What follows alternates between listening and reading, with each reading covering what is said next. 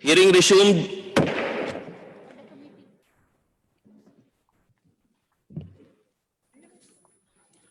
Yes, Congressman Defensor. Mr. Chairman, I move to dispense with the reading and approval of the minutes dated June 8 and June 11, 2020. I so move, Mr. Chairman. Second the motion. There's a motion, duly seconded. Hearing no objections. Motion is carried. Good afternoon. We are on our 7th joint meeting with the Committee on Good Government and Public Accountability. Again, andito pa rin po ako sa Zoom at habang aking co-chair naman ay nasa session hall. Sa bahagi po ng Committee on Legislative Franchises, binabati ko po ang lahat ng members at authors na kasama natin sa plenaryo at sa Zoom. Gayon din po ang mga House members na nakikiisa sa ating pagpupulong. Hindi na po natin isa-isahin lahat ng members, pero atin na pong i-record ang attendance ng lahat ng dumalo sa araw na ito. Comsec, paki-recognize po ang ating mga bisita at resource persons.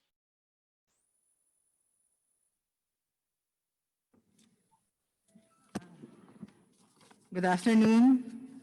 We want to recognize the presence of NTC Commissioner Gamaliel Cordoba via Zoom, and in the plenary, Deputy Commissioner Edgardo Cabarrios and Engineer Alvin Blanco. From DOJ, we have ASEC Nicholas T. and State Counsel Charles Romulus Cambaliza. From FITTAP, we have Mrs. Estrelita Neng Juliano Tamano and Attorney Stanley Cabrera. From PCTA, we have Mr. Ralph D. Casino and Mr. Jose Luis Davao. We also have via Zoom former Senator Juan Ponce Enrile and Attorney Belsi C. from the Arbitration Board. From ABS-CBN, we have Mr. Martin Lopez, Chairman, Mr. Carlo Katigbak, President and CEO, Ms. Socorro Bidanes, COO for Broadcast, Mr. Raymond Miranda, Chief Strategy Officer, Attorney Enrique Quiazon, Corporate Secretary, Attorney Cherry Cruz, at Attorney Cesar Poblador. Via Zoom, we have Attorney Augusto Almeida Lopez, Attorney Aresio Rendor, Attorney Mario Ayo Bautista, and Ms. Consuelo Lopez. Maraming salamat, Comsec. Nais ko pong ipaabot sa lahat ang aming pasasalamat kasama po ni Chairman Chikoy sa mga members at resource persons po na umattend nung nakaraang hearing at umattend po at uma-attend ngayong hearing na ito. Sa lahat po ng mga members na nagdaos ng mahaba ngunit makabuluhang hearing nung nakaraang Lunes, maraming salamat po muli. At ngayon po kasama ang mga miyembro ng Blue Ribbon Committee o ng Committee on Good Government and Public Accountability, ang atin pong mga resource person na nasa plenaryo at nasa Zoom ay pagpapatuloy sa ating pagpapatanungan ngayong hapon. At tayo nga rin po pala ay napapanood sa live stream sa Facebook ng ating Facebook page ng House of Representatives, gayon din po Facebook page ng inyong Kuya Jonathan C. Alvarado.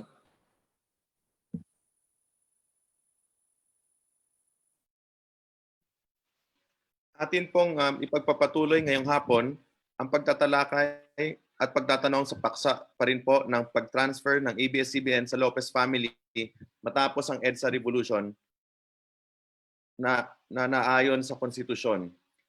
Pangalawa, kung ang aplikasyon ba ng ABS-CBN sa prangkisa ay lumalabag sa 50-year limit sa term ng franchise ayon sa konstitusyon. At pangatlo, kung may paglabag ba sa dating prangkisa ng ABS-CBN paggamit ng multiple channels sa iisang prangkisa na walang permit galing sa NTC.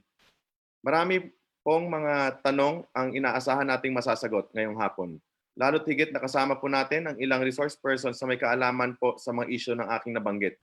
Muli, susundin po natin ang sequence ng paglalahad ng ABS-CBN, susundan po ng oppositor kung meron po. Kung wala naman po, ay didiretso na po tayo sa interpellation ng members. Maraming salamat, Chairman Chikoy. Layunin ng komiting ito na mabigyan ng lahat ng kalahok ng pantay-pantay na pagkakataon na mailabas ang katotohanan. Kaya atin pong balikan ang paksa sa paglipat ng ABS-CBN sa Lopez family matapos ang EDSA Revolution, bunsod ng katanungang hindi nasagot ng ABS-CBN noong Lunes. Napagkasunduan po na isusulat ng Secretariat ang mga tanong na hindi po nasagot ng ABS-CBN at ibibigay naman po ng chairman ang katanungan nito sa ABS-CBN. Ngunit atin pong pinagbigyan ang pakiusap ni Honorable PD Barsaga na siya ay unang makapagtanong kay Attorney Augusto Jake Almeda Lopez. Atin pong napagkaalaman na ninais ni Attorney Jake Lopez na pumunta dito sa ating kapulungan upang maka-attend sa ating pagdinig ngayong hapon. Subalit tayo po ay hindi pumayag at minarapat po ng Joint Committee na sa Zoom na lamang makadalo si Attorney Jake Almeda dahil po siya ay 95 years old na. Medyo lumagpas na po sa pagiging senior, super senior na si Attorney Jake. Kaya po ipinapakiusap po natin sa ating mga membro na magtatanong na siya po ay bigyan ng respeto at kung maaari ay iklian lamang ang mga katanungan. Atin pong pinagbibigay alam rin naman sa ating mga members na hindi natin diretsahang matatanong kaagad si Attorney Jake dahil kinakailangan niya ng tulong sa kanyang assistant upang ipaliwanag sa kanya o iparinig ng mas malakas yung katanungan dahil nga po sa kanyang edad. Hinihingi ko po ang pangunawa ng ating mga kasapi sa sitwasyong ito.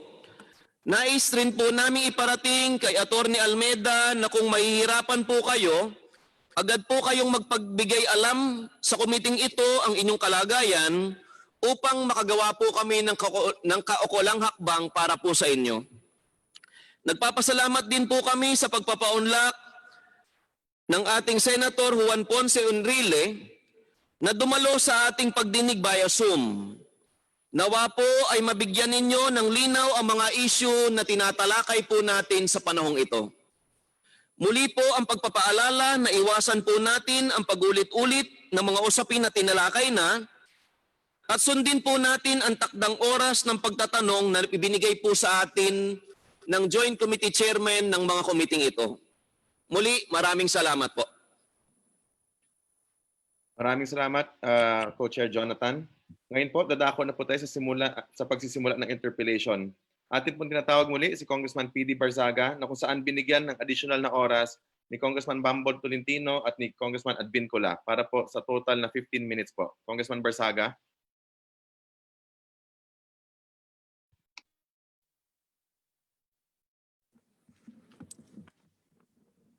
Maraming salamat sa ating mga chairman,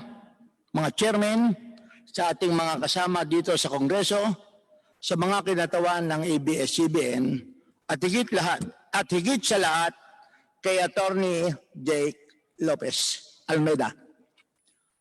Unang-una, humingi ako ng paumanhin kay Attorney Jake Lopez Almeda sapagkat kinakailangan kong magtanong at ang pagbabasihan ko naman sa pagtatanong ay yung kanyang sinumpang salaysay na kanyang isinagawa noong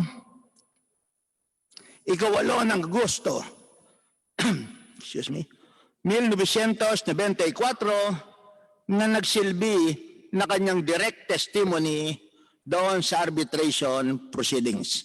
Magandang hapon po, Kompanyero Lopez Almeda. Congressman Barsaga, bago po payagan ng chairman ng committee ito na sumagot si Attorney Jake Almeda Lopez, ay payagan po muna natin na sila ay makapanumpa. Isasabay na po natin ang panunumpa ni Senator Juan Ponce Enrile kasama na po ng ating mga new guest ngayong araw na ito.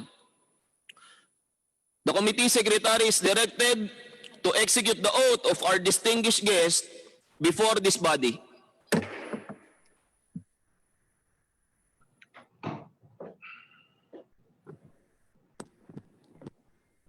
May I invite the personalities mentioned by Chairperson Jonathan C. Alvarado to please raise your right hand.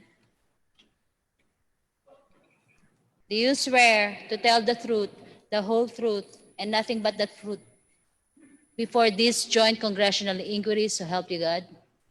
Yes. Thank you. Congressman Barsaga, you may continue. Ang una ko pong katanungan ay yung napapaloob sa pahina 8, ika-25 talata ng sinumpaang salaysay ni Attorney Jake Lopez Almeda.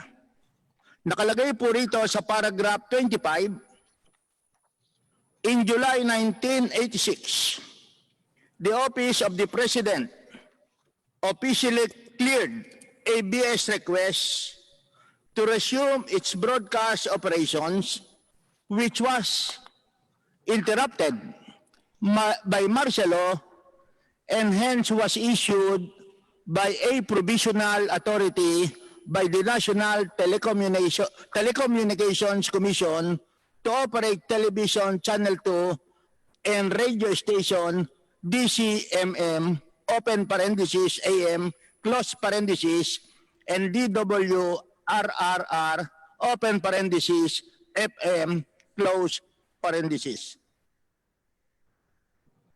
Sa talata pong ito na nasa saad sa paragraph 25, ay binigyan ng clearance ng ating Pangulong President Cory Aquino ang request ng ABS-CBN o ng Lopez family para ipagpatuloy ang kanilang broadcast operations. Ang tanong ko po, yung bang clearance na binigay ni Ginang Cory Aquino ay oral or in writing? Maraming salamat po sa pagkakataon na marinig ang panig ng ABS-CBN. No? Alam nyo, umpisahan ko na po ito, na ang ABS-CBN nag-ooperate ng radio television since 1953. In 1972, nag-declare ng martial law, sinara ng aming stasyon, at for 14 years, pinalakad ng mga Marcos. Yung nagkaroon ng EDSA Revolution, hindi naman sa ng sarili kong bangko. Alam nyo, kinuha sa amin ng Marcos ang ABS-CBN. Sasabihin ko sa inyo na hindi sinoli sa amin. Kinuha namin, binalik namin sa sarili namin. Ikikwento ko sa inyo, yung araw na nagkakaroon ng putukan doon sa Bohol Avenue na pinadala ng forces ng Ponce Enrile Ramos para kunin yung istasyon.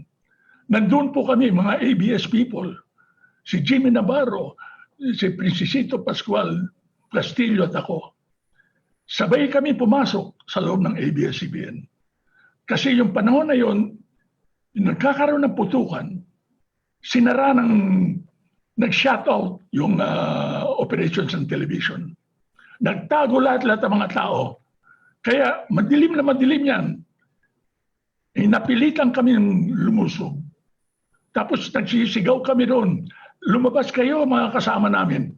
Paandarin natin itong stasyon. Sa madaling salita, lumabas sila. Within 1 hour, paandar namin yung television. Kaya sinasabi ko, hindi sinoli sa amin ng Marcos ang stasyon. Nakuha namin sa aming sariling sikat. Kasama, of course, yung forces ni Enrile at ni Ramos. Pero ako hindi ko naiisip yung mga consequences ng pag-ooperate namin because we went on the air right away. In about 1 hour, 2 hours. Nakwento sa amin ng mga journalist doon na sa Malacanang na yung bumalik ang TV4 at iba na ang humahawak, ang rebelde na humahawak, talagang na-discourage na talaga yung mga Marcos Party. Ako hindi pumapasok sa aking ulo yung mga legal technicalities. Pero meron akong kasamahan, si Attorney Quezon, Serafin Quezon. Siya mismo ang nagsasabi, uy, kailangan ma-clear natin ito. Kaya gumawa siya ng kasulatan na sinasabi niya, ang Lopez family nakuha ulit itong ABS-CBN. Pero pumapayag kaming gamitin ng forces ni Cory Aquino at ni Ponce Enrile. During the crisis period, ganyan po nangyari niyan. Tapos ang nangyari niyan pati, biglang dumating si Joker Arroyo para sabihin sa akin, yan, stasyon na yan, huwag mo pa bigay sa kanino yan. Sabi ko ba, hindi naman pwede yan. Sabi ko, bigyan mo kami ng authority. Alam nyo, ang nangyari niyan, binigyan ako ng officer in charge of the station. Maybe I was the first officer in charge appointed by the Cory government. So pinaandar namin yan. Pero sinasabi ni Justice Quezon, yan pinahiram lang namin yan sa gobyerno. Yung gabi dumating yung representative ng Ponce Enrile Ramos, si Colonel Ermita, para sabihin sa akin na inutusan siyang kunin na yung stasyon at palalakarin na sa kanilang, para sa sila na magpapalakad. Sabi ko kay Colonel Ermita, paano ito? Meron akong kasulatan dito na ito kay Cory. Alam mo yung panahon yun, hindi naman lumalabas sa publiko yan. Pero nagkakaroon ng konting rivalry yung Marcos, yung Cory government at yung pumapasok na Ramos Enrile government. Ayaw ko bang gumitna na doon. Kaya sabi ko kay Colonel Ermita, bigyan mo lang ako ng papel at ibibigay ko sa iyo. Hindi na bumalik ang Colonel Ermita. Buhay pa si Colonel Ermita. Siguro kung naaalala niya yan, may kikwento niya yan. Ganun po ang pangyayari niyan. Hindi po sinoli sa amin ng Cory government ang stasyon. Kami ang nagpahiram sa Cory government.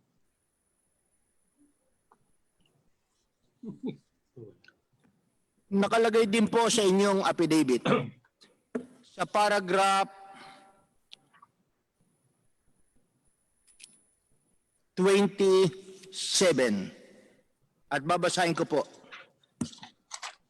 The Office of the President suggested that for the sake of complete transparency, the question be submitted to an arbitration committee where ABS could present its torrents titles to all the properties being claimed and also proof of ownership over the broadcast equipment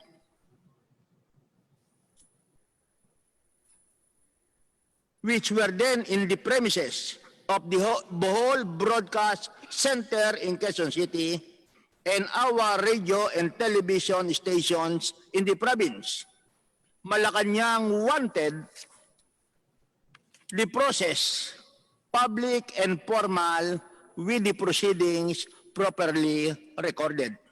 Sa madaling sabi po, base sa paragraph na ito, ang gusto ng pamahalaang Cory Aquino ay maging transparent at public ang maging proceedings para sa pagsasaoli ng ABS-CBN facilities sa Lopez family. Tama po ba ang impresyon na nakuha ko base dito sa paragraph 27 ng inyong sinumpaang salaysay? Tama po yan. Marami pong salamat. Kaya ang sumunod na pangyayari sapagkat ang gusto ng pamahalang Cory Aquino ay maging transparent ang usapan noong ika-6 ng Enero 1987 ayon sa inyong talata numero 28 na nasa pahina 10, nagpirmahan ang ABS-CBN pati na ang Cory government ng arbitration agreement na ang kinatawan ng ating pamahalaan at the time ay si Attorney Catalino Macaraig Jr. at ang sa ABS naman ay si Pastor Del Rosario at ang chairperson, ang ating chairman at the time ay walang iba kundi ang dating maestrado ng Korte Suprema na si Justice Vicente Abad Santos. Tama po ba yon? Tama po. Okay. Pagkatapos nagkaroon ng konting problema, hindi natapos ang unang arbitration proceedings sapagkat kinwestiyon ni Constitutional Convention Delegate Gascon yung pagkakatayo ng arbitration committee. Pero ang sabi ng Supreme Court, sapagkat meron tayong freedom constitution, may karapatan ang ating Pangulo si Cory Aquino na magawa ng arbitration committee. Sumasang-ayon po ba kayo doon? Opo. Okay. Pagkatapos, nakalagay din doon sa arbitration agreement. At babasahin ko po. Whereas ABS-CBN has filed a request with the Office of the President on April 18, 1986 and reiterated in a letter dated October 18, 1986. At yung pong susunod na paragraph, ito po ang nakasaad. For the return of all its television and radio stations together with the operating equipment and frequencies which were closed down upon the declaration of martial law and sequestered by former President Ferdinand E. Marcos on September 21, 1972. Dito po sa agreement to arbitrate nakasaad na ang pag-uusapan ay yung pagsasauli ng television at lahat ng equipment ng ABS-CBN na sinara noong idineklara ang batas militar. Tama po ba ang pagkakaintindi ko dito sa paragraph A? Tama po. Okay. At ang naging resulta, ang final result ng arbitration agreement ay yung sinasabi nating compromise agreement na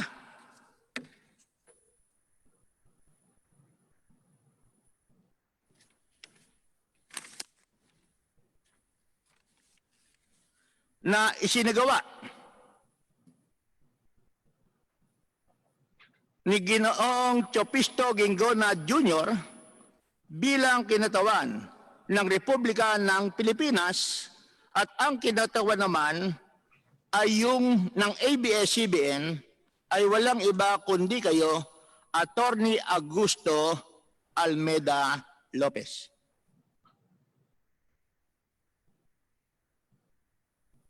Tama ho? Tama po yan. Tama. At binabasa namin yung compromise agreement. At doon sa compromise agreement, nakalagay na ang pamahalang ni Ginang Cory Aquino ay magbabayad sa ABS-CBN ng 97,500,000 although ang sinasabing pagbabayad ay non-monetary items. Walang perang ibibigay ang pamahalaan ng Republika ng Pilipinas sa halip. Meron tayong mga set-off sa mga taxes ng ABS-CBN, pati na sa rentals, at yung natitira ay to be applied to future taxes. Tama po ba? Tama po. At base sa una kong pagtatanong, kaya tayo nagkaroon ng arbitration agreement ay para pag-usapan ang pagsasaoli ng television and radio stations together with the operating equipment and frequencies which were closed down upon the declaration of martial law and sequestered by former President Ferdinand E. Marcos on September 21, 1972. Ito po ang kauna-unahan or the first whereas clause ng agreement to arbitrate. Pero doon sa compromise agreement na naging bunga o resulta ng arbitration, ng agreement to arbitrate, walang na-mention tungkol sa pagsasaoli ng mga pag-aari ng ABS-CBN. Sumasangayon po ba kayo? Opo. Okay. Pagkatapos, akin din pong tiningnan na yung 97,500,000 pesos ay yun ang pagbabayad sa ABS-CBN ng pamahalaan ng Republika ng Pilipinas sa paggamit ng kanilang facilities mula noong March 1, 1986 up to November 6, 1992. Yun po ang rental sa mga equipment ng ABS-CBN na ginamit ng pamahalaang Presidente Cory Aquino mula noong March 1, 1986 hanggang November 6, 1992. Tama po ba? Tama po. Pero sa mga dokumentong nakita namin, wala namang sinasad kung ano ang mga specific equipment na binayad ng ating pamahalaan, na ginamit ng ating pamahalaan mula noong March 1, 1986 up to March 6, 1992. Totoo po na walang nakasad ng mga equipment. Malamang tama po yung sinasabi nyo. Okay. Pagkatapos, mula po noong March 1, 1986 hanggang November 6, 1982 ay umabot ng 6 na taon at 8 buwan. Sa madaling sabi, 72 months para sa 6 na taon at 8 buwan mula Marso hanggang Nobyembre. Kung ibinayad po ng ating pamahalaan ay 97,500,000, ang lumalabas po ang renta na binayaran ng ating pamahalaan sa ABS-CBN ay 1,218,750 pesos kada isang buwan. Yun lang po ang nakasad. I will not discuss whether this is proper, the amount, whether it is high. It depends upon the circumstances, and perhaps the committee will be the one to decide if that amount would be reasonable during that period. Hindi ko po sinasabi na hindi reasonable ito.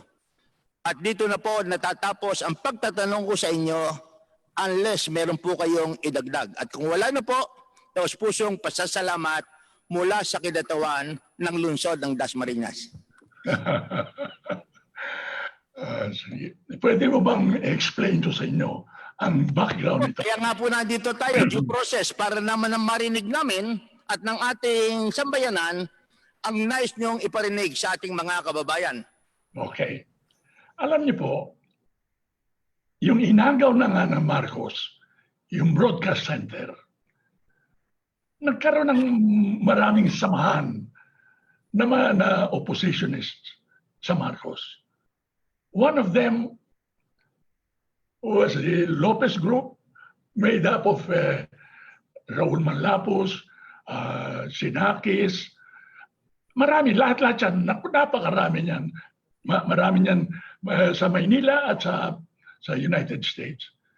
Yung bumalik na yung nakuha na ng Ramos and really yung gobyerno. E paano na may sosoli sa amin yung broadcast center na walang usapan na klaro? Sasabihin nila, niluto nyo yan. Kaya sabi ng, alam niyo po, si Joker Arroyo abogado ko nung yung nakakulong ako, mahigit na 2 taon. Siya ang abogado ko. At siya parang yung kausap namin sa Malacanang. Sinasabi ka ni Joker, paano ito? Magkaibigan tayo. Hindi naman pwede ba sa isusoli namin sa inyo yan? Tama ka, Kako. Alam mo yung mga kasamahan ni Joker Arroyo sinasabi, pakita niyo sa amin ng resibo ng inyong mga career yan. Sabi ko kay Joker, paano naman yan? Mahigit na 20 years old na yan mga equipment na yan. Paano? Wala na kaming resibo niyan. Sabi ko sa kanya, sabihin mo sa kay Kaiko Lukwanan, bigyan niya ako ng resibo na kanyang sapatos. At isusoli namin sa kanila yung ABCM. Parang mga impossible conditions. Kaya sabi ni Joker, okay, let us set this up for arbitration. Para maliwanag na maliwanag, publiko ito, walang magkasama tayo, huwag tayo magsasariling magnegosasyon. Kaya ganun ang nangyayari niyan. We had 2 basic claims. One is the return of all of our properties. That is the broadcast center and all of the provincial stations. Marami ho kami stasyon. The second was, let us liquidate the amounts that, the proper amount that the government should more or less recognize as acknowledge the payment of some amounts. Ang sinasabi niyo, Mr. Barsaga, that comes out to 1,200,000 a month. Alam niyo ho ang kasama dyan, siguro mga, hindi ko na mabilang talaga, mga 20 radio stations sa probinsya. Siguro mga 5-6 na television stations sa probinsya. At sa Maynila, yung buong broadcast center, yung 1,200,000, that is just a token amount. Kaya bukod pa doon sa hindi na maliit yung sinulat namin, pumayag na lang kami. Kung anong gusto nyo, papayag na lang kami. Pero walang cash, hindi sila magbabayad. Sabi namin, okay, alam naman namin na wala ibabayad ang Cory government, bagong pasok lang. Kaya ganyan ang background niyan, Mr. Barsaga. Hindi kami if we went into arbitration, it was because the desire of both parties, of the Malacanang group and the Lopez group, that let us present this to a neutral body and let them be the ones to tell us what to do, how to resolve this problem. Ganun ang pangyayari. Maraming salamat po, Attorney Jake Almeida Lopez. Attorney Jake Lopez Almeida. Baligtad ba? Nagkamali ata ako. It should be Attorney Augusto Lopez Almeida. Maraming salamat po. Because Salamat din that po. is still a very retentive memory. Kaya siguro, Mr. Barsaga, mabanggit natin sa mga nanonood. Ako po ay sakop nyo. Ako po ay nagpa-farm sa Dasmariñas, Cavite. Kaya I am under your constituency. At siguro, Attorney Jake, inyong natatandaan nang ako ay mabigyan ng pagkakataon para maging punong bayan ng Dasmariñas, nagpatayo po ako ng isang pedestrian overpass doon sa mayroong Villa Verde subdivision at nakiusap ako sa inyo na yung landing area o hagdan ng aming pedestrian overpass ay babaksak sa inyong pag-aaring lupa. Maraming salamat po. Salamat din po. Okay? Maraming salamat. Thank you na. Meron lang akong paglilinaw mula sa NTC. Sige At po. PCGG along this point. Very short lamang, Mr. Chairman. Sige po. Congressman PD Barsaga, nasa inyo po ang floor. Well, of course, ang pagtatanong ko ay kay Commissioner Cordoba.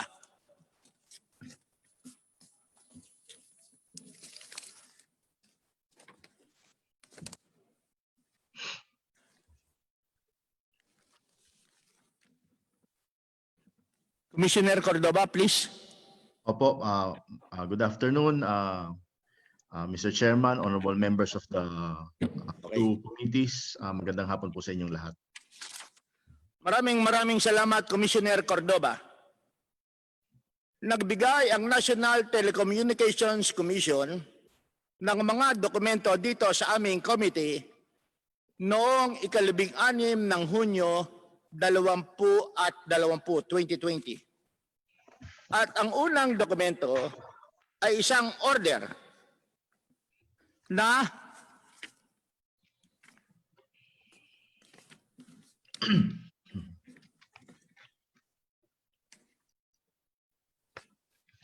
pirmado ng dating Commissioner Ruel Canovas, Deputy Commissioner George Sarmiento at Jaime Portes na mayroong petsang June 11, 2008. Pwede po bang pakitingnan sa inyong file yung nasabing dokumento sapagkat ang isusunod kong pong tanong ay yung nasa saad sa dokumento.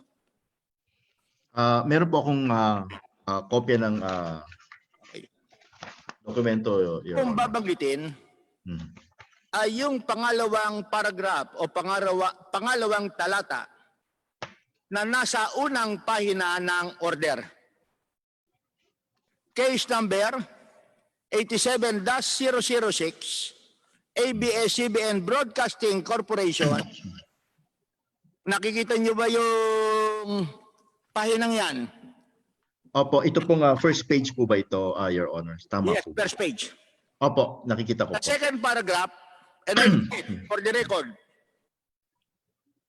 quotation, open quotation, the Office of the Solicitor General, PTB4, Yeah. and the kapisanan ng mga broadcaster sa Pilipinas appeared and opposed this application.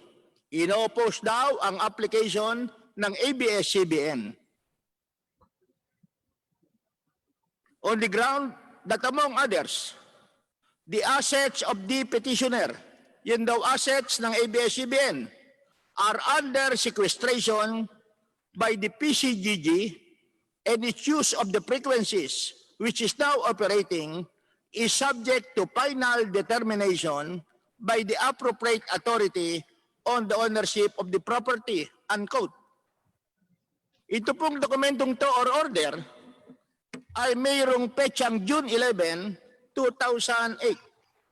Base ba sa records ng NTC, noong June 11, 2008, yung assets ng ABS-CBN are still under sequestration by the PCGG.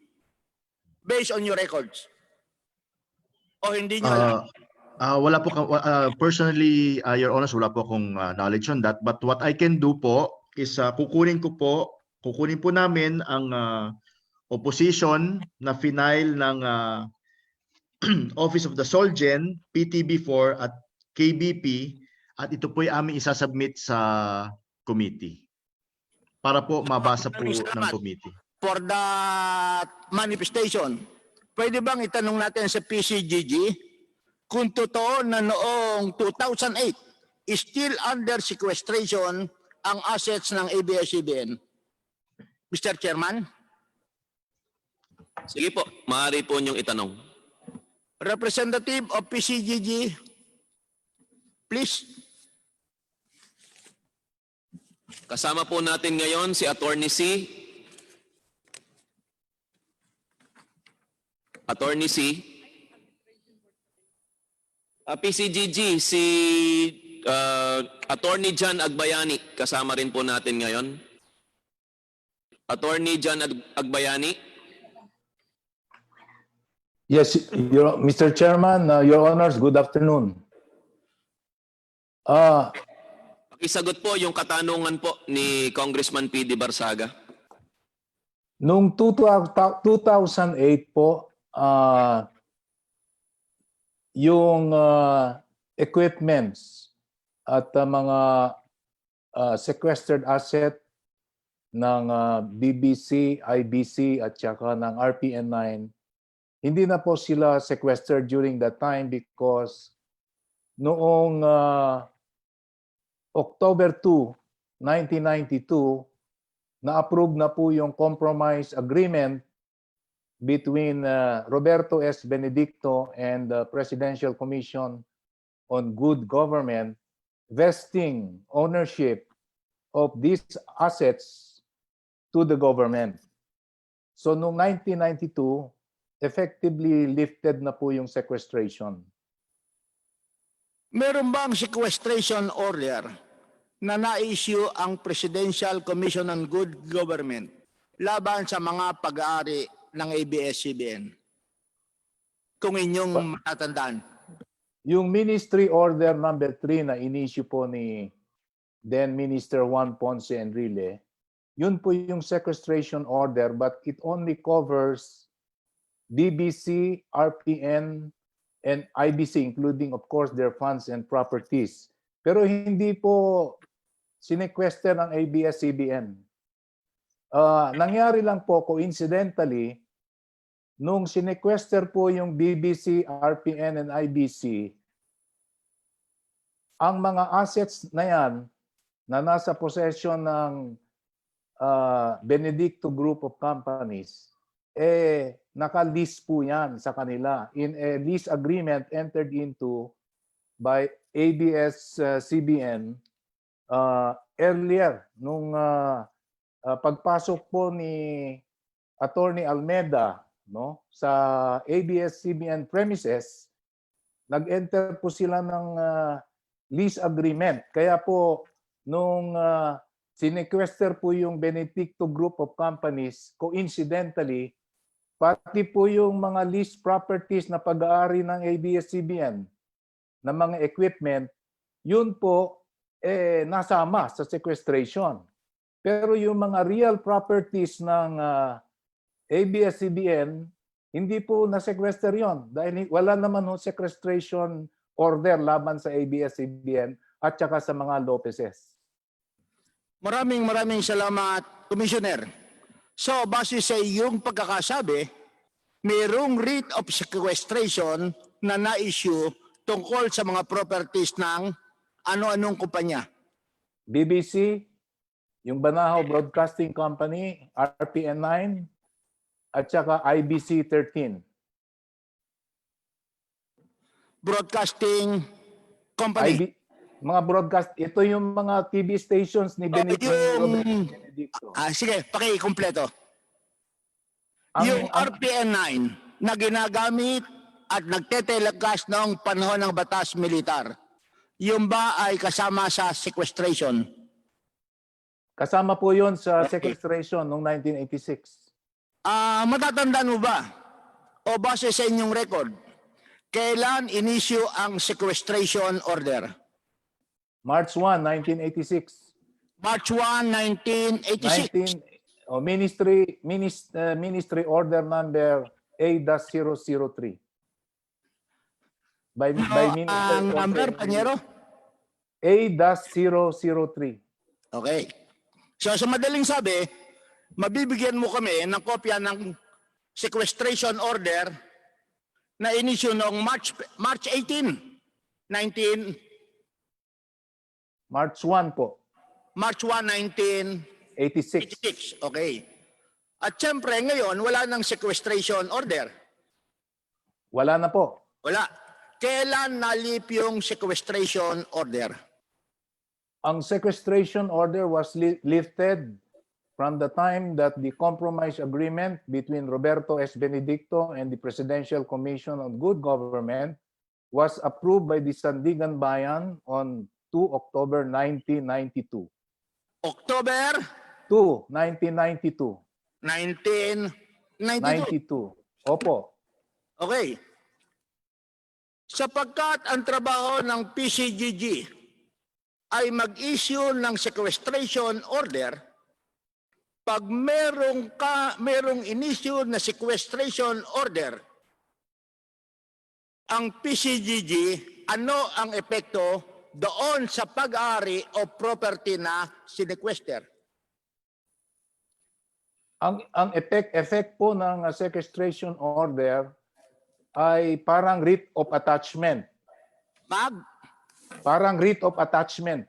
Okay. Parang It writ of it is- attachment. Opo, it is preservatory and conservatory in nature. And it is temporary and in nature until the main case of sequestration Okay. is finally decided. So, parang merong writ of attachment. Opo, Pag merong writ of sequestration, as a lawyer, at base na rin sa inyong expertise sa sequestration order, legally, sino ang may possession ng property? the possession is on the PCGG as the conservator of the PCGG. asset. Sa madaling sabi, kung PCGG ang mayroong possession at assuming na mayroong kita yung property, to whom will the income of the property belong ng mga sequestered property? The income derived from the sequestered property is placed in escrow and remitted to the National Treasury. It will be remitted to the National Treasury. Yes, yes, sir. It belongs to the national government In trust, that is in trust. in trust. Yes. Next question. Ito ang hindi ako sigurado kung ano ang prinsipyo base sa mga doktrina ng PCGG at saka ng kaso na dineside ng Supreme Court. Mula noong March 1 nagkaroon ang national government, the Cory government,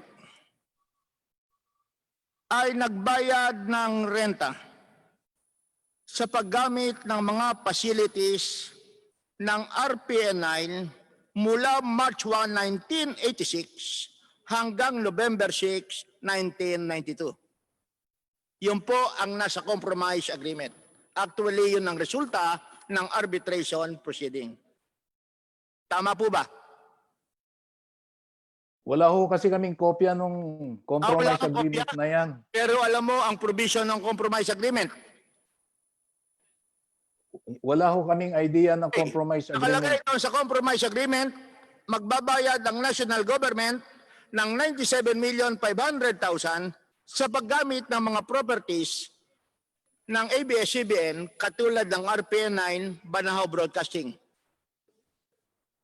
Opo. Thank you. Okay. Thank you, Your Honor. Okay. At base sa iyong sagot kanina, mula noong March 1, 1986 hanggang noong October 1992, October 1996, merong writ of sequestration. Hanggang October 1992 po, yung Okay. Mula sequestration. noong March 1, 1986 hanggang October 2, 1992. 92, may writ of sequestration over the properties of Banahaw, RPN 9, IBC 13. Tama Yes, po Your ba? Honor. Yes, Your Honor. Kung ito ba ay gagamitin ng ating pamahalaan, considering that these are sequestered properties, obligasyon ba ng national government na magbayad ng renta kahit na ito ay under sequestration?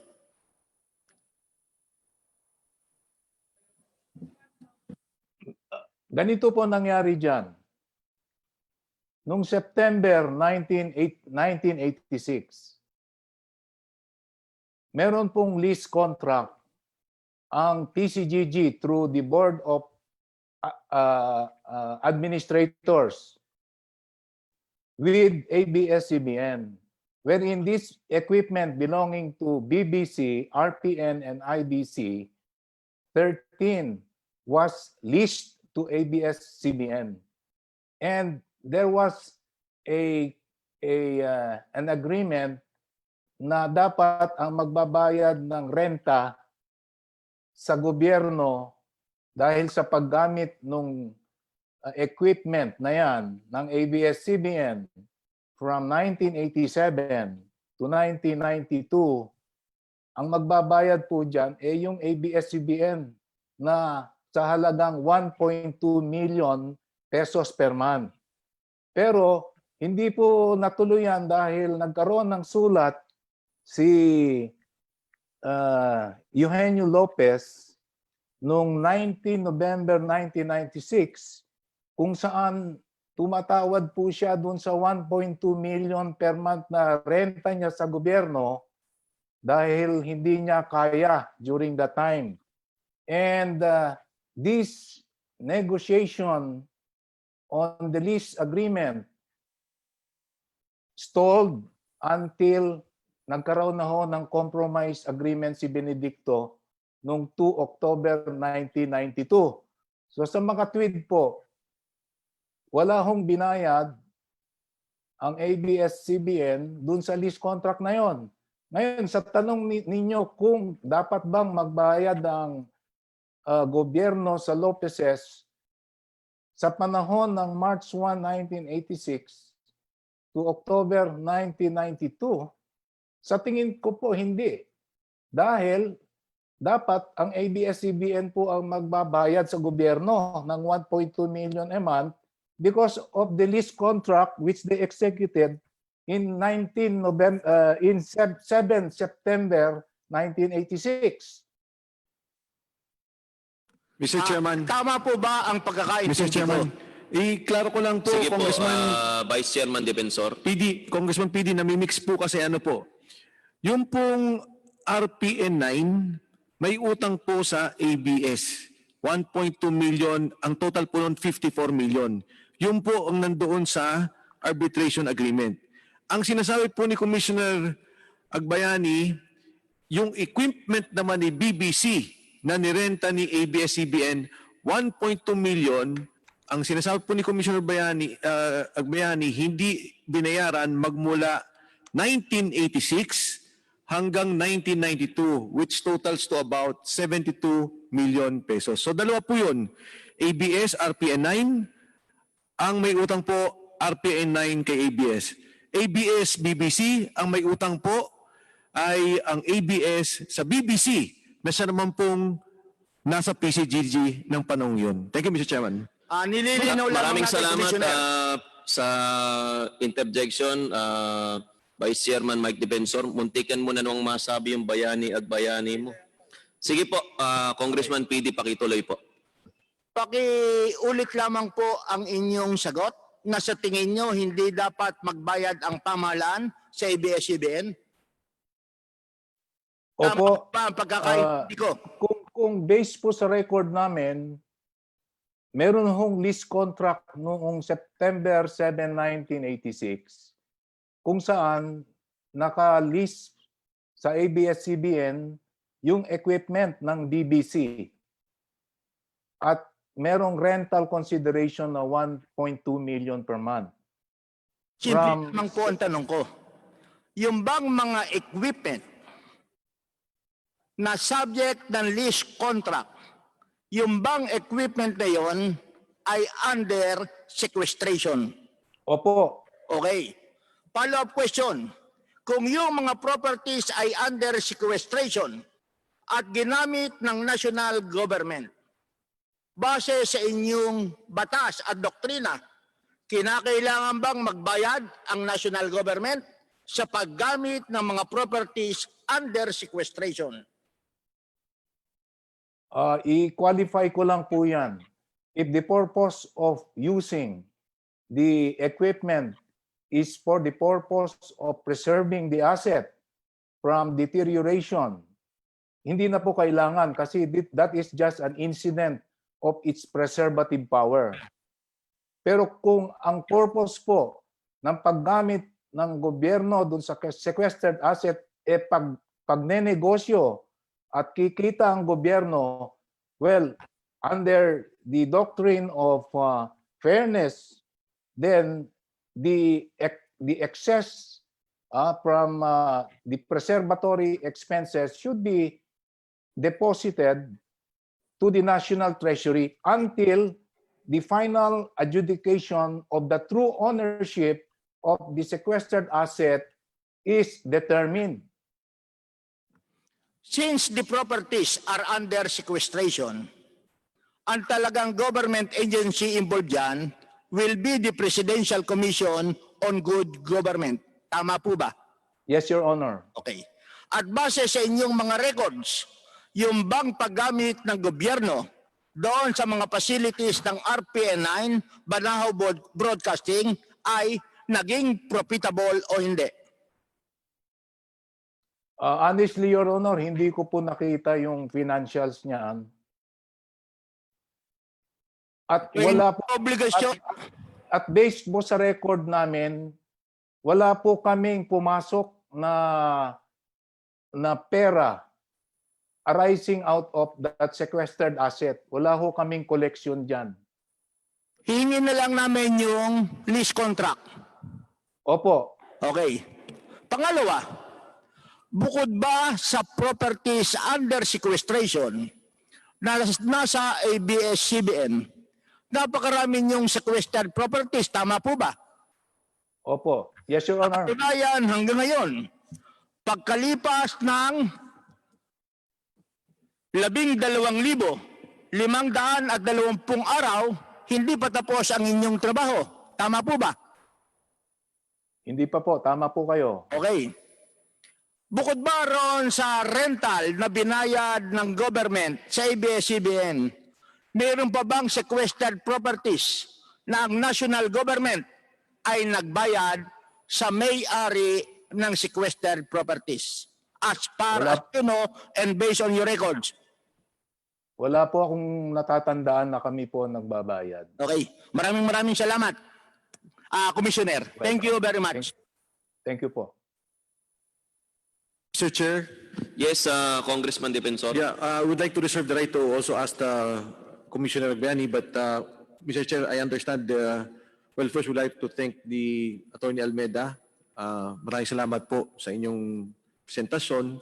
Kung gusto po ni Attorney Meldang makinig at pakinggan nyo yung mga sinasabi, maganda rin po siguro dahil siya po talaga may first-hand information sa mga nangyari. Pero nandiyan din po ang ating Senator Enrile, Mr. Chairman. Thank you. Maraming salamat, Congressman Defensor. Sa kalaman po ng lahat, kasama natin ngayon si former Senator at former Senate President Juan Ponce Enrile.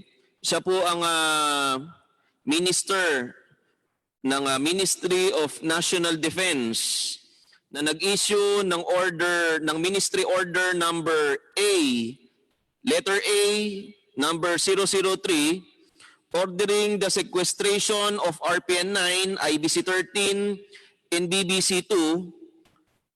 At siguro po, marapat lamang na pagsalitain natin si Senator Enrile para po malaman natin na mas malinaw kung ano ba ang sakop ng Ministry Order A003 at kung paano po ba ginawa ang implementasyon ng Ministry Order na ito. Former Senator Enrile, you're now recognized.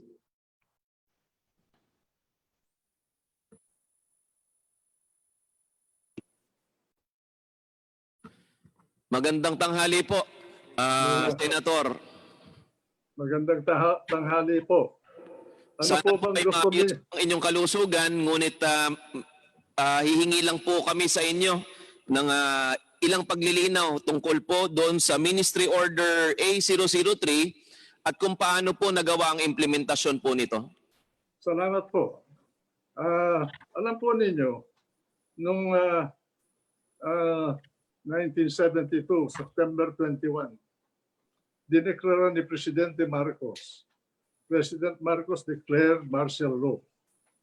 And in the planning of martial law, it was the agreement of the government that to prevent bloodshed in the country. And so therefore, when we declared martial law, an order was issued to sequester all television stations, all radio stations, all communication facilities, both domestic and international, in the country. We closed PLDT, both the local operation as well as the international operation.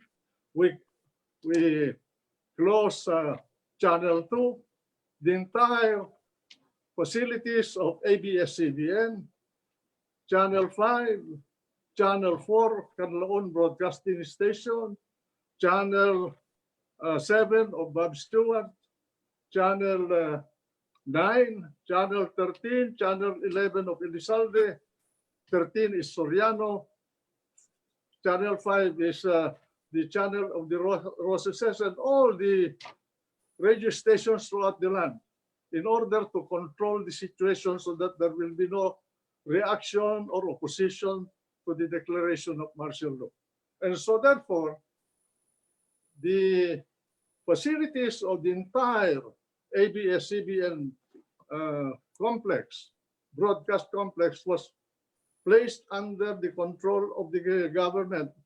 The title of all of these facilities were never transferred to the government. They remained with the owners. Hindi po tatama yung sinabi ni Jake Almeida Lopez na inagaw ni Presidente Marcos yung ABS-CBN. It was a part of the national policy to immobilize and control the communication system and the outlets for information in the entire nation, and that is what we did. Now, after that, I think it was in 1973, I'm not sure of the exact date and period, ABS-CBN was reopened for purposes of being used by the government to broadcast information throughout the country. And it was placed under the management and control of Canlaon Broadcasting, or the Benedicto group of companies.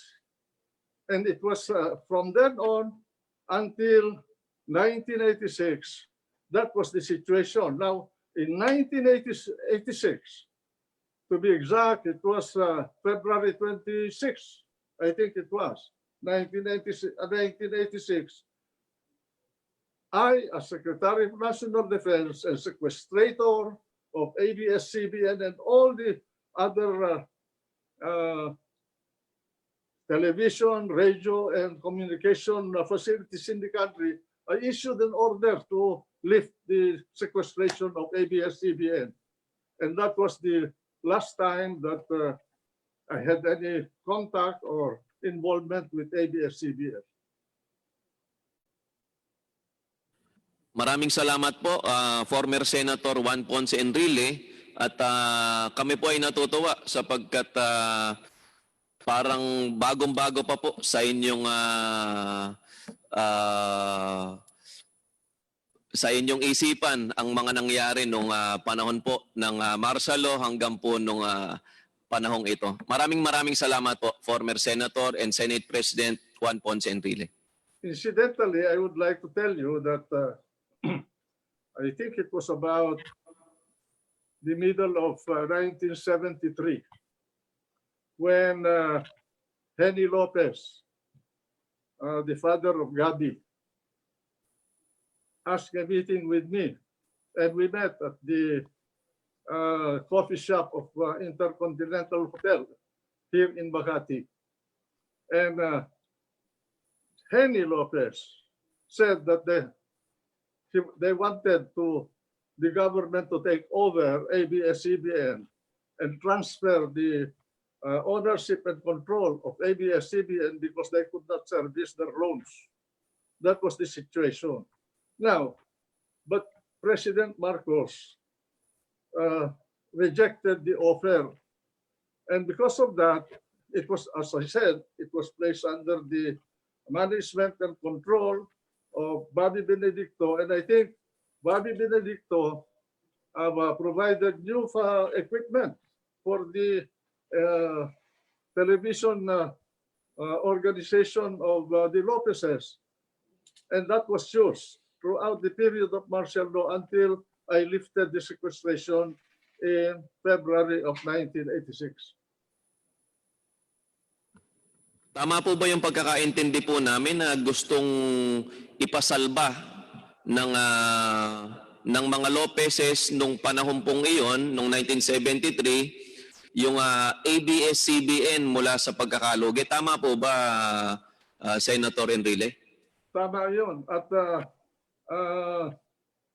nauna yan na offer ng mga Lopezes sa gobyerno. Ang sumunod na offer nila yung tungkol sa Meralco. At yung record noon ay nasa isang report na ginawa ni Chairman Emilio Adelio ng Meralco noon at linagdaan din ni President Senen Gabaldon ng Meralco noon. Yung report na yon at hinihiling ni Don Eugenio Lopez na kunin na ng gobyerno yung Meralco sapagkat hindi nila kayang i-service yung kanilang mga loans noong mga panahon na yon. Maraming salamat po, Senator Juan Ponce Enrile. Sa madaling salita po, pati yung Meralco ay pinasasalba rin po ng mga Lopez noong panahong iyon? Yun ang katotohanan. Dahil nahihirapan sila na mabayaran. I think if I remember correctly, ang utang ng Meralco noon na hindi nila nahihirapan sila na bayaran is a little more than 100 million pesos. Maraming salamat po, Senator Juan Ponce Enrile. Meron pa po bang nais magtanong kay Senator JPE? Yes, Congressman Remulla. Magandang hapon po, Senator Enrile. Magandang hapon na Congressman Remulla. Boying, kumusta ka? Okay naman po. Ito po ang aking katanungan kasi nagkaroon nga ng compromise agreement ang gobyerno at ang ABS-CBN sa korte upang mapawalang halaga na lahat ng mga issue tungkol sa gobyerno at ABS-CBN. Ngunit ang mahalaga po yung kasaysayan na pinag-uusapan, totoo ba ho na malaki ang pagkakautang ng ABS-CBN at ng Meralco bago po dumating ang martial law? Mukhang ganun nga sapagkat early on or ang negotiation ng mga Lopezes sa gobyerno ay nag-umpisa bago yata magdeklara ang martial law. Dahil nga hindi nila nasa-service yung kanilang mga utang sa mga bangko ng mga panahon na yon. Kung makukuha ninyo yung report ni Don Emilio Adelio at pinirmahan din ni President Senen Gabaldon ng Meralco. Ang may hawak nun ng Meralco nun ay mga Lopezes. Nandun lahat ang istorya at nandun lahat ang mga dokumento na kailangan ninyo mabasa. Meron hong dumating na balita sa akin, may naghayag po sa akin, na bago ho dumating ang martial law, todo ho ang pagkakautang, sabi nga sa Ingles, highly leveraged na po ang ABS-CBN bago ho dumating ang martial law. Meron ho kayong alam sa bagay na ito? Siguro makikita ninyo yan sa record ng ABS-CBN, ng Development Bank of the Philippines. At naka-record naman lahat yung mga transaksyon na yan, mga utang na yan. Nasa libro nila yan. Sa ano ho ba? Sa pagkakaalam nyo ba? Sa settlement ho between the government of the Republic of the Philippines at ng Lopez family, pati ho yung pagkakautang nila ay wala na hong bagay at ito po lahat ay nakondone na ho ng gobyerno. Kasama ba ho ito sa naging usapan? Hindi ko alam po yung usapan ng Cory government at ng mga Lopezes doon sa mga bagay na yan. Kasi nangyari yata yan noong pagkatapos ng 1986. Umalis ako sa kabinete ni Cory noong November of 1986. So wala na ako doon at nasa kabila na ako ng politika. So ang best evidence po, kayo po yung isang ginagalang na abogado, ang pinakamagandang ebidensya po rito, yung records po ng DBP para magkaalaman sa mga katanungan ito, Mr. Senator. The best evidence is always the books of record, financial records of the banks, the corporations, lahat yan. Makikita ninyo ito. Hindi naman mabubura yun eh. Maraming salamat po, Senator Enrile. Salamat din po sa inyo. Mr. Chair. Mr. Chair. Yes, I Attorney. just want to make one clarification. No? Sige po, Senator. Narinig ko kanina na sinabi ni Jake Almeida Lopez.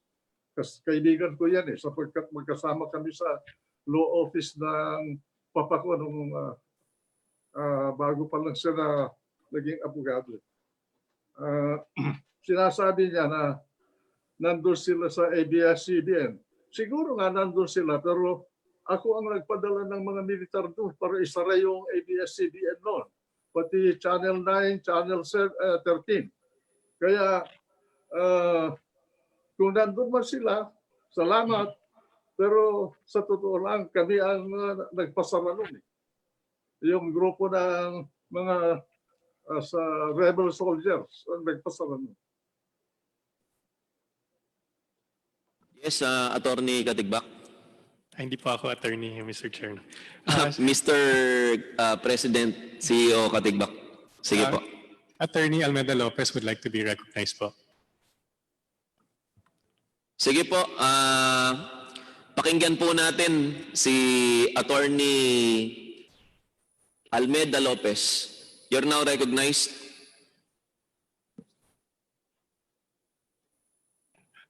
Thank you, Mr. Chairman. You know, this is a very happy occasion also because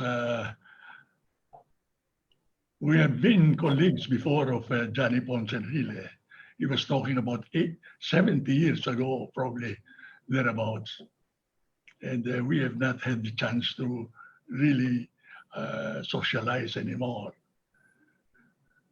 Anyway, I would like to respond to some of the questions, not really completely abrogating whatever he's saying. The first one was the declaration of martial law. Assume already that that was valid and legal during the period of crisis, as they mentioned it. But the truth of the matter is that not long after, the Benedicto companies took over ABS-CBN, and the Benedicto companies were called RPN and KBS. They were owned by Marcos. The name of the company of Marcos was FEMI, Far Eastern Management Inc. But everybody knew it was owned by Marcos. They took it. And the truth of the matter is that, tama si Johnny, we were concerned about the obligations. ABS had heavy obligations because it put up the broadcast center. And I'll tell you, we had to go outside of the Philippines because the local banking community were very, very adamant about lending money to broadcast companies because they knew that it was relatively fragile. Anyway, we went to abroad and we obtained loans from First City Bank of New York, then from Croker's Bank, then from Philadelphia Bank, and a slew of other banks. When Marcos declared martial law and they took over, FEMI took over ABS-CBN, the bankers came to request from President Marcos a program of payment for the loans that were obtained by ABS-CBN. Ang sagot ng Marcos wala naman ako utang sa inyo. Bakit ako kinokobra nyo? Kung merong nagpautang sa inyo, doon kayo magsumingil. Singilin nyo ang Lopez. Yun ang sagot ng Marcos sa mga abogado. Na-stand ang mga abogado. Kasi sila na may hawak ng ABS. Pero ayaw nila bayaran. Hindi sila nagbayad sa bangko, hindi sila nagbayad sa Lopez. So gano'n ang mga pangyayari niyan. So, it's just a clarification of what John is saying. Now, as far as the debts with the DBP are concerned, let me give you the background of that. This was long time ago. You know, the father of television in this country was Antonio Quirino, the brother of Elpidio Quirino. He set up the company in 1950. No, he bought the company from two Americans, Bolinao Electronics Company. And he was the one who started television. He went abroad, brought home 500 sets, of which only 50 were operational. In the process, well, anyway, let me put it this way. He borrowed money from government institutions. One way or another, he was able to get money from the institute, hoping that Elpidio Quirino would win. Unfortunately for Antonio Quirino, Elpidio Quirino lost to Ramon Magsaysay. So he could not pay the obligations with DBP. And the people who were really concerned were not Antonio Quirino. It were the officials of DBP and the other financial institutions. Because masisisi sila. Bakit yung pinautang yun si Antonio Quirino? By the way, Antonio Quirino's group of companies was called Alto. Alto. Aleli, the name of his wife, and Tony, that's his name, Alto. We still carry that name. ABS-CBN is Alto Broadcasting Corporation. We carry that name because we acknowledge that Mr. Quirino...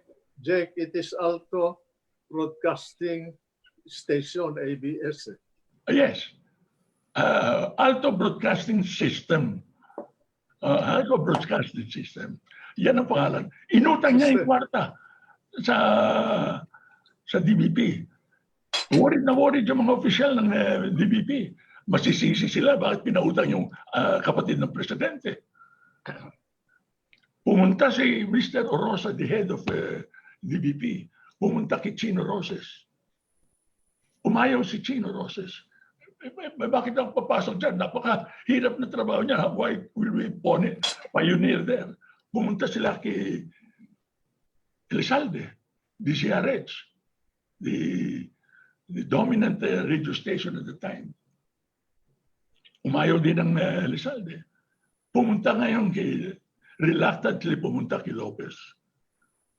I say reluctant because in that elections, the Lopezes went for Magsaysay against the brother of Elpidio Quirino. But Eugenio Lopez was interested because of Henny Lopez. You know, Henny Lopez took his master's in Harvard. He brought his wife there. That is why diyan pinanganak yung Gaby Lopez. While he was there in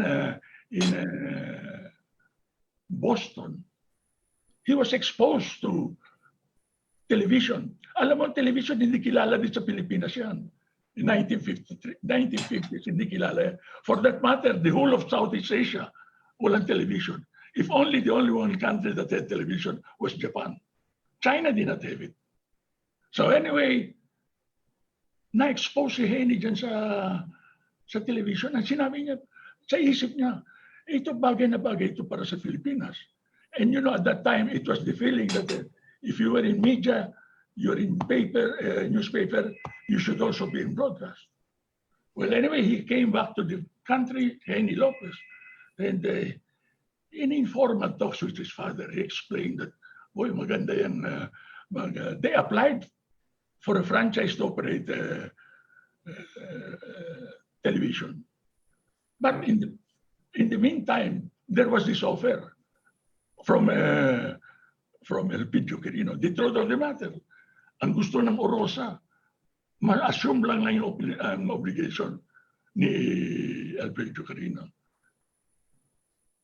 Ang katotohanan nyo na ang kwento mismo ni Antonio Quirino, pumasa na lang ang kwento sa akin. Na yung nag-uusap sila gano'n, sinulat ni Mr. Lopez kung makano ang babayad niya yung over and above assuming the obligation of Mr. Chair, may I interrupt, please? Yes, Congressman Marcoleta. I don't think we are getting anywhere, Mr. Chair. I don't know the question. And are we interested in narratives or we are more interested on records? I think we already agreed yesterday that the narratives are okay. And for purposes of hearing them, I think we have two distinguished grand old men who would like to revisit the past. It's almost a good hearing time, Mr. Chair, but the records are indispensable because even the sworn statement of Attorney Almeida Lopez is all about arbitration. He started about agreements to arbitrate. 2 documents have been presented. But yesterday, when we were asking for records, I don't think ABS-CBN was so determined and they were so sure to be able to get the records. Mr. Chair, the best evidence are the records. We can hear all these narratives. For example, we talk about the loans in DBP. They're so persistent, about $600 million in the 70s.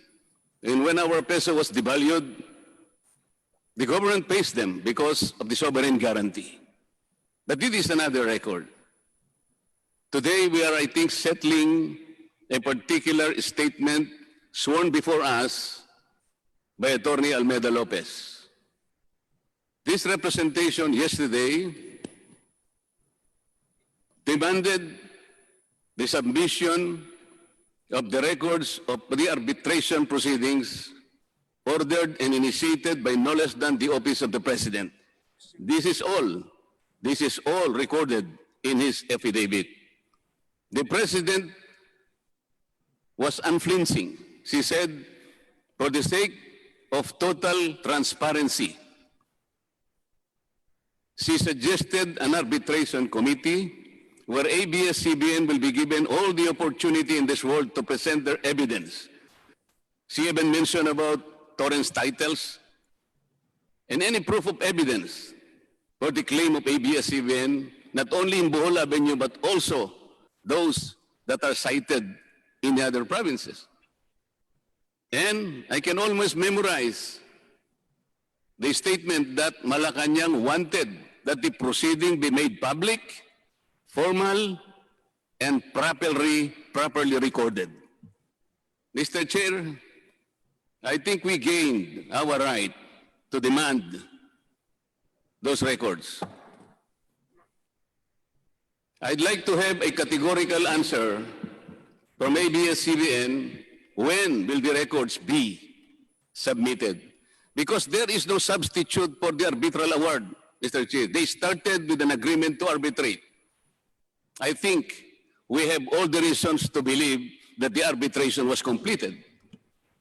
Mr. Chairman. That is the only document, Mr. Chair, that we can rely upon in order to see once and for all whether the documents sought by the arbitration committee in presenting all the evidence of ownership were presented properly.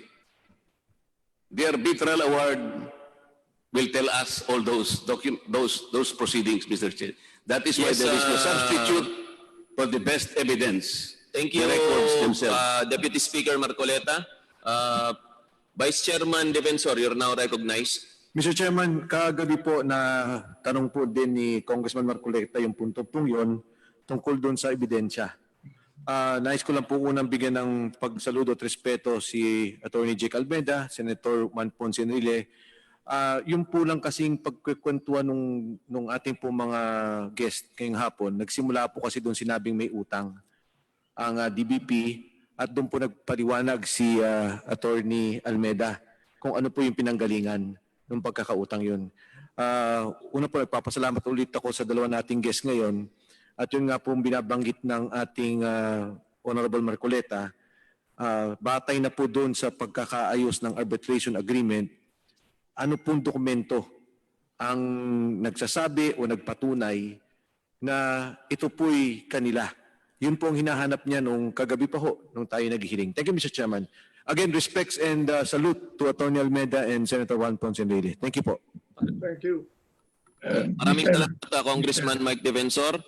Bago ko po kayo kilalanin, Senator Juan Ponce Enrile, ay ipapasagot ko lang po sa ABS-CBN muna kung kailan po ninyo mabibigay yung mga dokumentong hinahanap ni Congressman Marcoleta, sapagkat kayo po ay binigyan na ng direksyon na isubmit yung mga dokumento na hinahanap sa inyo bago po mag-umpisa ang hearing na ito.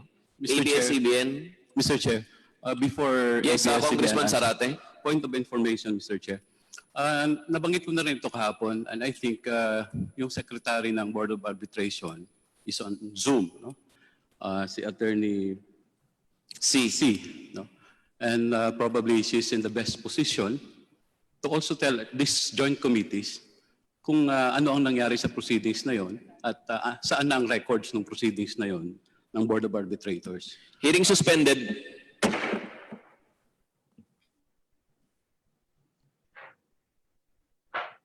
Tapos na siguro.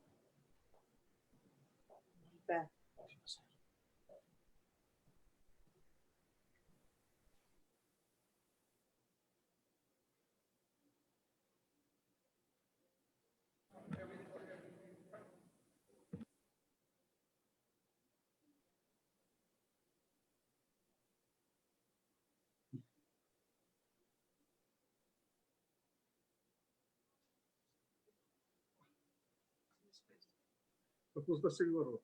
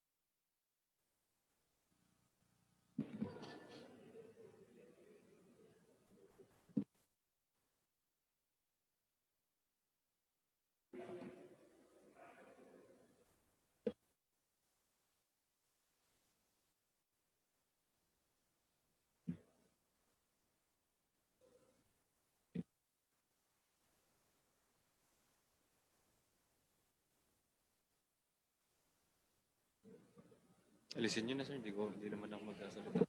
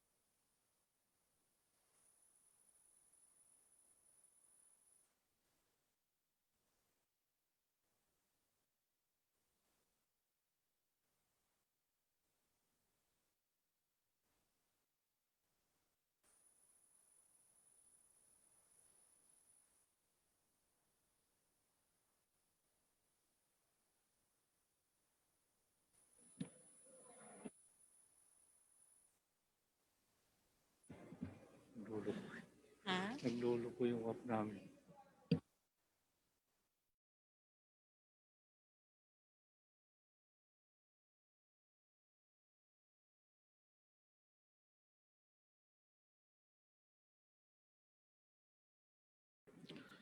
ABS-CBN, kanina po ay may pending tayong katanungan kung kailan nyo may susumite yung minutes po ng arbitration court. At yung pwera po sa arbitration ruling ay yung minutes at yung procedures po ng arbitration court. Meron po ba kayong may bibigay na kasagutan, Mr. Carlo Katigbak? Mr. Chair, I'd just like to request the committee to recognize that these documents are over 30 years old at nahirapan po kaming hanapin ang kompletong proceedings. We will continue to exercise diligence to try and secure whatever documents we can find and submit that to the committee at the soonest time possible po. Maraming salamat po, Attorney Katigbak. Sa madaling salita po ba, kung bibigyan namin kayo hanggang bukas, kasi bukas po yung unang napagkasunduan natin, hindi nyo pa maibibigay bukas? Malamang hindi po. Sige po. Hindi daw po maibibigay ng ABS-CBN yung hinahanap nating dokumento, pero meron naman po tayong imbitadong guest ngayong araw na ito na mismong miyembro ng arbitration court o arbitration committee. The chairman hears the presence of Attorney C. Attorney C, nandyan po ba kayo?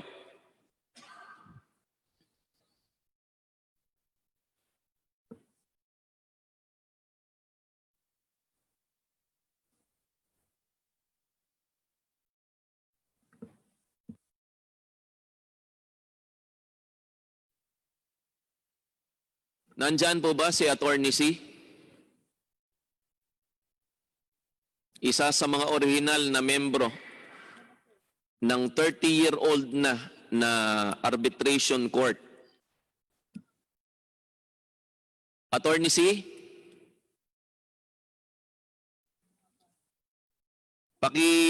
Paki-unmute po yung inyo pong mikropono.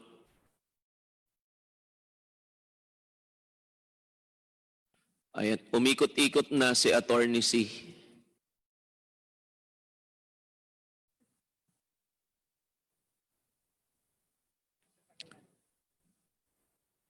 Magandang tanghali po, ma'am.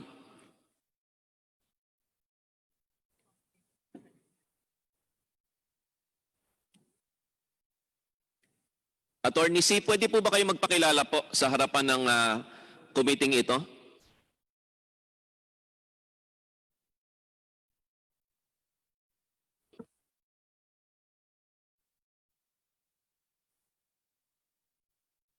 Attorney C, hindi po namin kayo marinig. Pwede po bang isenyas nyo na lang pagka po kayo nag-approve ay ibig sabihin ay kaya nyong maibigay.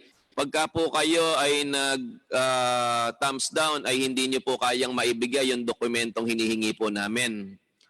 Naiintindihan nyo po, Attorney C?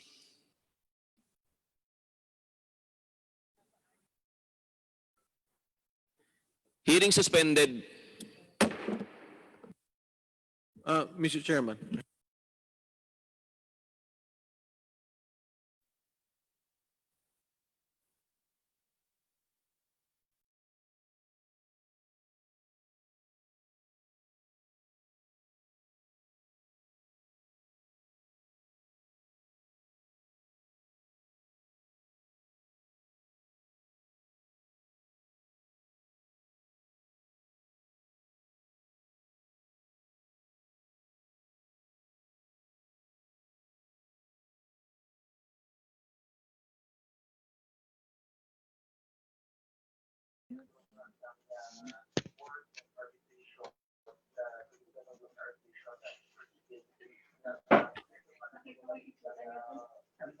May tsura ko. Umiikot nga daw ako. Hearing resumed. Attorney C, naririnig po namin kayo dyan ngayon. Yes. Kami po ba naririnig niyo po ng maayos dyan sa inyong bahay? Naririnig po ng maayos. Okay, Attorney C, pwede po bang magpakilala po kayo sa committee ito? Yes, ako po si Attorney Bel Cici. Ako po yung former secretary ng Board of Arbitrators. But I would like to respectfully request for the committee to give me more time to refresh my memory dun po sa nangyari because I just received the invitation an hour ago before the start of the committee hearing. So actually po, ang participation ko lang talaga dito sa Board Attorney of C, Arbitrators. excuse me po. Tinanong ko lang po kayo kung pwede po kayo magpakilala sa committee ito. At ang susunod ko pong katanungan para po hindi po kayo masyadong mahirapan ay pwede niyo po bang mabigyan ang joint committee na ito ng lahat ng minutes nung pong nangyaring arbitration procedures or proceeding? Attorney C? Sa totoo lang po, wala akong kopya ng records because that was how many decades ago, Your Honors. So actually, ang meron lang po akong kopya which was given to me by Angel, the staff of the House Committee, was a photocopy po noong yung kopya ng decision. Actually, it could hardly be read kasi ang labo pa. So actually, I'm requesting for a copy of yung decision from Attorney Dong Rendor. And then I would like to just authenticate it kasi ako po ang nag-authenticate as certified true copy nung decision. So, yung po yun. Mr. Chair, may I... Yes, Deputy Speaker Marcoleta. Attorney C, kayo po yung secretary nung nag-arbitrate na pinag-uusapan namin dito? Yes, Your Honor. Kabisado po naman ninyo yung proceedings kung ano yung arbitration, hindi po ba? Sa totoo lang po, yung if I recall it correctly, meron pong a board of arbitrators was formed with the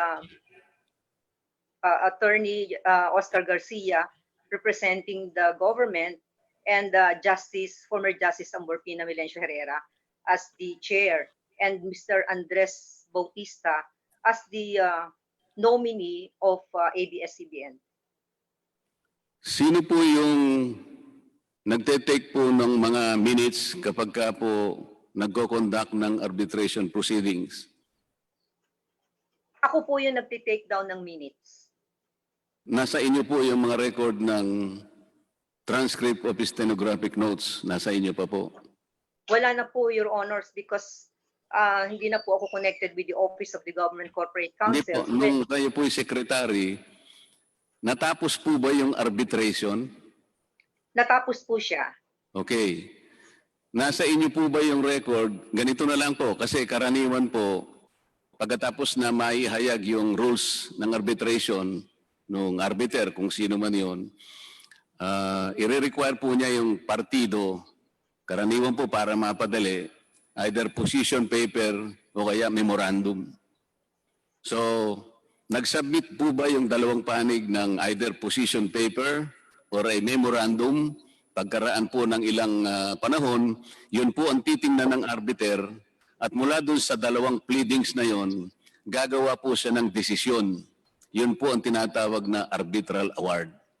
Dahil po yung proceedings na yan ay napaka-importante, yan po ay ininitiate ng dating Pangulong Cory Aquino para mapag-alaman talaga o malaman ng sino man kung talagang nakapag-present ng evidence ang ABS-CBN. Ito po kasi yung nakalatag doon sa statement ni Attorney Almeda Lopez na kinailangan pala yung arbitration. Yun lamang po kasing record na yun ang makapagpapatunay kung talagang na-establish po ng ABS-CBN ang kanilang pagmimayari. Nandun po yun dun sa arbitral award.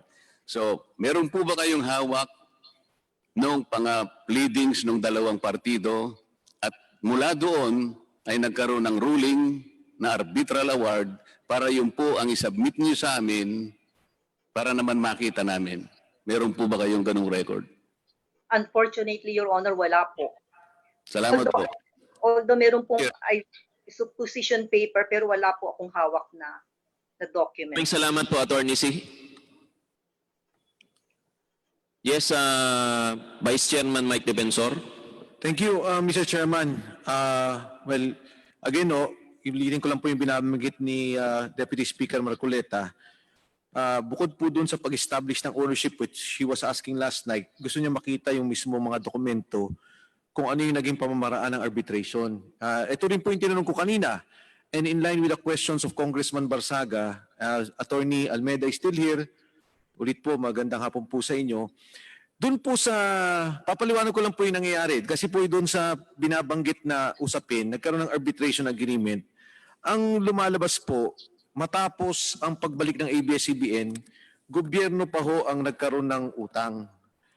Batay po diyan doon sa renta ng RPN 9 na binabanggit. At pagkatapos po dyan, merong kailangan din bayaran yung ABS-CBN based on dun sa agreement nila. Ang naging suma total, of course, non-cash po to, ito po yung nagkaroon ng pagbayad ang gobyerno pa sa ABS-CBN. Kaya po kahapon tinanong ko, sabi ko, hindi ho ba tiningnan yung mga pasilidades, yung mga broadcast equipment tungkol dito? Ang lumalabas, sinasabi ni SEC, is SEC, nandito po ba ang SEC? I'm sorry, PCGG, Commissioner John Agbayani. Kanina ho, binanggit nyo, Commissioner John, na hindi kayo binayaran ng renta magmula 1986 hanggang 1992. Tama po ba? Based po sa, Your Honor, based po sa records ng PCGG, wala pong pumasok na payment arising out of that September 15, 1986 contract of lease. Okay, pero kayo po yung nagmamayari ng mga properties na yan, ng mga panahon na yan. Bakit to hindi nyo ipinaglaban, bigla na lang na turn over itong mga equipment? Ang pagkaalam ko po, based on record, meron hong negotiation on the amount of the lease rental of 1.2 million pesos per month. That was a stalled negotiation, and then it was overtaken by the compromise agreement of Roberto Benedicto in 1992. So mula po nung nagkaroon na po ng compromise agreement, nagkasabay din ata po yung compromise agreement sa arbitration at ang based on my investigation from the old people in PCGG a week ago, ABS-CBN was not mentioned or was not an issue. All they know is there is a compromise agreement between the government and ABS-CBN, and it is not an issue in PCGG anymore. And since then, hindi na po nag-surface po yung ABS-CBN assets na yan. Okay. Ito pong equipment na ito, nung nasa inyo pa, kasi para lang maliwanagan yung mga nanonood, yung equipment po na ito, sinequester ninyo. Equipment po yan ng BBC, yung Banao Broadcasting Corporation. Ito pong equipment na to, ginagamit ng ABS-CBN at batay po dyan, nagkaroon ng renta. Yung renta po, from 86 to 92, hindi binayaran. Kasi po, kaya yung cut-off date is 92. Was it because of the compromise agreement? There was no compromise agreement yet during that time because it was entered into in 1986. Coincidental lang na nagkaroon ng compromise agreement si Mr. Benedicto noong October 2, 1992. Yung term ng lease is 1987 to 1992. Okay, pero kung nagkaroon man pa kayo ng compromise agreement, yung pong compromise agreement na yun, hindi po sa ABS-CBN at BBC, kundi BBC, Benedicto, with PCGG. Correct, Your Honor. Nagkaroon po kayo ng compromise agreement. Yes, Your Honor. So, sinurrender po sa inyo itong mga equipment? Hindi ho equipment, kundi it vested ownership on BBC. Parang sinurrender ho ang BBC, IBC at saka RPN in favor of the government. General lang po yung surrender of these assets to the government. At yung po mga asset na yan, kasama rin po yan. Kasi at that time, state-of-the-art ang asset ng BBC. Tama po ba? Yes po. Kasama dapat lahat ng pag-aari ng BBC. So, logically, if Benedicto surrendered BBC in favor of the national government, then all its properties, assets are included in that surrender. Ito pong equipment na to napunta sa ABS-CBN. Opo. Yes, Your Honor. Binayaran po ba kayo? It was a lease contract in favor of ABS-CBN. Yes. Pero ngayon, wala pa pong bayad sa record po namin sa PCGG. Wala hong bayad sa amin ang ABS-CBN. So magmula po sa lease contract at saka yung actual purchase of agreement, hindi po kayo nabayaran? Sa record po namin, wala po. Yun po ba ay mali? Based on records po, tama po kayo na wala hong bayad sa amin. Oho, pero yung pong ganun bang biglang nawala na lang sa inyo, sa inyong proseso at batas, meron po kayong Proclamation number 50. Yan po ba'y pumasok sa regulasyon ng batas? Yung pag-dispose po ng equipment na yan, kung inaamin po ng ABS-CBN na yan po ay part ng agreement nila na binalik sa kanila ng gobyerno, based dun sa Proclamation number 50 which regulates the disposal of assets of government, hindi po nasunod yon. Hindi po dumaan yung disposal ng assets na yan through a regular procedure at the assets were disposed of through the executive secretary during that time.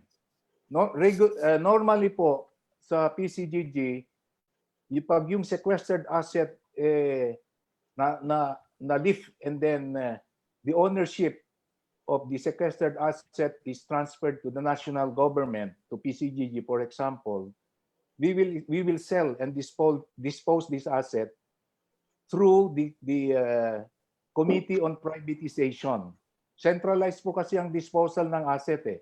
So, yung mga na-recover naming asset, binibenta po namin yan through the Committee on Privatization. Now, in the case of ABS-CBN in 1992, ang the law that governs the disposal during that time was yung Committee on Privatization ang nagbebenta. Sa ngayon, ang nagbebenta ay yung Privatization Council. Kaya nga po, Commissioner Agbayani, ang nangyari po sa inyo, yung po mga equipment na to, bigla na lang nawala sa inyo na hindi nyo sinusundan yung proseso na gumagabay sa inyong ahensya at ibinalik lang sa ABS-CBN nang hindi dumaan sa tamang proseso. Based po sa record namin, hindi ho na-record yung proseso na yan. Bigla lang nawala. Wala hong record sa amin na yan binenta at ang proceeds binigay sa amin. Hindi ho dumaan sa regular procedure na yan. And do you assert that hanggang ngayon dapat bayaran yung utang na yan? Yung renta ng equipment? Kung unless we are refuted by contrary evidence, the only evidence that we have and document is the lease agreement up to the present, and these rentals coming from that contract has never been paid based on our record. Thank you for that, Commissioner Agbayani. Ngayon po, ito yung medyo critical po na tanong ko dito, dagdag dun sa equipment. Meron po akong letter ni Commissioner Doromal na ang sinasabi niya sa Banao Broadcasting Corporation, please be advised by the authority of the President of the Philippines, decided at its regular meeting, June 10, 1986, to allow ABS-CBN Broadcasting the use of the following sequestered assets. And Commissioner Agbayani, I hope you can listen with what I'm going to say. Ito pong radio frequencies, DWOK 630 kHz Metro Manila and DWW 101 MHz Metro Manila. Tama po ba yan? Opo. 101.9. Ang ibig niyo pong sabihin, to date, kayo nagmamay-ari, kasi ito po yung DCMM na radio signal, na ito po yung pagmamay-ari ng gobyerno at hindi pribado?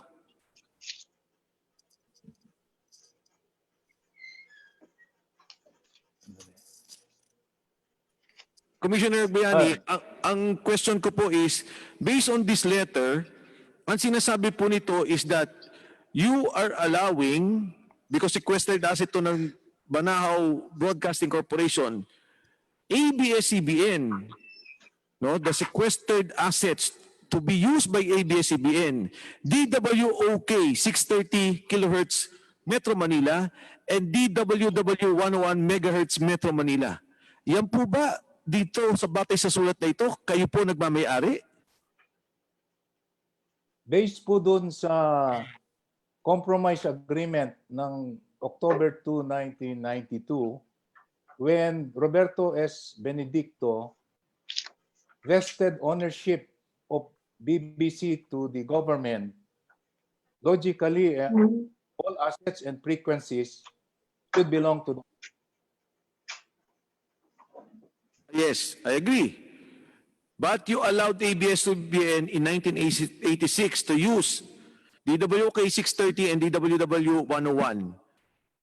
Are you saying therefore that based on the records of PCGG, that in fact you are the owners of these radio frequencies? Kayo may-ari ng, particular dito kasi 630 MHz is DCMM. Yun po ba ang sinasabi niyo dito?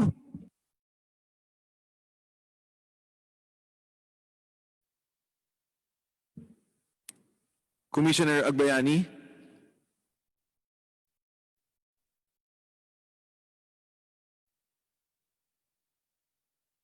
Nakamute po ata si Commissioner Agbayani, si Attorney siyang nakikita po natin.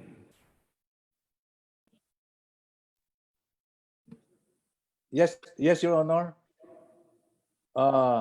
In 1986, there was that letter to allow the temporary use of these frequencies and I think TB2. in favor of ABS-CBN, that was still sequestered during that time. Mr. Chairman, very critical po to our ABS-CBN friends na ilabas niyo po yung dokumento na hinihingi ni Congressman Marcoleta. Because based on record, yung binabasa po natin sa ngayon at kung ito'y pagbabatayan natin, number one, kung doon po sa compromise agreement, hindi isinama ang renta ng ABS-CBN sa Banao Broadcasting Corporation ng equipment, lumalabas po may utang pa kayong hindi nabayaran. Kung hindi po, kasi ito pong compromise agreement, hindi po nakasaad doon yan. Pangalawa po, kung hindi po nakasaad sa inyong compromise agreement or sa arbitration agreement na in-uphold ng korte na yung DWOK 630 kHz and DWW 101 MHz, hindi po nakasama yan sa pagbabalik o ibinigay sa ABS-CBN as kasamahan sa pag-uusap ng kompromiso or compromise agreement, ako po'y naniniwala na ito din po'y dapat bumalik sa gobyerno. Wala po akong sinasabi, yan po'y batay sa maraming salamat, Commissioner Agbayani, sa iyong mga pagsagot.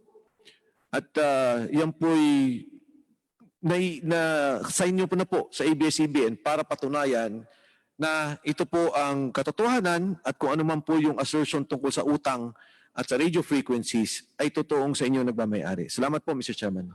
Maraming salamat, Vice Chairman Mike Defensor. Yes, ABS-CBN. Kung pwede lang pong sagutin ang tanong Sige po, ni Congressman Mike. Unang-una po yung frequency po. A frequency cannot be owned by a private company. It can merely be assigned by the NTC for your use. And dito po sa provisional authority na which was granted by the NTC on June 11, 2008. With your permission, Mr. Chair, I'll just read a quick summary.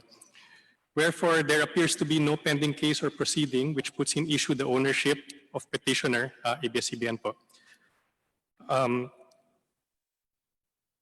A provisional authority to operate and maintain DWXS-TV using the frequency of channel 2, 101.9 megahertz and 630 kilohertz, all serving Metro Manila area, predicated on its franchise under Republic Act 7966, was granted for use by ABS-CBN po. So that's contained under the provisional authority granted by the NTC. Doon naman po sa rentals, I think it's quite clear in the arbitration agreement that the compromise agreement shall constitute the full and final settlement of any and all claims which the parties may have against each other. Not only in this case, but also in, there's another case being referred to, the lease agreement with RPN and BBC referred to herein. Maraming salamat, ABS-CBN. Mr. Chair. Yes, Vice Chairman Defensor. Yes, Mr. Katibak, just mabilis lang po na pagsagot dahil tama ho kayo, wala namang may-ari ng frequency kundi ang gobyerno pa rin. Pero based on this 1986 letter, iyon po'y pinapagamit hindi sa ABS-CBN kundi sa Banao Broadcasting Corporation as clarified by PCGG. At batay po sa sulat na to, ipinapahiram lamang sa ABS-CBN. Kaya yun po yung kailangan nating iklaro. Kahit na po sabihin ng ABS, pinayagan kami, pag nag-assert po ang PCGG, batay dito sa dokumentong to, baka humatanggal sa ABS-CBN. So kailangan po natin makita yung papel tungkol doon. Doon naman po sa mga litigation, doon na rin po sa pagsalita ng pananalita ng ating PCGG, they were never part of the compromise agreement. Ibig pong sabihin, doon po sa proseso nilang sarili, hindi nagkaroon ng maayos na pamaraan para mailabas yung pagmamay-ari ng kanilang mga equipment o ng kanilang mga gamit. Again, pwede po magkaroon ng problema doon sa, although it's the Republic of the Philippines, but the PCGG process, kung saan kinuha itong mga gamit at binigay sa ABS-CBN, baka po lang magka-problema. Kaya lang po ini ko Mr. Katigbak, again, I would like to assert na ito naman po hindi galing sa aking sariling pananaw, kundi ito po'y nanggaling na rin doon sa pananalita at mga dokumento ng PCGG. Thank you, Mr. Chairman. Mr. Chairman. Maraming salamat, Congressman Defensor. Yes, Congressman Barsaga. Base po sa mga asunto na aking nabasa, at ikukumpirma naman to ni Commissioner Agbayani, nagkaroon ng compromise agreement ang PCGG at si Mr. Roberto Benedicto tungkol sa kanyang mga ari-arian na sinequester ng PCGG. Tama po ba yun? ABS-CBN? No, no. PCGG? PCGG. Yes, Your Honor. As a matter of fact, that compromise agreement was submitted to the Sandigan Bayan, which paved the way for the dismissal of the criminal cases for sequestration against Roberto Benedicto. Tama po ba yun? Yes, Your Honor. Mabibigyan niyo po kami ng kopya ng inyong compromise agreement para makita namin kung ano ang mga properties na binalik sa national government at baka kasama riyan yung mga Banahaw Broadcasting at iba pang pinag-uusapan natin ngayon. Opo. We will submit you. So we will expect a copy of that compromise agreement. Anyway, this is a public record. This is a public document submitted in the proceedings before the Sandigan Bayan. Yes, Your Honor. Mr. Chair. Yes, Congressman Sarate. May be allowed also to propound clarificatory questions. Sige po. Thank you, Mr. Chair. Kay Commissioner Agbayani, nabanggit niyo po na merong compromise agreement ang PCGG at si Mr. Benedicto. Tama po ba yun? Opo, Your Honor. Ito po ba ay the same compromise agreement na ang subject po ba nito ay the same doon sa compromise agreement na pinasok ng ABS-CBN under doon sa arbitration proceedings headed by then Attorney Amorfina Melencio Herrera na inapprove ng Korte? Mr. Chair, Yes, Congressman Marcoleta. the best evidence are the records. Mr. Chair, I'm Opo. calculating here. This is my time. Pinaniniwalaan po natin na the best evidence are the records. Mr. Chair, Ngunit payagan po natin na ipagpatuloy ni Congressman Sarate ang kanyang hindi pagtatanong. po kasi ganito eh. Thank you, Mr. Chair. So kung alam po ng Commissioner ng PCGG, ito po ba ay magkapareho ang pinag-uusapan sa compromise agreement na ito? Sinabi ko po kahapon na we were not privy to the compromise agreement in the arbitration proceedings. In fact, kinukuha pa ho namin yung kopya kung ano yung laman ng compromise agreement na yon. At definitely, it is not the same as the compromise agreement entered into by PCGG and Roberto S. Benedicto. Salamat po, Commissioner. As we speak now, nakita nyo na po yung compromise agreement na naging arbitral award ng arbitration board na create between the government of the Philippines and ABS-CBN. Nakita nyo na po ang kopya nun? Hindi ko pa po nakita. Pero more or less alam ko yung laman, yung brief based on the Salamat po. information. Salamat po, Commissioner. So, ibig pong sabihin, dahil hindi nyo pa nakita, lahat na sinabi nyo kanina, na opinion ninyo related dito sa compromise agreement na ito, ay isang opinion lamang at base lamang doon sa kung ano ang iintindihan ninyo na pinag-iusapan dito dahil hindi nyo po nabasa ang buong dokumento. Tama po ba yon, Commissioner? Wala ho akong judgment sa compromise agreement na yan dahil hindi ko pa po nabasa. Kanina po, by the way, kailan po ba nabuo ang Presidential Commission on Good Government? Just for the record, Commissioner. Noong February 28, 1986. February 28, 1986. 1986. At meron ho kayong nabanggit kanina na kapangyarihan na mag-sequester. Kailan po na issue itong kapangyarihang ito ng PCGG na pwede silang makapag-sequester ng gamit ng mga pinagdududahang nakaw na yaman or mga kadudadudang mga properties ng kapanahunan ng rehimen ni Marcos. Batay po yun sa Executive Order number 1 na inisyu po ni Pangulong Corazon Aquino noong February 28, 1986. Thank you, Commissioner. Kanina po, nasa Zoom na kayo at naging resource person natin si dating Senate President Juan Ponce Enrile. At siguro po ay malinaw na narinig ninyo na noong February 26, no? Dahil siya rin yung nag-issue ng siya nag-implement ng sequestration ata nung panahon ng martial law.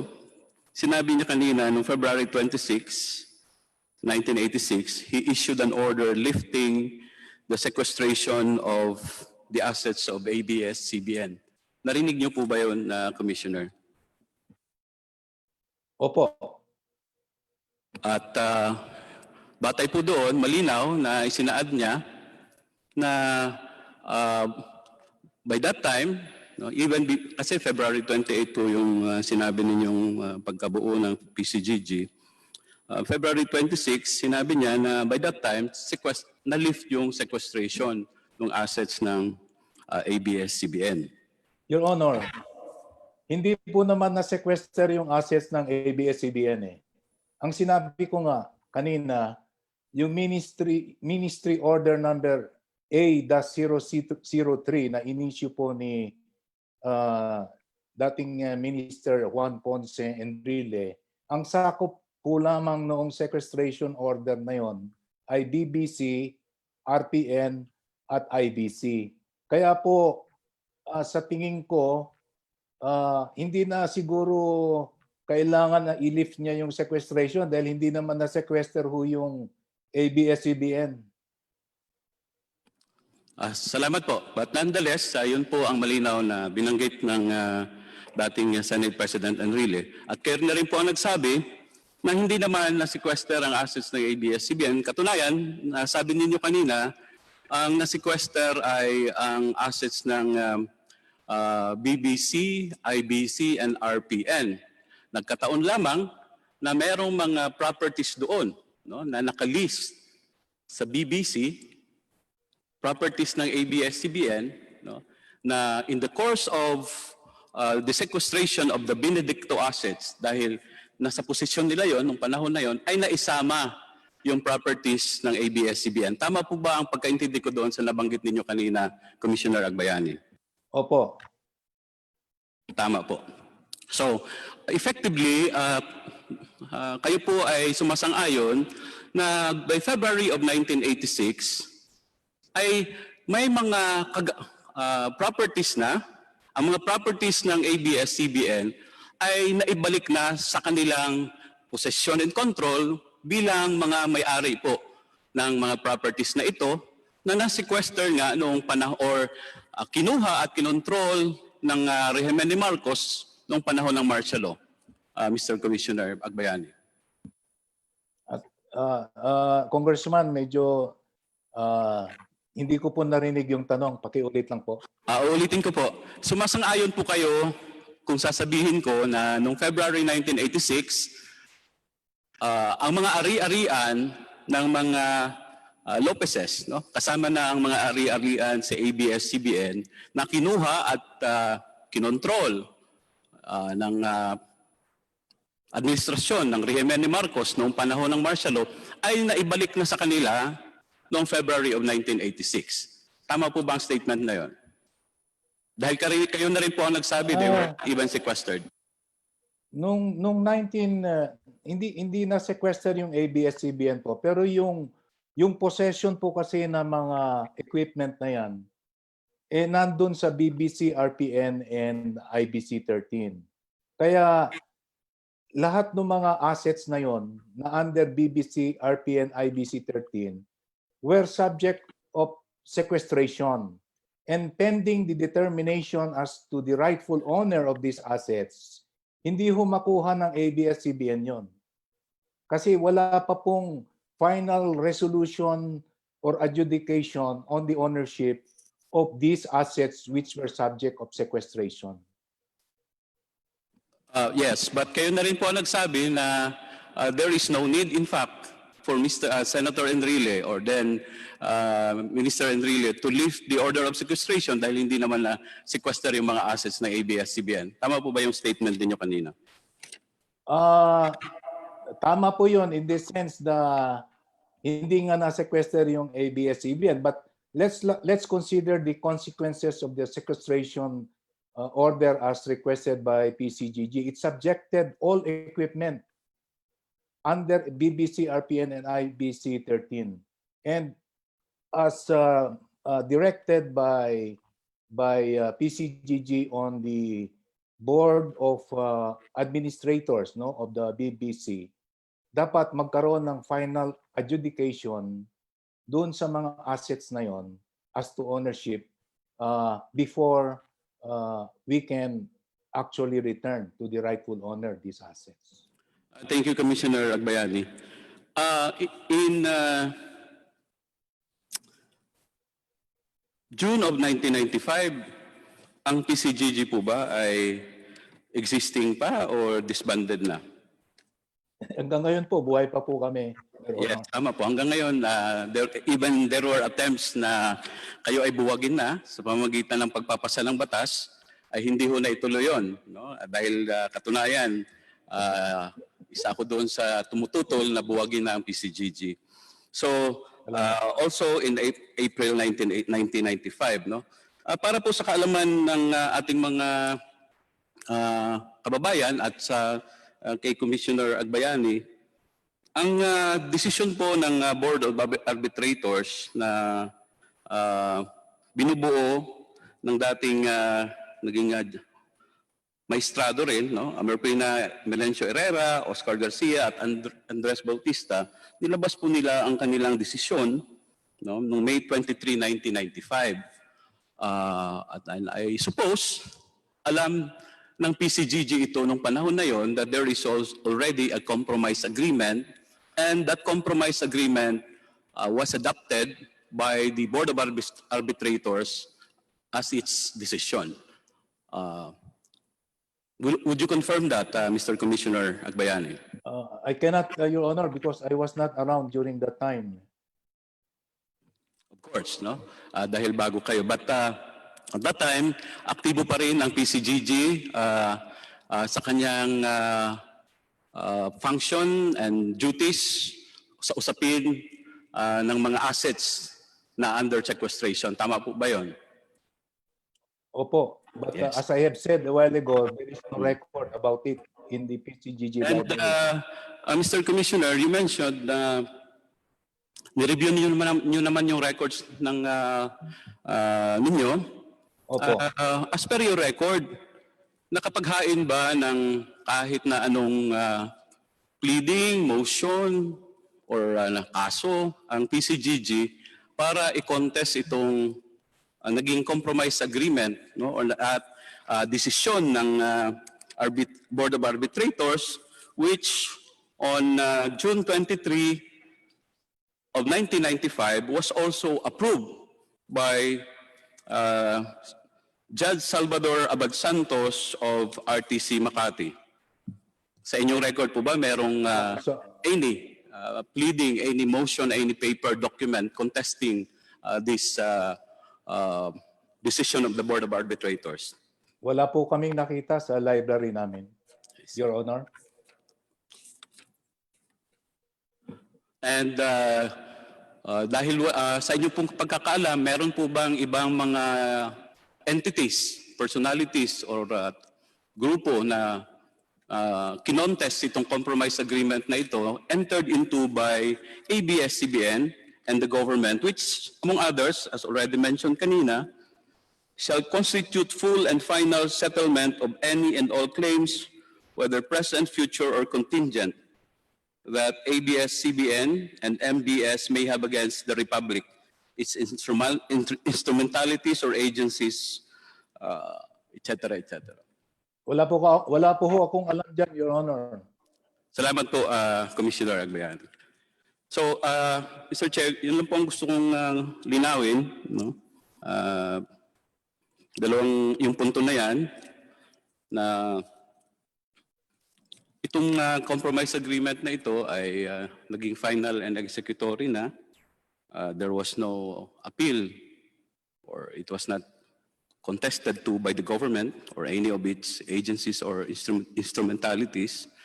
And it was the then Minister Enrile himself and now former Senate President Juan Ponce Enrile also affirmed here in this hearing na kahit na siya, he issued an order lifting the sequestration. But that's his, what was he said, no? The sequestration of the assets or the properties of ABS-CBN in February of 1986. Yun lang po ang gusto kong malinaw. Maraming salamat, Mr. Chair. Maraming salamat, Congressman Zarate. Yes, Deputy Speaker Marcoleta. Mr. Chair, mga ilang tanong po sa official po ng PCGG. Magandang hapon po sa inyo. Magandang hapon po. Attorney Agbayani, tinatanong po kayo kanina ni Congressman Zarate at isa po sa mga naisagot ninyo yung ilang mga kasangkapan o mga pasilidades ng ABS-CBN nasama po dun sa BBC Channel 2 at nandun nga rin po yung RPN at saka IBC Television. Dito po sa Executive Order number 11, lumilitaw po na yung PCGG na po ang nag-request sa temporary sequestration ng mga facilities na ito sapagkat ang sinasabi po rito, marami ring puhunan ang naibigay ng gobyerno rito, lalong-lalo na yung mga finance and institutions at kinakailangang hindi lamang masinop yung mga gamit, kung hindi mas importante, matukoy po kung sino yung tunay na pagmimay-ari. Ito po yung nilalaman ng Executive Order number 11, hindi po ba? Opo. At kung nasama po ang mga mahalagang mga gamit pa ng ABS-CBN, kasama po yun, nasama po yun doon sa Executive Order na yun, kailangan po masama sila sa proseso sa pagtutukoy ng tunay na pagmimay-ari. Tama po ba? Opo. Your Honor. Ngayon po, kanina po tinatanong din kayo ni Congressman Zarate kung meron kayong kinalaman doon sa arbitration proceedings at tama naman po yung sinabi ninyo, wala naman kayong personal knowledge doon kaya ang sabi nyo, wala po kayong may bibigay na paghatol doon sa mga tinatanong niya. Tama po ba? Opo, Your Honor. Dito po kasi sa salaysay ni Attorney Almeda Lopez, binabanggit po niya kasi ang kahalagahan ng isang arbitration proceedings kasi po ito ay nagmula mismo sa opisina ng dating Pangulong Cory Aquino. Ang katunayan po, gumawa nga po sila ng dalawang agreement to arbitrate. Yung una po, doon nakasalalay po yung lahat ng pagmimay-ari ng ABS-CBN. 1987 po yon. Nagkaroon po ng pagbabago yon 1993 sapagkat sinama po nila yung mga iba pang claims, financial claims. Sa mga tweet po, para sa amin, dahil yun ay kautusan ng Pangulo at nabigyan naman ng pagkakataon ang ABS-CBN, para sa ganun ipakita nila talaga ang mga katibayan ng pagmimayari, kami po dito, inaasahan namin na may pipresenta nila yung records ng proceedings sapagkat ang sabi po sa salaysay, ang prosesong ito kailangan maging public, maging formal, and properly recorded. Kayo po ba sa opisya ninyo nagkaroon ng pagkakataon na makatanggap man lang ng records na ito kung sakasakali po? Sa aming halongkat po ng records in order to serve the needs of these proceedings, wala ho kaming nakitang mga dokumento hinggil ho sa arbitration. Pinahanap ko na po yon. At sa halip, opo, salamat. Ang katunayan nga po, pati yung sekretaryo o sekretary po nung arbitration, si Attorney C ata po ang pangalan, sa pagtatanong ko kanina, wala rin po siyang record palang may bibigay sa amin. Sa makatwid, yun pong compromise agreement, baka sakali nga pong merong ganun eh. Pero po, ang amin pong hinahanap ay yung arbitral award sapagkat yun po ay kautusan na nanggaling sa Pangulo. Maaari pong masabi doon, among others, na yung mga litigants will enter into a compromise agreement. Malinaw po na yung disposition po ng arbitration, which will be a part of the arbitration award, maring sinasabi po diyan na ang partido pwedeng mag-compromise agreement. But unless and until they produce that particular document formalizing the need of a compromise agreement, the compromise agreement cannot be a substitute for the arbitral award. Tama po ba yun, Attorney? Hindi ko po masyadong kabisado ang arbitration eh. Kaya, sorry po, hindi ko po masasagot yung sa procedure tungkol sa arbitration. Pero naniniwala po ba kayo na yung compromise agreement should follow after the award? Kasi doon po natin makikita kung bakit nagkaroon ng compromise agreement. Kung wala naman pong nakalagay doon sa award mismo na magko-compromise agreement, ano pong pinagmulan noon? Yun lang po kasi yung hinahanap namin, yung tungkol sa record na yun. Napaka-importante po. The records will guide us. If ABS-CBN was able to convincingly, without any doubt, prove its ownership over the facilities claimed at that time. They have been given that opportunity. The arbitration should be there. The records should speak for themselves. Sa amin po, tatanggapin namin yun as basis for our judgment. But as it stands today, Attorney, not even ABS-CBN is in a position to categorically state for the record that they can present the records of the proceedings. Salamat po sa inyo, Attorney. May I continue another aspect? Thank you. Kahapon po kasi, Mr. Chair, nabanggit pa po yung mga yung kaso dito. Kung maalala po ninyo, yung pinagbatayan po ng mga timelines, dalawa pong kaso, yung ABS-CBN versus Ombudsman, and then Gascon versus Arroyo. Lumilitaw pa nga po ron na may sinabi si Attorney Rendon kahapon na sinabi pa nga po, natalo pa raw si chairman na yata ng Human Rights Committee ngayon, si Attorney Gascon. Ang issue po kasi doon, ang pagkakaalam ko po, Attorney Gascon was not questioning yung initiative na maibalik ang ABS-CBN. What was being questioned there, kung bakit gustong kunin ng ABS-CBN yung Channel 4. Hindi po kasi po pwede yun, Mr. Chair, in the light of Presidential Decree 576-A. Ang title po nito, Regulating the Ownership and Operation of Radio and Television Stations and for Other Purposes. Ang sabi po kasi doon, Mr. Chair, hindi po kasi pwedeng magmay-ari o mag-operate o mamalakad ng higit sa isa na radio o television sa isang locality. May I ask ABS-CBN if they are familiar with Presidential Decree 576-A?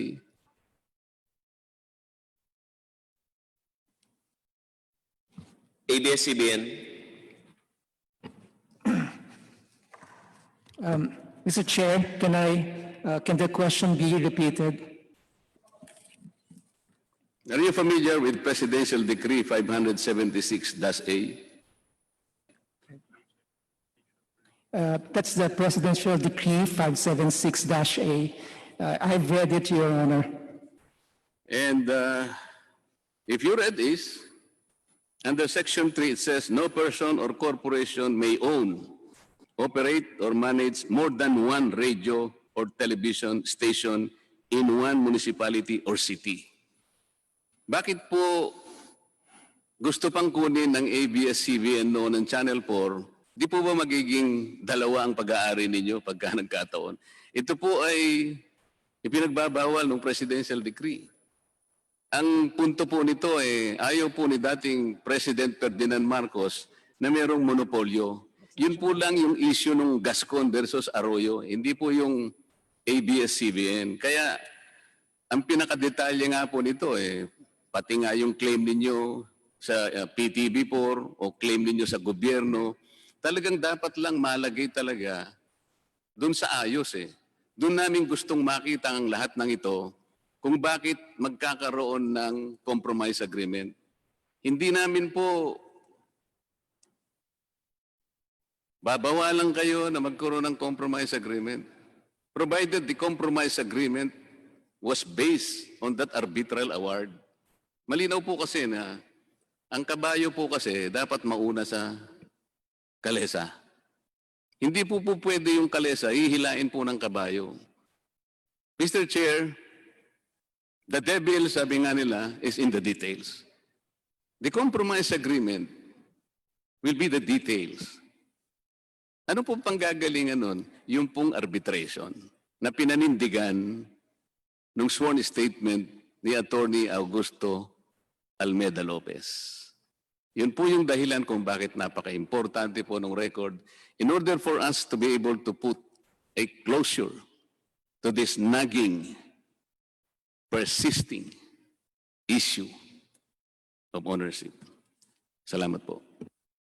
Maraming salamat, Deputy Speaker Marcoleta. At bago ko po kilalanin si Congressman Edsel Lagman para sa kanyang maikling manifestation, ay i-reiterate lang po ng chairman ng committee ito na the committee secretary should exhaust all efforts para po makuha yung mga pleadings at minutes ng arbitration court na ginawa po para Mr. sa Chair. ABS-CBN. Mr. Chair.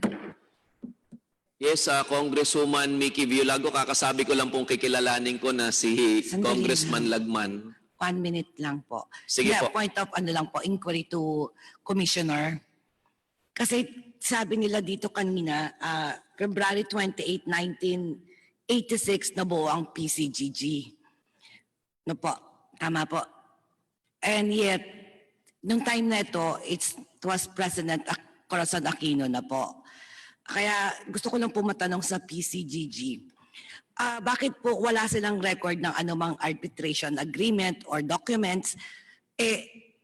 Si time ni President Corazon Aquino na ibalik sa ABS-CBN yung property nila. Tapos nung time din ni President Corazon Aquino din po, nabuo ang PCGG. Paano po nangyari na wala sila na anumang kopyang pinangahawakan samantalang nabuo sila nung panahon ng ating Presidente Corazon Aquino na siya din ang dahilan kung bakit naibalik sa Lopez ang ABS-CBN?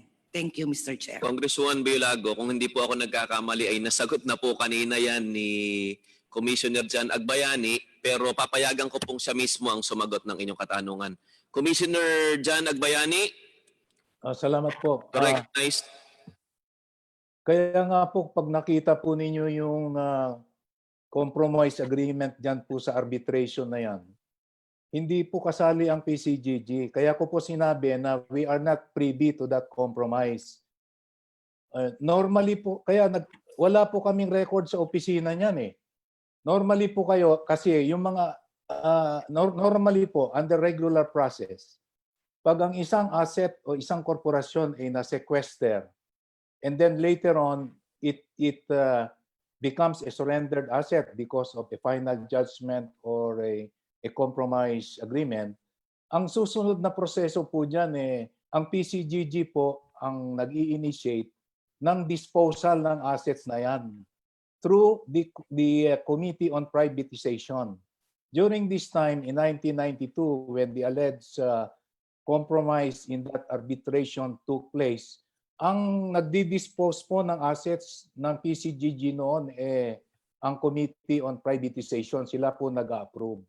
Now, in this case of ABS-CBN, after the compromise agreement, of Roberto Benedicto in October 2, 1992, which vested ownership on the assets of DBC, wala na pong disposal ang nangyayari in accordance with the regular process na may participation ang Committee on Privatization. So ang disposal na yan, kung yan ay naibalik man sa ABS-CBN, it was done through the arbitration. It was not done in accordance with the disposal process under Republic Act, I think Proclamation number 50, which created the Committee on Privatization.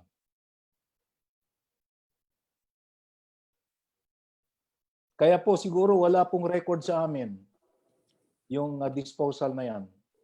Maraming salamat, Commissioner Agbayani. Congresswoman Bayalago, meron pa po ba kayong idadagdag na katanungan?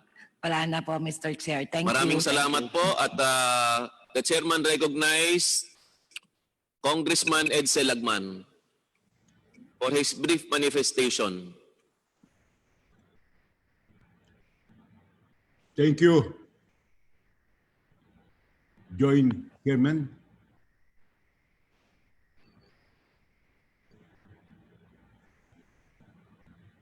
The following manifestation would be on the validity of the return to the Lopez family of the operations, facilities, and premises of ABS-CBN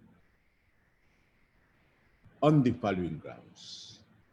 One, there is no constitutional provision in the 1987 Constitution which was violated when the premises, facilities, and operations of ABS-CBN were returned in 1986 by the Republic of the Philippines under the Cory Aquino presidency to the Lopez family as majority owners of said corporation. Two, the alleged violation is based on the claim that the Lopez family did not pay any compensation to the Republic of the Philippines for reacquiring ABS-CBN. This argument is respectfully submitted to be flawed because of the following. A, the ownership of the Lopez family of ABS-CBN has long been established even before the declaration of martial law, and this remained unchallenged up to the post-EDSA People Power Revolution. And B, since the Lopez family as majority owners of ABS-CBN is the aggrieved party, it stands to reason that it should be the one to be compensated for the illegal seizure of ABS-CBN during martial law and the short takeover of the same by the Ramos and relief forces in the aftermath of the EDSA People Power Revolution, which latter brief takeover was subsequently permitted by the Lopez family only for the duration of the crisis or the emergency. 3, granting arguendo that there was any violation, the infraction was only civil in nature. However, any challenge or action has long prescribed after 34 years have elapsed following the subject return or reacquisition. The longest prescriptive period for filing an action under the new civil code is 30 years for the recovery of immovable or real property. In this case, 34 years have passed, for which reason prescription has irrevocably set in. But more importantly, no action has been filed questioning the subject return of ABS-CBN operations, facilities, and premises to the Lopez family. 4, the return of ABS-CBN to the Lopez family was not premature. It was demandable and seasonable since the Lopez family is the unquestioned majority owners of ABS-CBN Broadcasting Corporation. 5. The return was covered by legal orders or issuances like the following. A. Tacit approval by the Office of the President granting the request of Senator Lorenzo Tañada in a letter dated April 17, 1986, that the operations, facilities, and premises of ABS-CBN be returned to the Lopez family, as subsequently ratified by the subsequent action of the Presidential Commission on Good Government, PCGG, an office created by the first executive order of President Corazon Aquino under EO number 1 dated 28 February 1986. And B, consequently, an order dated June 18, 1986 of the Presidential Commission on Good Government, PCGG, was issued for the return of the pertinent frequencies to ABS-CBN Corporation, which effectively allowed the resumption of ABS-CBN operations and the return of the facilities and premises of ABS-CBN. 6. The reacquisition of ABS-CBN by the Lopez family is also confirmed by the following. A. Agreement to arbitrate, dated October 6, 1987. The principal purpose of this agreement is not to establish the right of ownership of the Lopez family over ABS-CBN because this has been correctly and previously acknowledged by the Republic of the Philippines in the prior actions of PCGG and the Office of the President. The main objectives of the agreement to arbitrate are: 1, to effect the full return of the facilities and premises of ABS-CBN by PTB4 as the government television channel, and 2, to settle the monetary claims of ABS-CBN for the government's use and operation of ABS-CBN's facilities, equipment, and premises, more particularly by the government channel PTB4. Although the whereas clause referred to the two previous requests as backgrounder only for the return of the ABS-CBN's operations, facilities, and premises, eventually the arbitral proceedings dealt on the return of PTB4 of ABS-CBN facilities and premises. It was occupying and the accrued rentals. This factual circumstance was confirmed by the Supreme Court in Gascon versus Joker Arroyo when it narrated that on 17 April 1986, the Lopez family, through counsel, ex-Senator Lorenzo Tañada, requested President Aquino to order the return of the Lopez family of TV stations 2 and 4. On 13 June 1986, the Lopez family made a written request to the PCGG for the return of TV station Channel 2. On 18 June 1986, the PCGG approved the return of TV station Channel 2 to the Lopez family. This was made on October 18, 1986. I'm still quoting the Supreme Court decision, Your Honor. Thereafter, the Lopez family requested for the return of TV station Channel 4.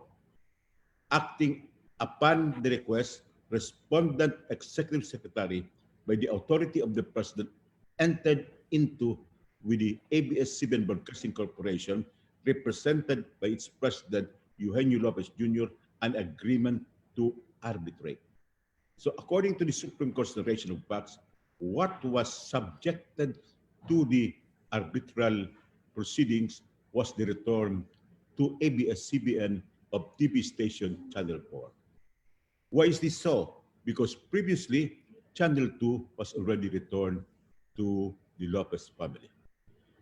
The latter narration confirmed that subsequently, the request of ABS-CBN Broadcast Corporation was limited to the return of TV station Channel 4 or the facilities being used by PTB4, and the import of the agreement to arbitrate was for the full return by PTB4 of the facilities and premises of ABS-CBN, because the return and operations of ABS-CBN over Channel 2 had been previously effected. Finally, however, the arbitral decision was limited to the money claims of ABS-CBN because during the pendency of the arbitral proceedings, PTB4 gradually returned the facilities and premises of ABS-CBN, which it was then using and occupying. B, the decision of the Supreme Court in Gascon versus Jocor Arroyo, wherein the High Court ruled that the agreement to arbitrate is legal and valid. C, the grant of provisional authority by the National Telecommunications Commission, NTC, in favor of ABS-CBN Broadcasting Corporation. D, the final decision, the arbitral decision, dated May 23, 1995, approving the compromise agreement between the Republic of the Philippines and ABS-CBN Broadcasting Corporation, under which the Republic obligated itself to pay ABS-CBN the amount of $97,500,000, payable in a non-cash basis like tax credit for the use of the government of the facilities and premises of ABS-CBN. With respect to this arbitral decision, let me underscore that the arbitral decision confirmed and approved the compromise agreement. This is so because the compromise agreement should precede the arbitral decision. Otherwise, if the arbitral decision would be before the compromise agreement, then that is the time when you can say that we are placing the cart before the horse. E, decision dated June 23, 1995 of the Makati Regional Court confirming and approving the subject compromise agreement referred to in the earlier arbitral decision. 7, no challenge, petition, or complaint against the aforesaid proceedings confirmatory of the return of ABS-CBN to the Lopez family has been interposed up to now. 8, any challenge to the reacquisition by the Lopez family of ABS-CBN has been put to rest. Let me underscore that, has been put to rest when Republic Act number 7966 was enacted on March 30, 1995, granting ABS-CBN Broadcasting Corporation a legislative franchise for 25 years. And 9, verily, distinguished Joint Chairman, the ownership of the Lopez family of ABS-CBN is a non-issue before the Joint Committee hearings. Thank you, Joint Chairman. Maraming salamat po, Congressman Lagman. At bago ko po kilalanin si Congressman PD Barsaga, ang kahuli-huli ang mag-i-interpolate sa issue po ng pagkakabalik ng ABS-CBN sa Lopez family, ay pagbibigyan po natin ng 2 minuto upang maipagpatuloy po kanina ni Attorney Almendra Lopez yung kanya pong pahayag. Attorney Jake, the chairman recognizes Attorney Jake Almendras Lopez. Yes, maraming salamat po. I was trying to explain the debts with DBP, which was raised by Johnny Ponce Enrile, when I was interrupted by Congressman Marcoleta.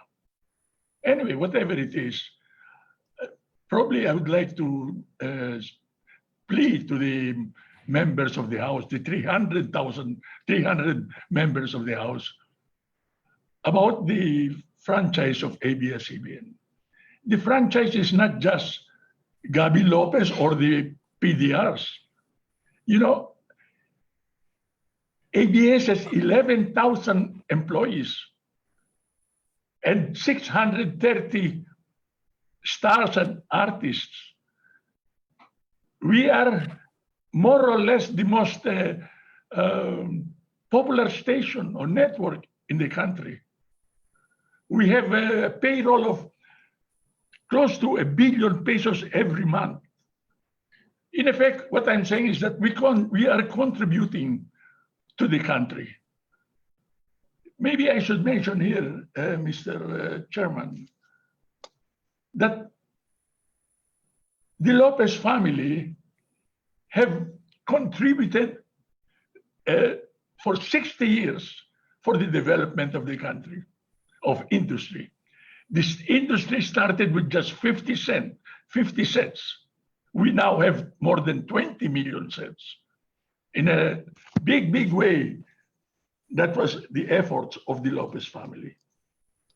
And also, let me mention probably here that there are 2 stations now in the country, major stations, Channel 7 and ABS-CBN. If you were to take out ABS, in effect, you're depriving the viewing public half of the potential entertainment and news hours of ABS. It is not only the Lopez family that will be affected. You're talking of more than 11,000 employees. You're talking of the viewing public. You know, we have we have operations in 5 continents. We only don't have operations in the Arctic Ocean and Antarctica. Of course, it's very thin, but we are in that area. If you close us, that will be closed also.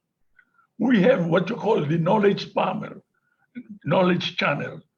That is a very, very important public service we're providing. I don't know if I should say it, but Knowledge Channel was even cited and awarded by the United Nations as one of the most effective public service programs in this country. It was not mentioned to me, but I did not rather say it, but it was mentioned to me that the first cousin of Gabi Lopez, Rina Lopez, who operates or manages a Knowledge Channel, went to New York, was presented the citation, and she gave an explanation of a Knowledge Channel. What I'm saying is that this ABS is not just Channel 2 and DCMM. We're talking of ABS Foundation. The foundation is the first responder or one of the first responders to any disasters in this country. I would imagine that it's even faster than the government. I remember that the first public service program that we had was the Ruby Tower disaster, when there was an earthquake long before martial law. And continuously we have provided service to this period. I mention this all because, you know, ABS-CBN is fighting for its life. I think it is my responsibility to, as a senior member of this company, to explain to the members of this Congress that really I think we deserve the renewal of our franchise. And that if you don't renew our franchise, you're going to deprive the public with so much entertainment, news, and more or less the building of culture. We have what you call the Bantay Bata. We have Bantay Bata. We have the Pasig River, and we have medical missions. What I'm saying is that, Henny Lopez was the one who coined the term in the service of the Filipino. Before that, our slogan was ABS-CBN, the largest network. But it was just talking of broadcast. When you talk of in the service of the Filipino, that includes all of the public services that we render. So I plead to the members of Congress that give ABS-CBN a chance to show its worth and contribution to the country. By the way, maybe I should mention that ABS-CBN has contributed a number of members of its the alumnus to public service. We have lots of alumnus who are governors, mayors, councilors, congressmen, senators. We even have an alumnus who's a vice president. For that matter, Mr. Chairman, maybe I should mention here that President Duterte used to have a program at ABS. He had program for more than 15 years. I think the name of the program was Gikan sa Basa para sa Basa. There were several stations in Davao, but he chose ABS-CBN. We thank him for the Congressman Remulla. Appreciate the remarks of the esteemed senior man of ABS-CBN, but I think that his remarks are really appreciated, but we cannot afford the time anymore. Can you give me another 2 minutes? You know, we're fighting for our life. You have all of the time that you want, but you know, we want to give to inform the other members of the assembly of what is the value of ABS-CBN. Anyway, if your group really feels that you have to oppose, you have to prevent the presentation of the case of ABS, then I leave it to you. But anyway, my plea is this, that Congress recognize the value of ABS-CBN, recognize the contribution of the 11,000 employees of ABS-CBN, and the contribution of ABS-CBN to the television industry in general. Thank you very much, Mr. Chairman. Maraming salamat po, Attorney Almendras Lopez. And next to interpolate, nanghingi po ito ng 2 minuto. Mr. Chairman, Yes, before you continue, Vice Chairman Defensor. just an open invitation, Mr. Chairman, to the Attorney Jake Almendras. Almeda. Attorney Jake Almeda, for him to intervene anytime, Mr. Chairman, because I think the information, the experience that he has had, the history that's shared with ABS-CBN, that alongside all our hearings of the other topics, he is most welcome to intervene and to interject because I think, Mr. Chairman, it is correct that ABS-CBN should answer for ABS-CBN. Ang akin po, mas maganda na talaga na ang sumasagot ay mula na po sa kampo ng ABS-CBN kaysa po yung, hindi naman po sa pero ibang third party ang nagsasalita para sa ABS-CBN. At ako po yung nagpapasalamat, yung mga binabanggit ni Attorney Jake Almeda mula sa kasaysayan hanggang sa sitwasyon ngayon. Welcome po at any given time, Mr. Katigbak, and to the ABS-CBN group. Kung papasok po si Mr. Almeda, Almeda is to inform our chairman. Welcome po siya mag-react. Thank you, Mr. Chairman. That's all. Thank you for that wonderful insight, Vice Chairman Defensor. Bago ko po kilalahanin si Congressman PD Barsaga, may nakiusap lang po na magpasok ng ilang katanungan at binigyan po siya ng ating chairman ng 2 minuto. Congressman Rufus Rodriguez, you're now recognized. You have 2 minutes.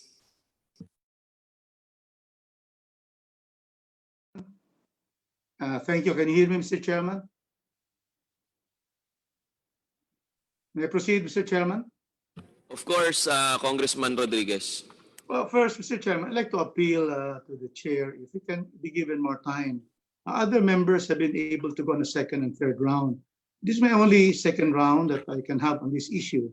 And I would like to take advantage of the presence of Attorney Belcisi because he is an actual participant, being the secretary of the Board of Arbitrators. And the issue here is really also the Board of Arbitration. Can you give me more time, Mr. Chairman, so that we can be able to thresh out the allegation?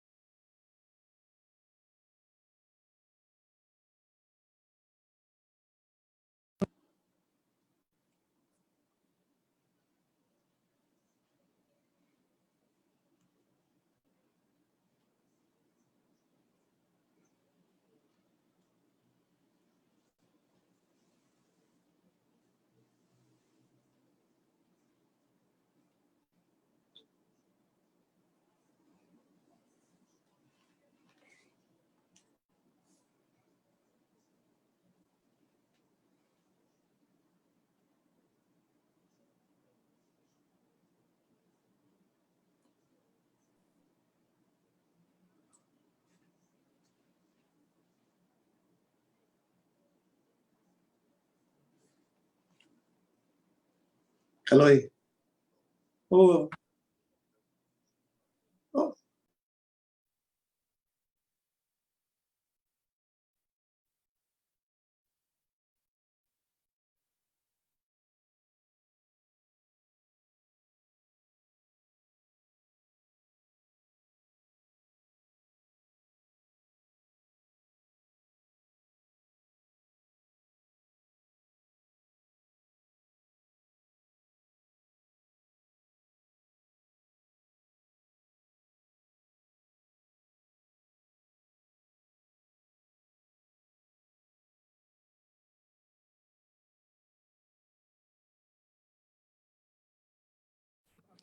Hearing resumed. Congressman Rodriguez, you have the floor. Thank you very much, Mr. Chairman. Can you hear me, Mr. Chairman? Opo, naririnig po kayo. Thank you. So may we request Attorney Belcisi to be on Zoom now.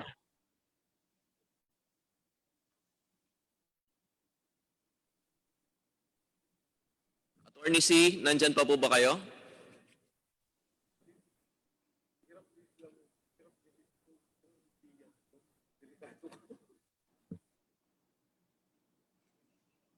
Attorney Belcisi.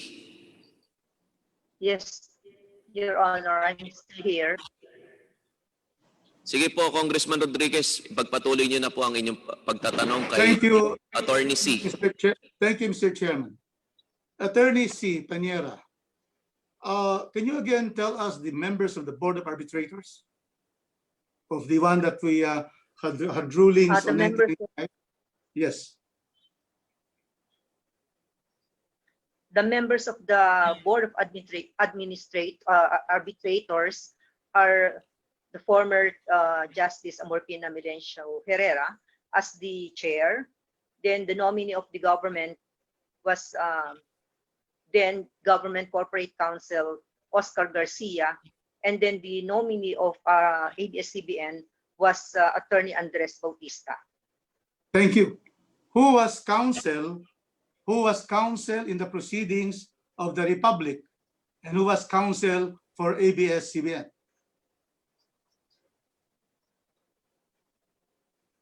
I could not remember it, Congressman, but I would like to ask for more time to peruse the documents. To refresh your memory. Secure. Yeah. To refresh your memory, was it not the OSG who was counsel for the Republic? Because always under the Administrative Code, the OSG is the lawyer of the Republic. Can you confirm that? Yes, Your Honor. Yes, Your Honor. So the OSG was the representative, the counsel. Well, the nominee is Attorney Garcia. The counsel is the OSG for the Republic, correct? Yes, Your Honor. And who is the counsel for ABS-CBN?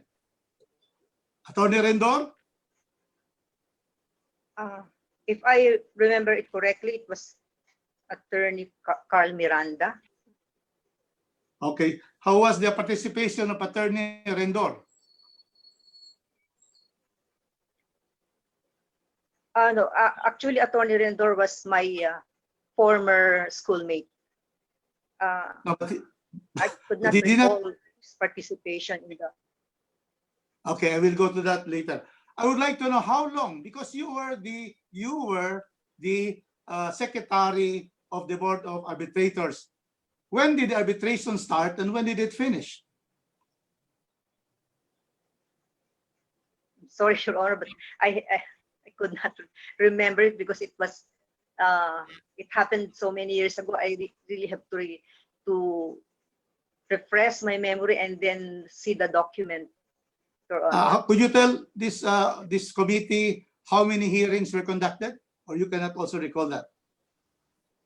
Cannot recall, because I was only invited just an hour ago, Your Honor. Okay. So I'm sorry. So, If I will be given reasonable time to peruse all the documents, if I will be able to secure those documents. were you able to receive a copy of the decision itself that you recorded?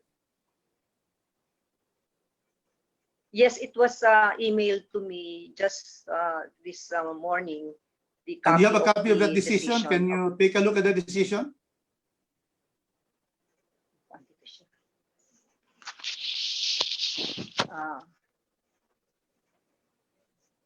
It's in the computer. It could hardly be read, Your Honor, because it's actually. Could you remember that so blurred. Could you remember, Attorney C, that about 97 million was adjudged by the arbitral, by the decision confirmed by the RTC of Makati. 97 million was adjudged in favor of the ABS-CBN.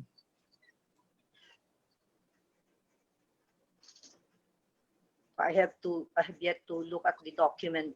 Mr. Chairman, Your Honor. I think we have to give time, Mr. Chairman. So could we request that we have to recall Attorney C, because what is an issue here is whether the proceedings of the Board of Arbitrators were transparent, had procedural due process, and all the parties were given the chance to present their sides, the Republic and ABS-CBN. Could we therefore request that she be recalled so that I can continue my questions regarding the Board of Proceedings and the Board of Arbitrators? Mr. Chairman. Yes, Congressman Rodriguez, earlier there was already a request for that from Attorney C to submit the official documents. We have documents submitted by ABS-CBN, but we would like to come from the Board of Arbitrators, Your Honor. So yes, your request is duly noted, and we have already ordered the committee secretariat. Could please. Secondly, Mr. Chairman, since it was stated by Attorney C that the counsel for the Republic was the Office of the Solicitor General, can we request also the records from the Office of the Solicitor General being the counsel for the Republic? The committee secretary is directed to request the documents pertaining to the arbitration agreement, compromise agreement, and other pertinent documents relating to ABS-CBN and the Republic of the Philippines. So ordered, Comsec. Thank you. I'd just like to now ask Commissioner Agbayani. Can we have Commissioner Agbayani of the PCGG? Commissioner Agbayani is recognized.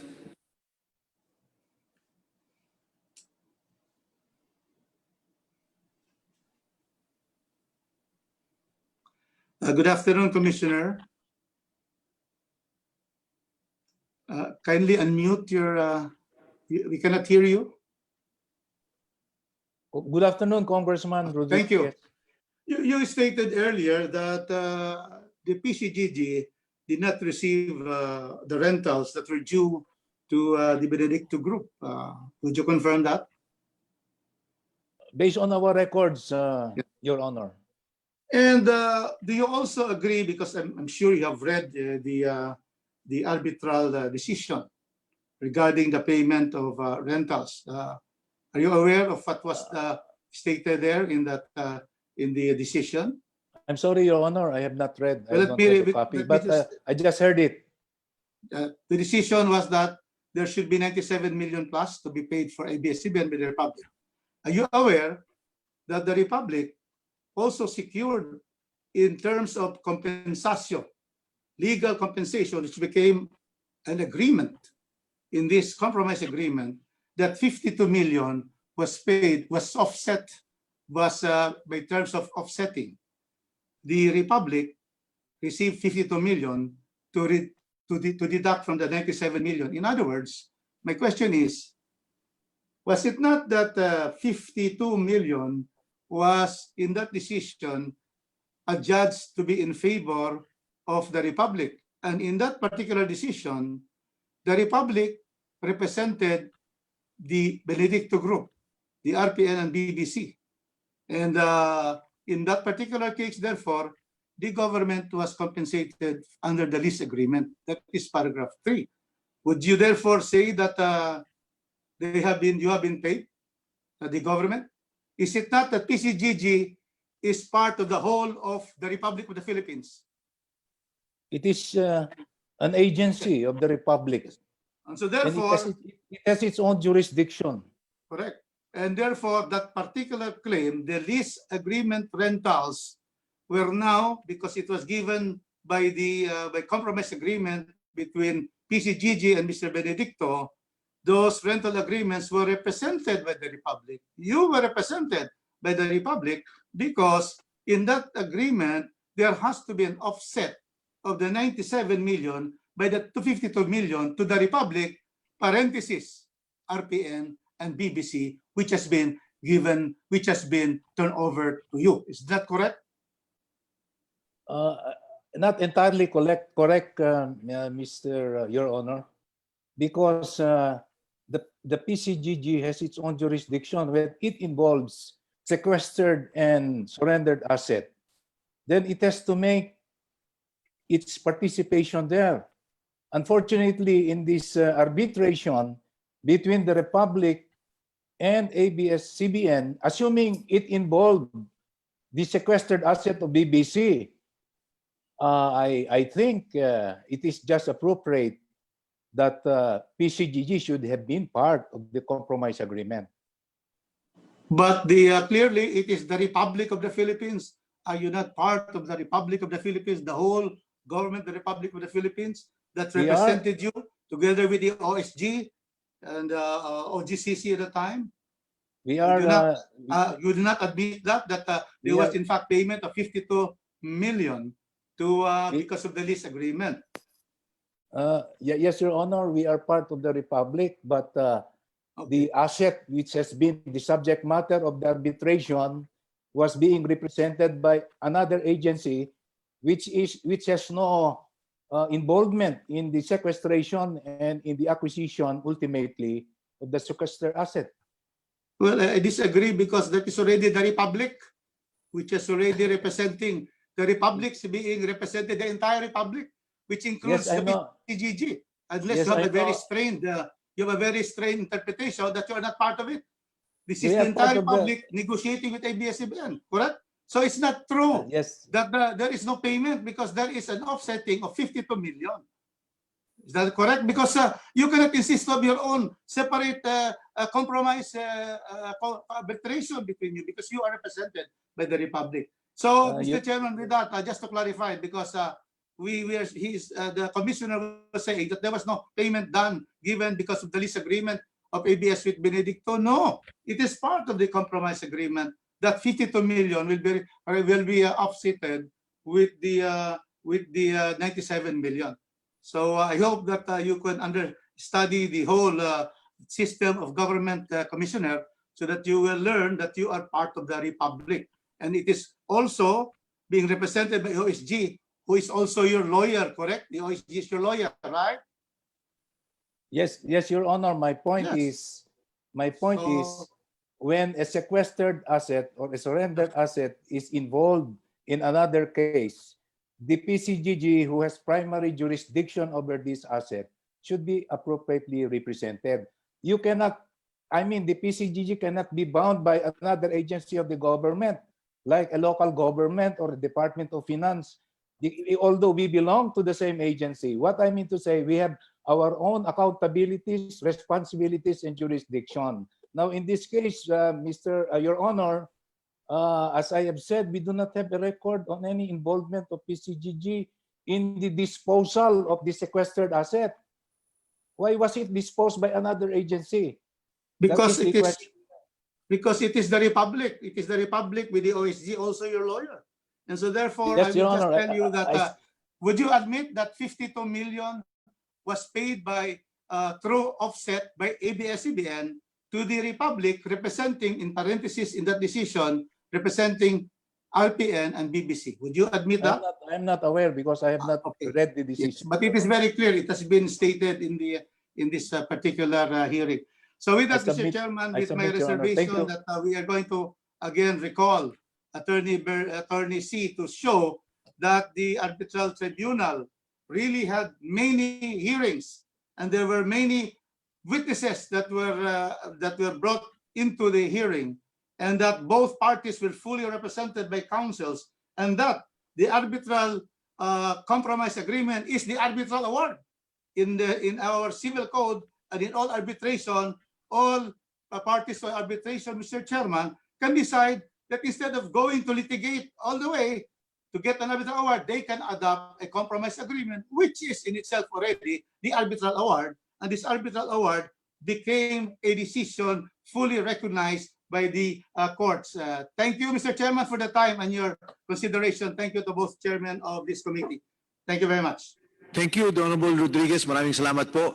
Ngayon naman po itatawagin natin mula po sa Dasmariñas ang malapit na kaibigan ni Attorney Jake Almeida. Hindi na maka-answer si C. If you can kindly mute the mic of the Honorable Rodriguez. The Honorable PD Barsaga. Maraming salamat, Chairman Defensor. Unang-una, nais kong maglinaw lamang sa mga puntos na sinabi ni Commissioner Agbayani. Commissioner Agbayani, please. Yes, Your Honor. Base sa mga statement mo kanina, ating nalinawan na walang rate of sequestration na inisyu ang pamahalaan ni Cory Aquino, not even Secretary Ponce Enrile, laban sa mga pag-aari ng ABS-CBN. Tama po ba? Opo, Your Honor. Sa katunayan, alam natin na pagkatapos ng HR Revolution, possession ng mga properties ng ABS-CBN, specifically Channel 2, ay nakuha ng Lopez family. Tama po ba? Yes, Your Honor. At sapagkat nakuha na, walang rate of sequestration na inisyu. Para malinawan natin, si Secretary Ponce Enrile, pati na ang PCGG. Tama po. Tama po yan. Pero pwede po bang akong magpaliwanag ng maiksi Pwede ba lamang? ang pakisagot mo lang tanong? Tama po. Sinabi mo rin kanina na noong March 2, 1986, nag-issue ng sequestration si Secretary Juan Ponce Enrile. Tama po, Your Honor. At ang mga March 1 po, March 1. Ha? March 1. March 1. At ang rate of sequestration ay covered ang mga properties na pag-aari ni Ginoong Roberto Benedicto, katulad ng BBC, Banahaw Broadcasting Corporation, IBC International Broadcasting Corporation, at yung RPN 9. Tama po ba? Tama po, Your Honor. At kailan nalip yung rate of sequestration involving the properties of Roberto Benedicto na subject ng sequestration order ni Secretary Enrile? Noong pong nagkaroon ng compromise agreement at inapprove po ng Sandigan Bayan noong October 2, 1992. So yung compromise agreement, iba yon sa compromise agreement na resulta ng arbitration proceedings na ang sabi mo kanina, hindi mo alam yung compromise agreement ng sequestration proceedings. Iba po yun. Iba po yun. Iba po Kaya yun. sinasabi mo kanina, sapagkat ang mga properties ni Roberto Benedicto ay under sequestration, as a rule, walang makakagamit subject to the final determination of the issue pertaining to ownership. Tama po ba yun? Tama po yun. Ang may control doon sa properties na yon ay ang PCGG bilang isang conservator. Ulit po. Ang pwede lang pong gumamit sa property na yon ay ang PCGG bilang isang conservator. Okay. At yung pag-ari ni Roberto Benedicto, subject matter of writ of sequestration, nagkaroon ba ng final determination kung sino ang may tamang pag-aari? Ang naging may-ari po noon ay nangyari ang determination noong na-approve na po yung compromise agreement noong October 2, 1992, whereby the Roberto S. Benedicto vested ownership of his companies in favor of the government. Sa madaling sabi, tama ba ang aking impresyon na yung mga properties ni Roberto Benedicto, subject matter ng writ of sequestration, base sa compromise agreement, ay sinauli sa Republic of the Philippines by virtue of the compromise agreement dated October 1992. Tama po. Yung ownership, yung ownership ang binigay ng compromise agreement sa Republic of the Philippines. And because of that compromise agreement, katulad ng provision sa bawat compromise agreement, the parties are waiving their civil as well as criminal liability, which one may have over the other. Tama po ba? That was one of the stipulations in the compromise agreement. At sapagkat yun naman compromise agreement is not contrary to law, nor to equity or for any reason, inapruban niya ng ating sandigang bayan. Pati po ng Supreme Court. Pati ng Korte Suprema. Opo. So malinaw na ngayon, ang writ of sequestration ay yung pag-aari lamang ni Benedicto at walang writ of sequestration insofar as Channel 2 or other properties of ABS-CBN are concerned. Tama po ba yun, Commissioner? Wala pong writ of sequestration against ABS-CBN Corporation. Sequestration ang ABS-CBN September 14, 1986, nasa kanila na ang posesyon ng ABS-CBN kung kaya't nakapag-eri na sila noong September 14, 1986. O hindi mo alam yon? Tama po, sila na po ang nagkaroon ng posesyon noong mga equipment ng radio and television stations ng BBC based on the order of PCGG. But their possession is merely temporary, subject to the final adjudication in civil case number 34. Mr. Chairman, maaari po bang makapagsalita at makagawa ng isang final statement? Yes, go ahead, Honorable Barsaga. And after that, a short manifestation by the Honorable Vilago. Congressman Barsaga, you're recognized. Well, una-una, alam ng bawat Pilipino na tayo ay nanonood sa ABS-CBN. Sa katunayan, kahit na ako ay isang abogado, nanonood ako ng mga palabas ng ABS-CBN. TV Patrol, yung kanilang mga soap opera during my pastime period. Pero ang pinag-uusapan po natin dito, hindi yung mga palabas ng ABS-CBN, hindi po yung emosyonal na epekto sa ating mamamayan, kundi ang pinag-uusapan po ay yung legalidad at kung mayroong paglabag sa ating saligang batas at sa prangkisa na inisyu ng Kongreso ng Republika ng Pilipinas. Alam din po ng lahat na nagkaroon tayo ng EDSA revolution. At base sa dokumento, as early as April 17, 1986, nagpadala na ng sulat ang dating Senador Lorenzo Tañada kay Ginang Cory Aquino para bawiin ang mga pag-aari ng ABS-CBN na kinuha ng panahon ng batas militar. Ang sabi nga po ni Ginang Cory Aquino, we have to be transparent.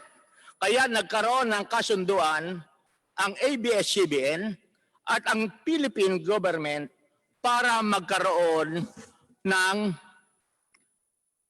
arbitration agreement. Ito pong arbitration agreement ay ginawa noong January 6, 1987.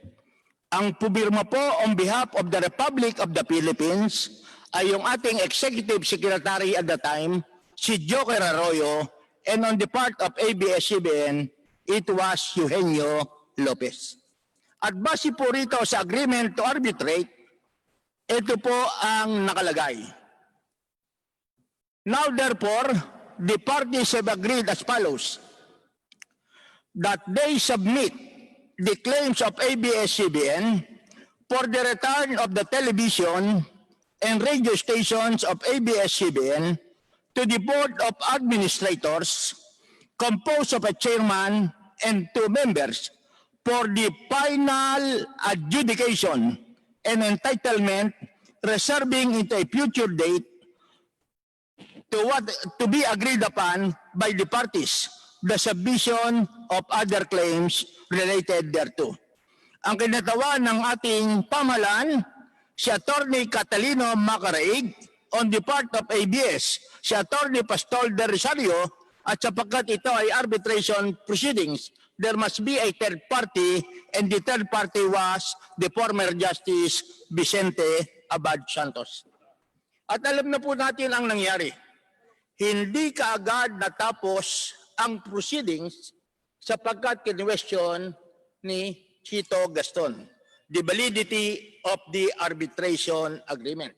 At ang sabi naman ng Korte Suprema, valid yung pagkakaroon ng arbitration agreement sapagkat during that time, President Cory Aquino is exercising both legislative and executive powers. Sa madaling sabi, pagkatapos ng desisyon ng Korte Suprema, itunuloy ang arbitration proceedings. And because of that arbitration proceedings, finally, nagkaroon na ng desisyon ang arbitration board.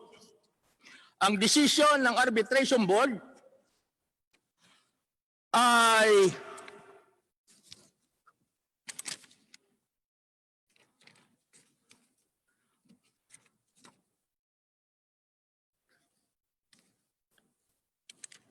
naganap.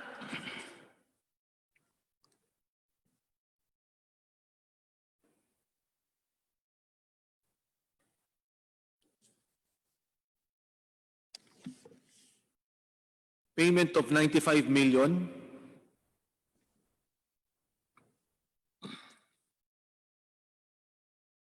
Ang desisyon ay May 23, 1995.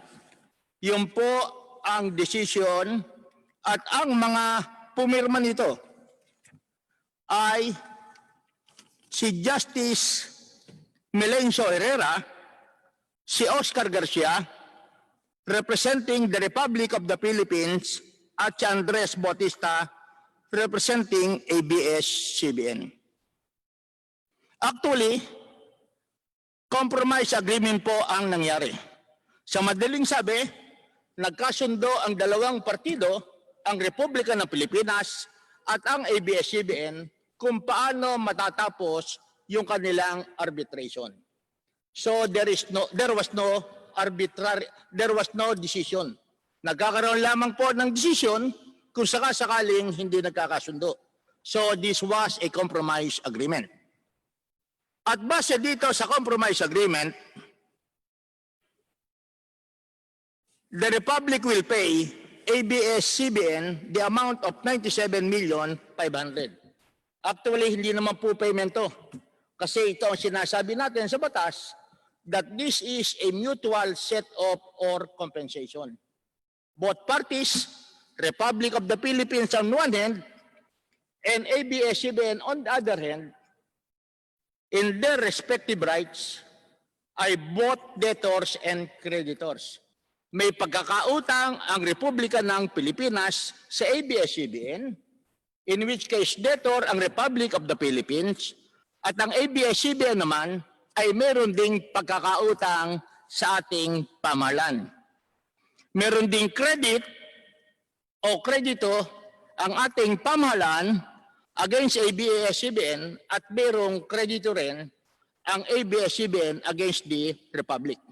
Nakalagay po rito, 97,500,000 ang babayaran ng national government. In which case, yun po ang pagkakautang ng Republika ng Pilipinas, 97,500,000.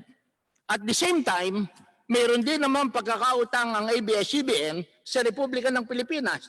Ano ang unang pagkakautang? Number 1, 13,291,000, representing the total tax liability of ABS-CBN in CAGR case number 29557 shall be set up or deducted against the payment or obligation of the Republic of the Philippines. Yun po ang tinatawag nating unang component ng compromise agreement. Pangalawa, the amount of 54,294,867.55, yun po ang babayaran ng ABS-CBN sa Republika ng Pilipinas because ABS-CBN has a lease contract with the Republic regarding the properties of RPN9 and BBC. Yun po ang nakalagay dito at yun po ang sinasabi ni Commissioner Agbayani that there was a lease contract. At pangatlo, kung ano yung natitirang 29,913,737.45, yun naman po ay i-credit sa mga taxes na ibabayad or chargeable against ABS-CBN in the future.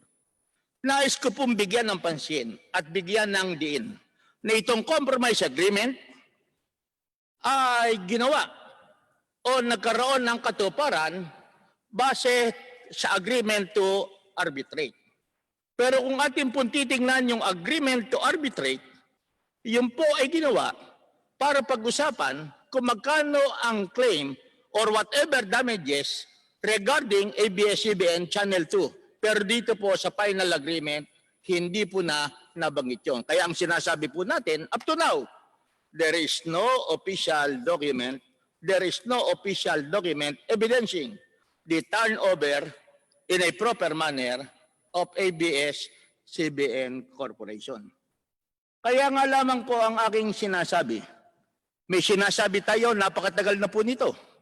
Talaga po, matagal na to. Nangyari pa to right after the EDSA Revolution in 1986. 34 na taon na po ang nakaraan. At ang sinasabi ng ibang abogado, prescription has already set in. Ngunit nais ko pong ipalaala na base sa provision ng Civil Code, Article 1108, Paragraph 4, to be explicit, acquisitive and prescriptive prescription, although it runs against juridical persons, ang exception is that there is no prescription against the government or the state or any of its political subdivision. Ang ibig pong sabihin, kahit na po 50 taon ang nakakaraan, kung mayroong karapatan ng ating pamahalaan na habulin ng isang bagay, pwede niyang gawin at marami na pong desisyon dito ang Korte Suprema ng Pilipinas. At ito lamang po ang aking masasabi. I am not against ABS-CBN Corporation. I am not in favor of ABS-CBN Corporation.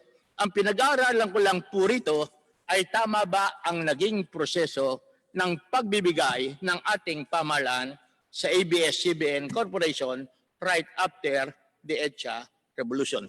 Maraming salamat po, Mr. Chairman. Thank you, the Honorable Barsaga. I now recognize the Honorable Villago. Thank you, Mr. Chair. Mr. Chair, may we request the Makati RTC Branch 65 to produce the original copy of the 1995 RTC decision?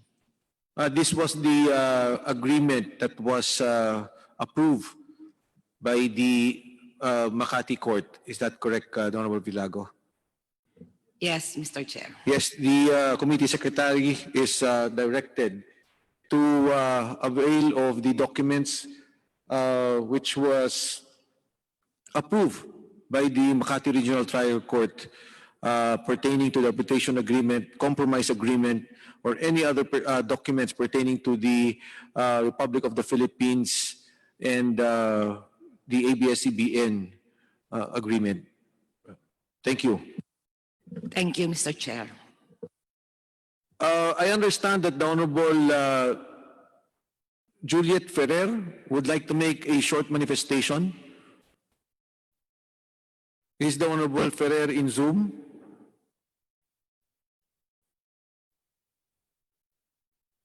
Well, at a proper time, because this was a request by the Honorable Ferrer, maybe at a proper time she can make her manifestation. I now go back to, well, I now relinquish the presiding duties to the Honorable Chairman of the Committee on Legislative Franchise, the Honorable Alvarez. Mr. Chairman? Thank you, Chair Kong Mike Defensor. Atin na pong isinasara ang paksa ng pagkakuha muli ng Pamilya Lopez sa ABS-CBN pagkatapos ng EDSA Revolution. Marami pong lumabas na impormasyon na makakatulong sa mga members na magkaroon ng informed and fair point of view sa usaping ito. Bago tayo lumipat sa kabilang issue, nais ko lang po linawin para sa kaalaman ng lahat na ang invitation po kay Attorney Belcisi ay pinadala po yan kaagad noong Tuesday ng umaga kasi nga po tayo ay mag-alas 10 ng gabi natapos ng Lunes. So hindi lang po natin alam kung bakit po siguro na kanina lang po na nakuha ni Attorney C yung invitation, pero gusto natin ilagay sa record at para malaman ng lahat, Tuesday morning pa po pinadala yung mga invitation. So para lang po makorek kanina kasi twice po nabanggit ni Attorney C na 1 hour ago na lang nakuha yung invitation. Tuesday pa po natin pinadala yan. I-remind din po natin sa Attorney C na kung ano man po yung mga mahanap niyang documents na hinihingi po ng ating mga members ay sana po may bigay po sa committee ASAP po. So maraming salamat po. So ngayon, Mr. Chair. Kong Marcoleta. Thank you, Mr. Chair. Doon po sa paghingi po natin ng record, let us be guided by 2 items. Dalawa po yung agreements to arbitrate. Ang isa po ay may petsang 1987, yung isa po 1993. Gusto ko pong balikan yon para magkaroon po tayo ng guide kung ano pong dokumento ang hinahanap natin. Dalawa po kasing items ang binabanggit dito sa dalawang arbitration agreements. Babasahin ko na po, medyo malabo lang, pero ang sabi po rito doon sa 1987 arbitration agreement, number 1, that they submit the claims of ABS-CBN for the return of the television and radio stations of ABS-CBN to a board of administrators composed of a chairman and 2 members for final adjudication and settlement, receiving into a future date to be agreed upon by the parties, the submission of other claims related thereto. Number 2,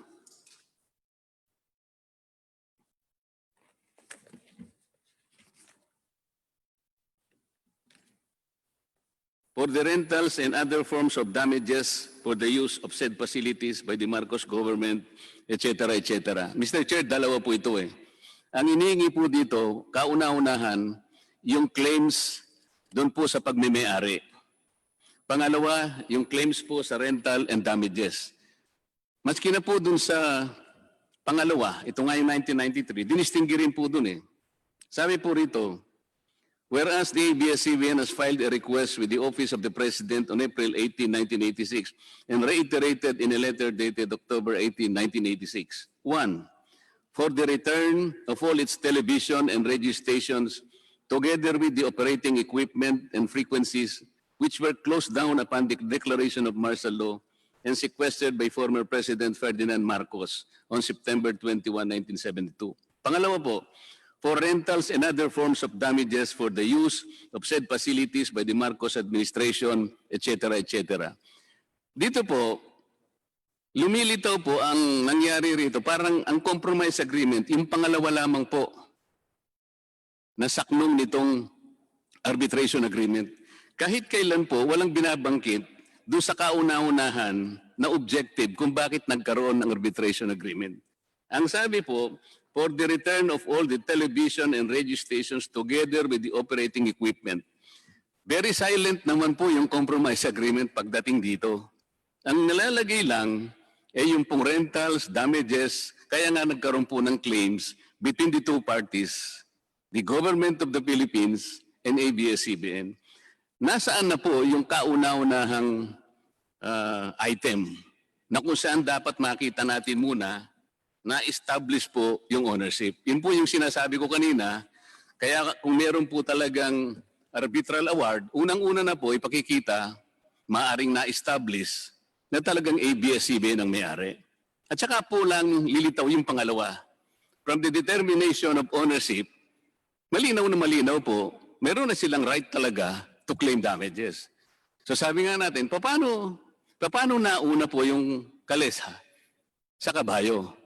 So, ang inihingi po nating record, Mr. Chair, ay yung magtetestigo sa dalawang bahagi ng arbitration agreement na pinagpasyahan nga na determine ng walang kaduda-duda na ang pagmemeari ng pasilidad na kineklaim ng ABS-CBN na patunayan po sa ebidensya, sila po. Pangalawa po, doon pa lang magkakaroon ng compromise agreement. Parang hindi po kumpleto. Kaya pong inihingi natin record po. Salamat po sa paglilinaw, Mr. Chair. Maraming salamat. Chairman Alvarez, if I may clarify. Yeah, please proceed po, Chair Mike. Yes, Chairman Alvarez, ang binabanggit po ng ating Honorable Marcoleta, yun din po yung dokumento na hinihingi natin kay Attorney Belsi ng Board of Arbitrators. Doon po makikita natin yung mga dokumento. Kung meron man po, kung binanggit na rin po ni Attorney Redonia nung mag-usap, sabi niya meron daw ginawang audit, doon po makikita natin lahat officially from the Board of Arbitrators. Sa kaso naman po ni Congressman Villago, yung binabanggit po niya from the Makati Regional Trial Court, meron po naman din dito sa submission ng ABS-CBN, but we wanted to make it official from the Makati Regional Trial Court. And also from the PCGG, may mga hinihingi din pong dokumento kanina tungkol doon sa mga usapin dito po sa ating mga dokumentong pangangailangan. So yun po, Mr. Chairman, yung mga dokumento na sinabi na rin po naman natin sa ating Committee Secretariat. Thank you, Mr. Chairman. Maraming salamat sa clarification na Kong Mike.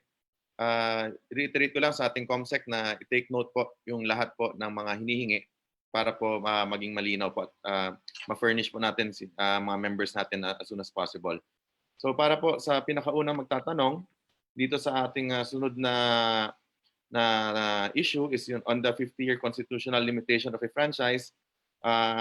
Pakinggan po muna natin ang ABS-CBN sa kanilang pahayag tungkol sa issue na ito. ABS-CBN, you have the floor. Mr. Chair, may I request that Attorney Ayo Bautista be recognized. Attorney Ayo Bautista, you are recognized. Paki-unmute lang po si Attorney Ayo. Magandang hapon po. Narinig po ba ninyo ako? Malinaw po, Attorney Ayo. Please proceed po. Salamat po. Good afternoon to the Honorable Chairman of the Joint Committees. Good afternoon to the members of the committees and sa lahat po ng ating mga congressmen at congresswomen. Ang sinasabi po ay dapat i-deny ang franchise application ng ABS-CBN dahil po ito ay lumalabag sa Section 11, Article 12 ng ating 1987 Constitution.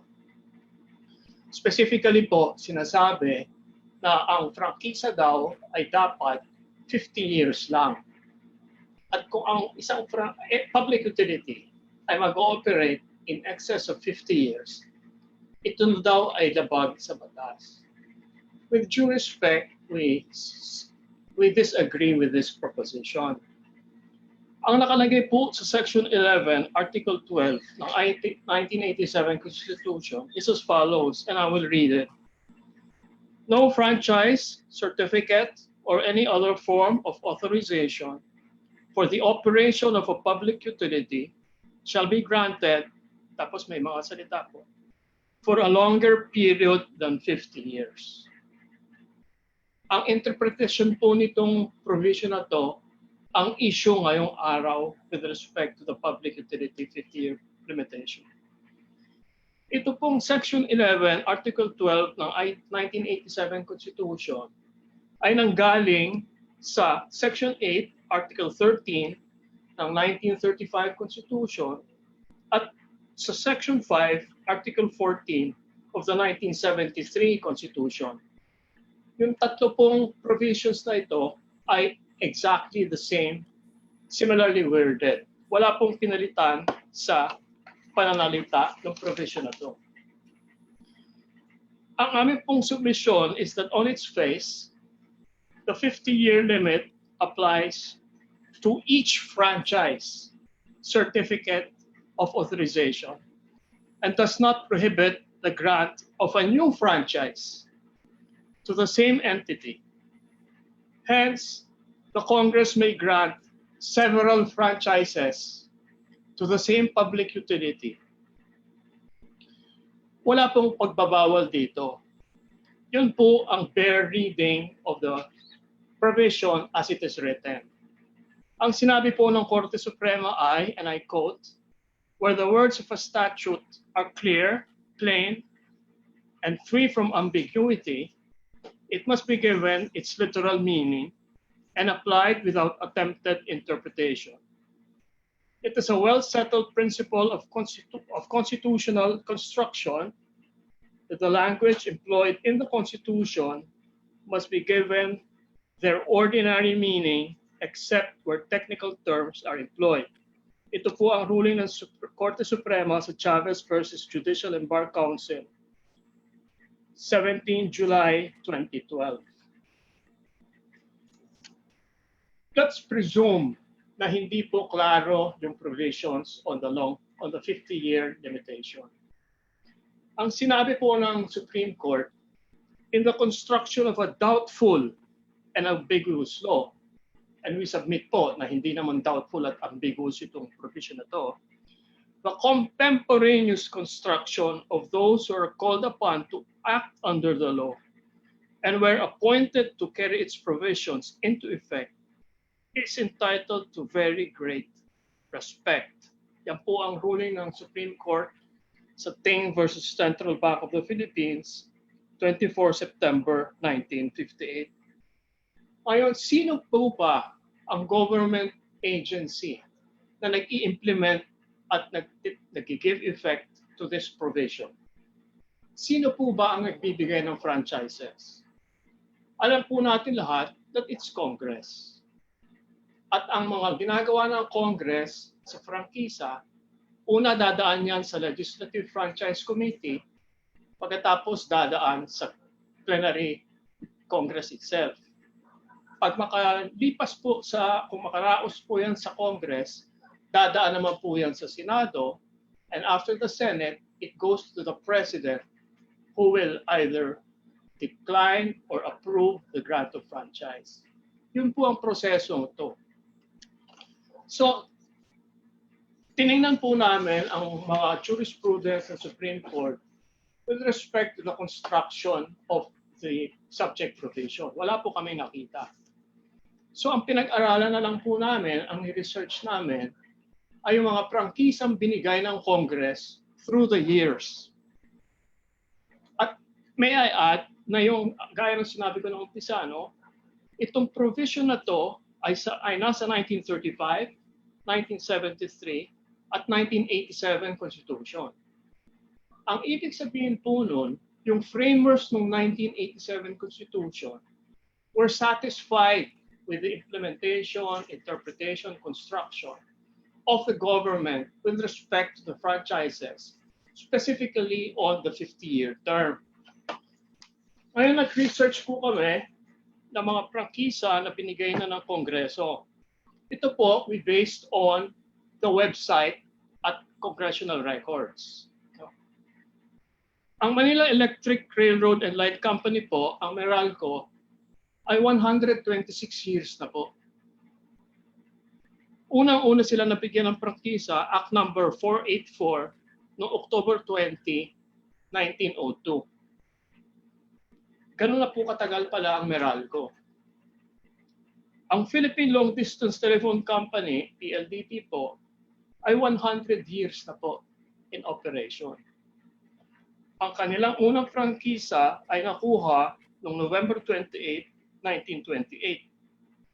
Totaling 100 years ang PLDT.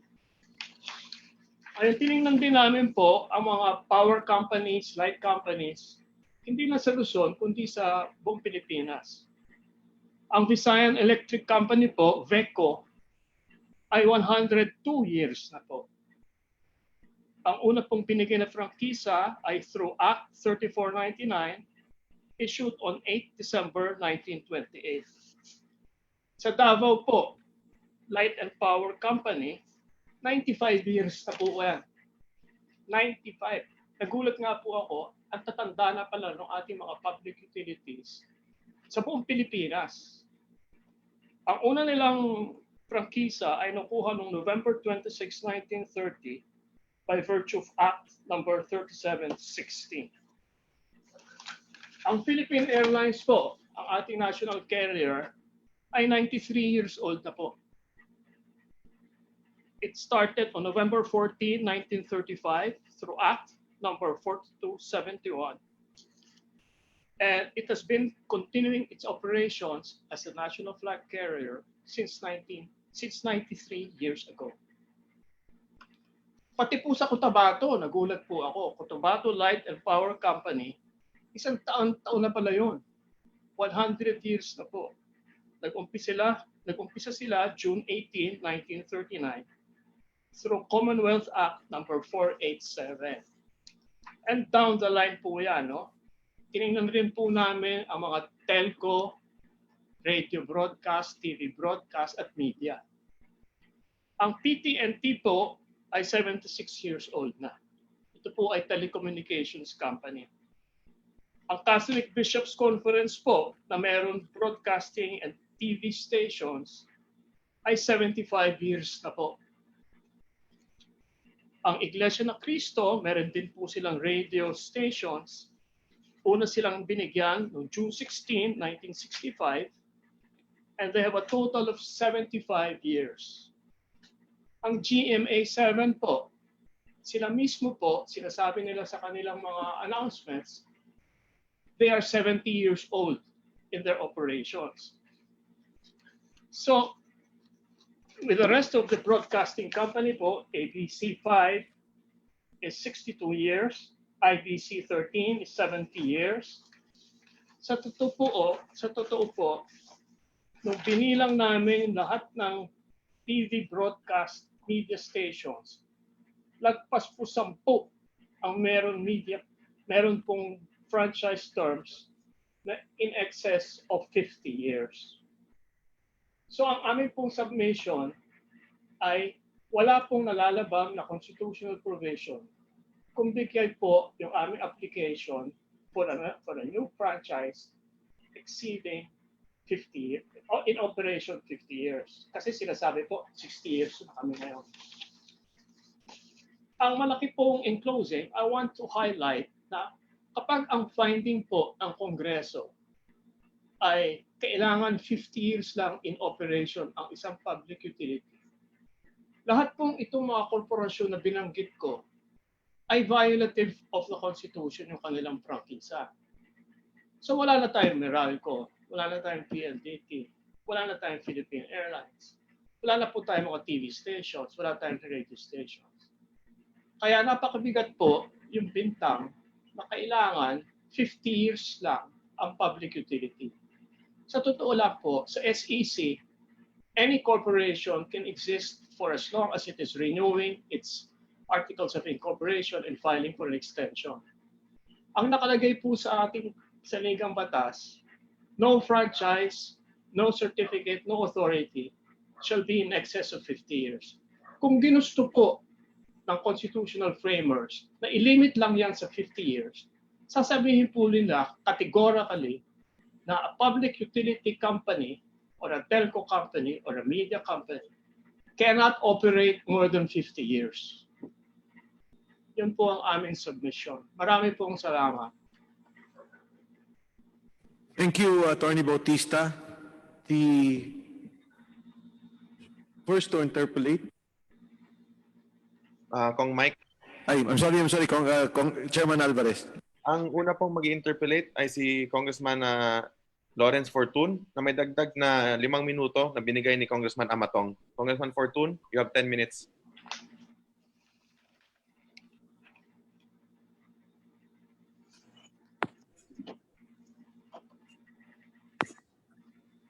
Mr. Chair, can I be heard now? Yes, malinaw po. Please proceed po. Yes, Mr. Chair. Ang una ko pong tanong, Mr. Chair, ay para sa Department of Justice. Meron po ba tayong representative from the DOJ?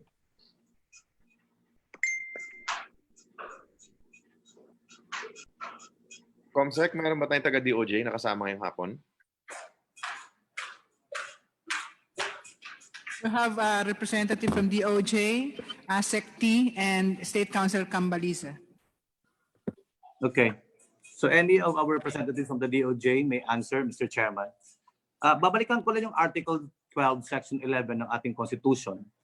It says, no franchise, certificate, or any other form of authorization for the operation of a public utility shall be granted except to citizens of the Philippines or to corporations or associations organized under the laws of the Philippines, at least 60% of whose capital is owned by such citizens.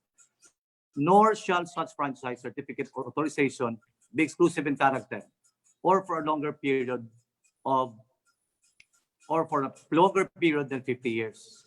Tanong ko sa DOJ, based on this provision of the Constitution, can a corporation be issued a single franchise for a public utility, say mass media, for a period of 50 years? Diretsong 50 years for a single franchise. Because the practice has always been for Congress to grant 25 years franchise.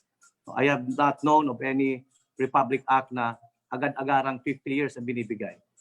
Is it legal or is it constitutional to issue a franchise for a period of 50 years? Magandang hapon, Mr. Chairman, at magandang hapon, Congressman Fortun. Salamat po sa tanong mo. Unang-una, ang provision nito ng Constitution, in Article 12, Section 11, specifically nag-a-apply ito sa public utilities. Ngunit, maaari nating sabihin na mag-a-apply ito by analogy sa mga mass media company. Specifically dun sa tanong ninyo, kung pwede bang exactly 50 years ang franchise na ibibigay ng Congress sa isang aplikante. Para sa DOJ, maaari naman po ito gawin. Ang limitasyon na linalagay ng Constitution ay 50 years at ang Congress ay may kapangyarihan na magbigay ng kahit anong term as long as hindi ito lumampas ng 50 years. So a single franchise can be for a period of a maximum of 50 years, no? That's what we're saying. Now, after po mag-lapse itong 50 years na binigay ng Kongreso sa isang korporasyon, can Congress again issue another franchise? This time for a shorter period, say for 25 years. Yes, Your Honor. Congress can once again issue a franchise to the same applicant, to the same grantee. Tulad ng sinabi ni Attorney Bautista ng ABS-CBN, ang qualifier, ang limitation, ang 50-year limitation under the Constitution pertains to the franchise itself and not to the grantee. And for that renewal franchise, for that new franchise, once again, Congress has the discretion to fix the term of that franchise as long as that term does not exceed the 50-year limitation. Okay. In other words, what is not allowed is for Congress, to give a single franchise of a period exceeding 50 years. but it can be an accumulated period of more than 50 years, basta iba-ibang prangkisa, none of which exceeds 50 years. No?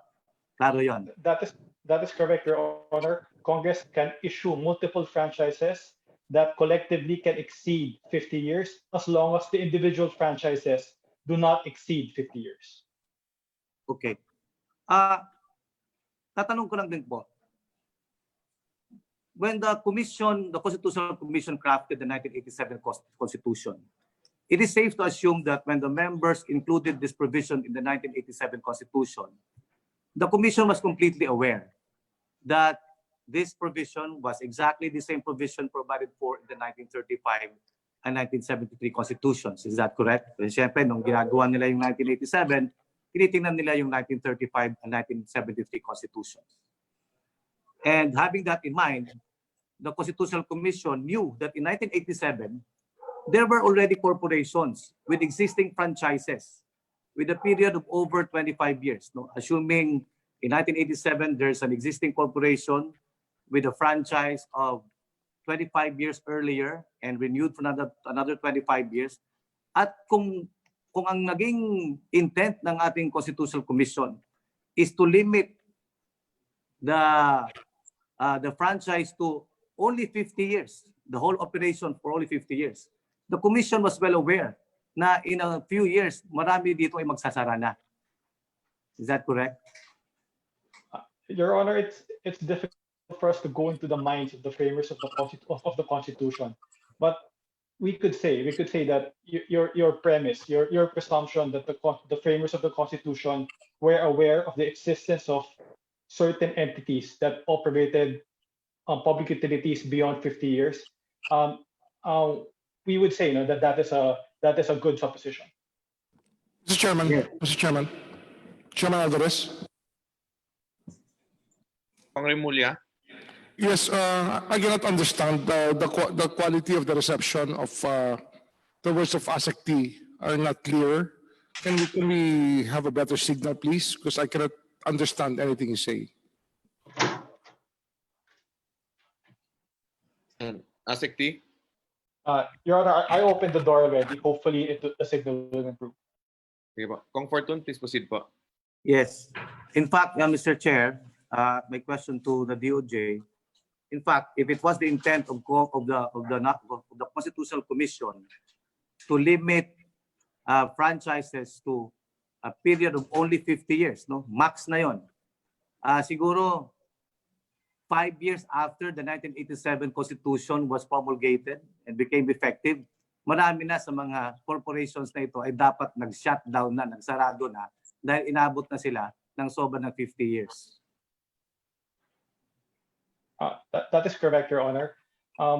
Counsel for ABS, Attorney Bautista, pointed to several examples of entities that have operated for more than 50 years under multiple franchises. And had the interpretation been, had the view been that the 50-year limit applies to the grantee, it would be fair to suppose that those entities would have long shut down. Yes. In fact, in 1987, when the Constitutional Commission was crafting a new constitution, marami sa mga korporasyon na to, 50 years in operation na. If that was the intent of the Constitution to limit it to 50 years, a year later, sarado na tong lahat na to. No? Now, I shift my question now to the National Telecommunications Commission, NTC. May NTC po ba? Kong Fortune, nandyan po yata si Commissioner Cordova. Okay. Para sa NTC, may mga binanggit kasi kanina na mga corporations na si Attorney Bautista. Specifically, no, yung mga broadcasting corporations. He mentioned about GMA and some others. Pero hindi na mention yung iba. But I also made my own little research, no, from the website, also the House of Representatives, so from Congress. And I also saw other broadcasting corporations, no? Ang operations ay sobra-sobra na talaga. And I'd like to ask the NTC, no, tungkol dito. For example, the Manila Broadcasting Corporation was first issued a franchise in 1950. Tapos in 1994, meaning 44 years later. In 1994, binigyan ng another 25 years. So diyan pa lang lagpas na. And in 2018, another 25 years. So that makes it 50 plus 44, 94 years na lahat-lahat ang prangkisa binigay sa Manila Broadcasting Corporation. Then we have Cebu Broadcasting, 1950, ang unang prangkisa. In 1995, that's 45 years later, 25 years na naman na prangkisa ang binigay. And in 2019, only recently, 25 years again. So that's a total already of 50 plus 45, 95 years no, na period ng prangkisa. You have the Philippine Broadcasting Service, 1950, binigyan ng prangkisa. 45 years later, another 25 years. And 25 years later, another 25 years. I have a long list no, of many broadcasting corporations whose operations are even much, much older no, than that of ABS-CBN. Kasi I understand ABS-CBN got its first franchise only in 1950. Itong mga to, mas matagal pa yung iba kaysa ABS-CBN. Now, ang question ko sa NTC, has there been any instance that the National Telecommunications Commission questioned the issuance of these franchises that have exceeded already the period of 50 years pag pinagsama-sama mo lahat ito? Can you hear me, Your Honors? Malinaw po ba? Malinaw, Commissioner Cordova. Please proceed. Okay. Your Honors, what happens po kasi is that once we get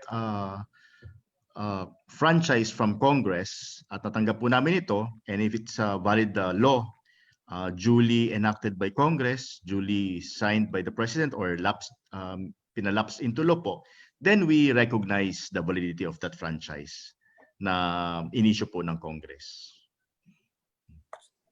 Was there any instance that the DOJ, for example, not only the current DOJ, but the previous leadership of the DOJ, advised the NTC to refrain from giving appropriate authority no, to these corporations that have been issued franchises by Congress on the ground that the franchise given by Congress already violated the Constitution because the period given to these corporations to operate broadcasting companies have already exceeded 50 years. Wala po nangyaring ganon ever since.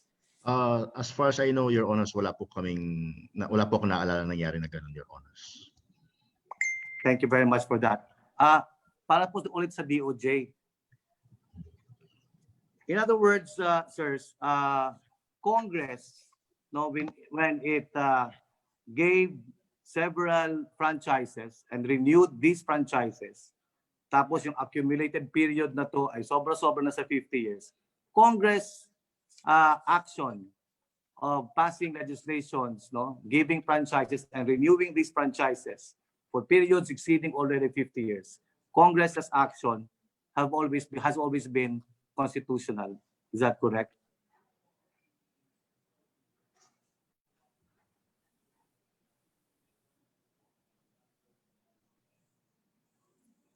From the DOJ?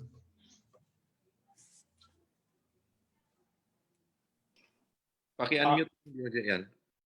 Okay, I'm unmuted already, Your Honor. Yes, Your Honor. The 50-year period pertains to the franchise itself.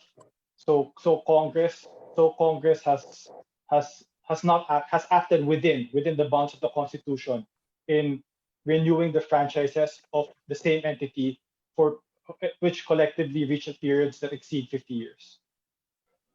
Kasama na rin po ang pagpirma ng ating Pangulo sa mga batas na ito, no? Mula nung 1920s hanggang sa kasalukuyan, and under the current administration, I have here as far as broadcasting corporations or broadcasting companies are concerned, we have Manila Broadcasting Corporation 2018, tapos Cebu Broadcasting Corporation 2019, ang Philippine Broadcasting Service noong 2019, itong Far East Broadcasting Corporation ng 2017, GMA 2017.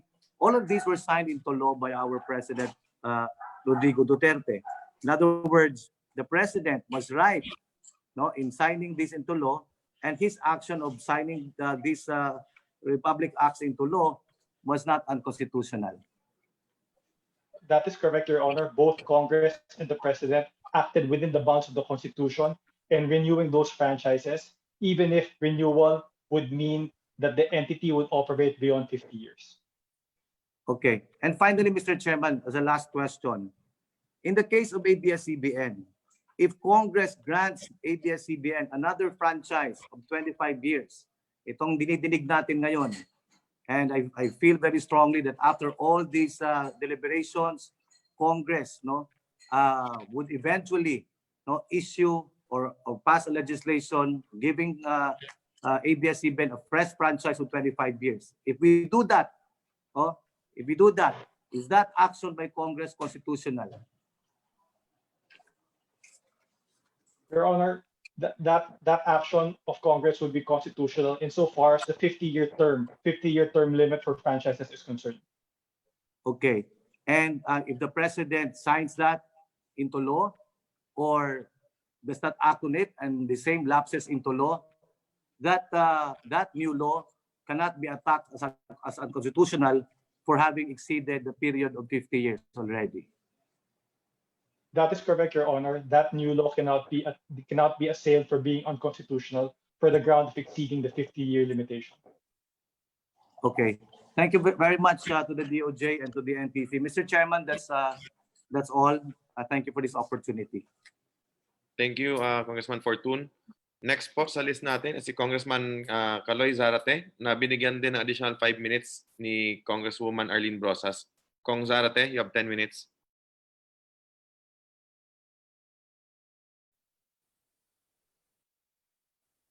Mr. Chairman is out of the plenary hall. Balikan na Meeting room. Balikan na lang po natin si Kong Zarate.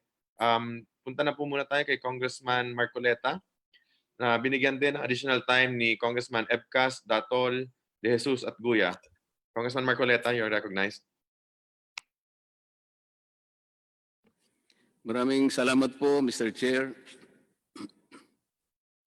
Ang pinag-uusapan po natin ngayon ay itong provision sa ating saligang batas, Article 12, Section 11, na kung saan ay sinasabi nga po yung phrase na or for a longer period than 50 years.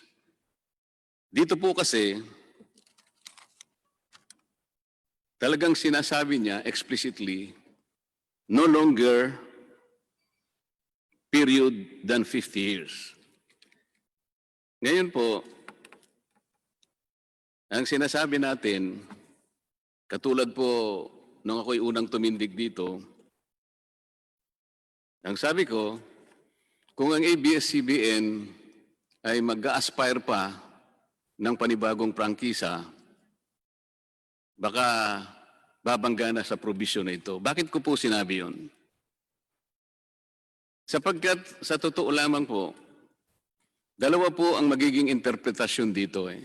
Alin man dito is within the complete prerogative of Congress. Yung pong restrictive or strict interpretation o kaya yung liberal interpretation. Totoo po na in the final analysis, it will be Congress who will use its discretion kung palalawigin yung maximum na 50 years. At sa maraming pagkakataon, totoo rin po na lumampas ang maraming mga kumpanya sa limit na yon. Bakit ko po sinabi, in particular, ang ABS-CBN sa aking palagay ay hindi na kailangang lumampas pa doon sa limit na yon. Mr. Chair, in my own analysis, I am applying the restrictive and strict application or interpretation of this provision of the Constitution. Unang-una po, isa-isa po nating ipinakikita yung nakikita nating napakaraming paglabag sa ating mga batas, lalong-lalo na po sa ating saligang batas. Kung discretion po ng Congress ang mag-extend, discretion din po ng Congress na tingnan niya na maaaring hindi na po niya extend. Bibigyan ko po kayo ng halimbawa. Ito pong sulat ng ABS-CBN sa ating Chairman, Honorable Franz Alvarez, na may petsang May 28, 2020. On the issue of, does the ABS-CBN application violate the Constitution requiring that franchise should only be for 50 years, considering that the company has allegedly been using a legislative franchise for more than 63 years, we submit here a list of companies granted legislative franchises. Ginawa po nila itong Annex G. At dito nga po sa Annex G, binanggit kanina ni Congressman Fortun, nauuna po rito yung Manila Broadcasting Company at yung 12 po na nasa baba. Pwede ko po bang itanong sa ABS-CBN, ito po bang 13 mga kumpanya na kinalap ninyo na di umano'y lumagpas pa sa 50 years? May nilabag po bang batas ito sa record ng Kongreso? Nung po bang ito ay pinagdidebatihan, and when all these companies in their applications for franchise within so many periods, lumitaw po ba yung maraming paglabag? Halimbawa po, Manila Broadcasting Corporation. Hindi ba dapat kayo pong magpatunay na meron silang paglabag? Hindi po kami ang gagawa nun. Kayo po dapat ang nagbigay sa amin ng katibayan na lahat ng 13 ito ay lumabag din sa napakaraming mga batas. Kung pwede nyo ngayong questionin ng legislature, and dami rin palang nilabag nitong mga ito, bakit kami? Ayaw nyo kaming pagbigyan. Meron po bang isa man dito sa 13 kumpanya na nilista nyo rito? Na ipapakita nyo sila, lumabag po sila, at sa kabila ng mga paglabag binigyan sila ng prangkisa sa maraming pagkakataon.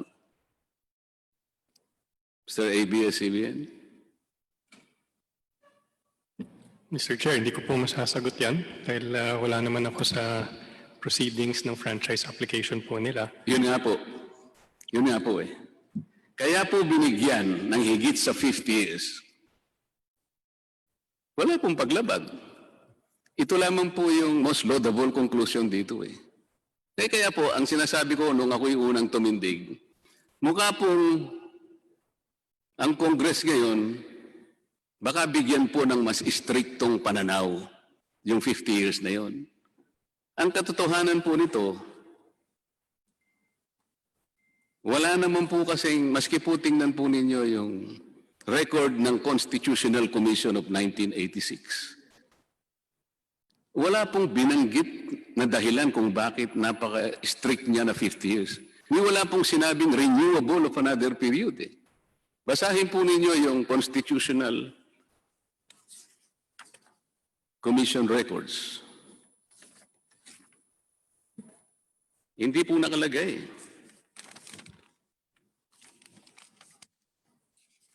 Pwede po bang matanong si Attorney Bautista kung meron po siyang nakitang discussion on the intent of the framers of the 1987 Constitution, kung bakit po sinabi ng Constitution na for a period or for a longer period than 50 years. Meron po bang explanation doon ang framers ng Constitution, Attorney Bautista? Good afternoon po, Congressman Marcoleta. Salamat po sa tanong niyo. Meron po record o wala po? Ano po yun? Doon sa phrase na or for a longer period than 50 years. Ito po kasi yung limit. Meron po bang discussion o meron po bang paliwanag kung bakit sinabi ng mga framers ng Constitution na hanggang 50 years lang? Wala pong sinabi. Ngunit, gaya po ng in-explain ko earlier, yan pong 1987 framers of the Constitution yung tanong lang ko. To know that under the 1935 and 1973 Constitutions, which have exactly the same wording as the 1987 Constitution. Attorney, ang sagot niyo po, wala po, di ba? As to Wala po. how the Congress, the Senate, and the President have interpreted and implemented that provision. Eh, hindi naman po nila pinalitan. Kaya ang amin pong intindi is they are accepting the way Congress, the Senate, and the President, through those many decades, have interpreted and implemented the 50-year provision, which is to limit it to the franchise or certificate only and not to the operation of the public utility. At isa pa po, Congressman Marcoleta, Sorry po, Attorney. Para hindi po tayo magtagal, kung ano po yung tinanong lamang, ang tanong ko lamang po sa inyo, meron po bang further discussion? Ang sabi po natin, wala. Yun lamang po. wala po. Pero kailangan po bigyan niyo kami ng pagkakataon na magsalita rin po. Ito nga po, may susunod pa po akong tanong eh. Okay po, sige po. Okay. Wala rin po siguro nakalagay sa discussion ng mga intensyon ng ating framers ng 1987 Constitution tungkol sa pagpapalawig. Ang totoo nito, wala pong sinabi ron kung palalawigin pa ng the same year. Hindi po ba totoo na wala ring record tungkol doon, Attorney? Wala rin po. Sa totoo Salamat po, po. pati sa Supreme Court, wala kaming nakita. O yun nga po, isusunod ko pang tanong sana, meron na po bang desisyon na nanggaling sa Korte Suprema na kung saan napagtalunan doon at in the final analysis, the Supreme Court made a decision explaining that the 50-year franchise limit is renewable. Wala pa pong kaso ngayon eh. Wala po. Salamat po.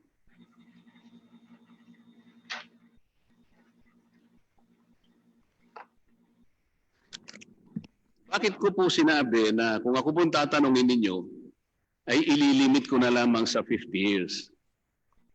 At hindi ko na po papalawigin. Sorry po. Kabisado po ba ninyo, Attorney Bautista, yung Republic Act 5730? Ano po ang title niya? Hindi yata. An act amending the title and certain sections of RA 511 entitled An Act Granting Bolinao Electronics Corporation, etc., etc. Hindi po ako familiar dyan. Okay po, para po malaman po ninyo, ang ibig ko sabihin, nakalagay po kasi sa Section 1 noon, subject to the provisions of the Constitution, the ABS-CBN Broadcasting Corporation is hereby granted a franchise for a period of 50 years. Ulitin ko po, ABS-CBN Broadcasting Corporation is hereby granted a franchise for a period of 50 years from the approval of this amendatory act. Ang date po nito, Atty. Bautista, is June 21, 1969. Familiar po ba kayo sa Republic Act 5731, Atty. Bautista? Hindi po. Ito po ay batas na pinagtibay June 21, 1969 uli po. Kaya parehong araw po, nung binanggit ko kanina, ang title po, An Act Amending the Title and Certain Sections of Republic Act numbered 1343, entitled Granting the Manila Chronicle a Permit to Construct, etc., etc. Sa Section 1 po ng batas na ito, babasahin ko, subject to the provisions of the Constitution, the Chronicle Broadcasting Network is hereby granted a franchise of 50 years from the approval of the Amendatory Act. So kanina po, may 50 years, dito po another 50 years, 100 years na po yun. Atty. Bautista, kabisado po ba yung Republic Act 5733? Hindi po. Ito po may petsang June 21, 1969. Pare-pareho po ito, isang araw lang po. 3 batas ang pinagtibay.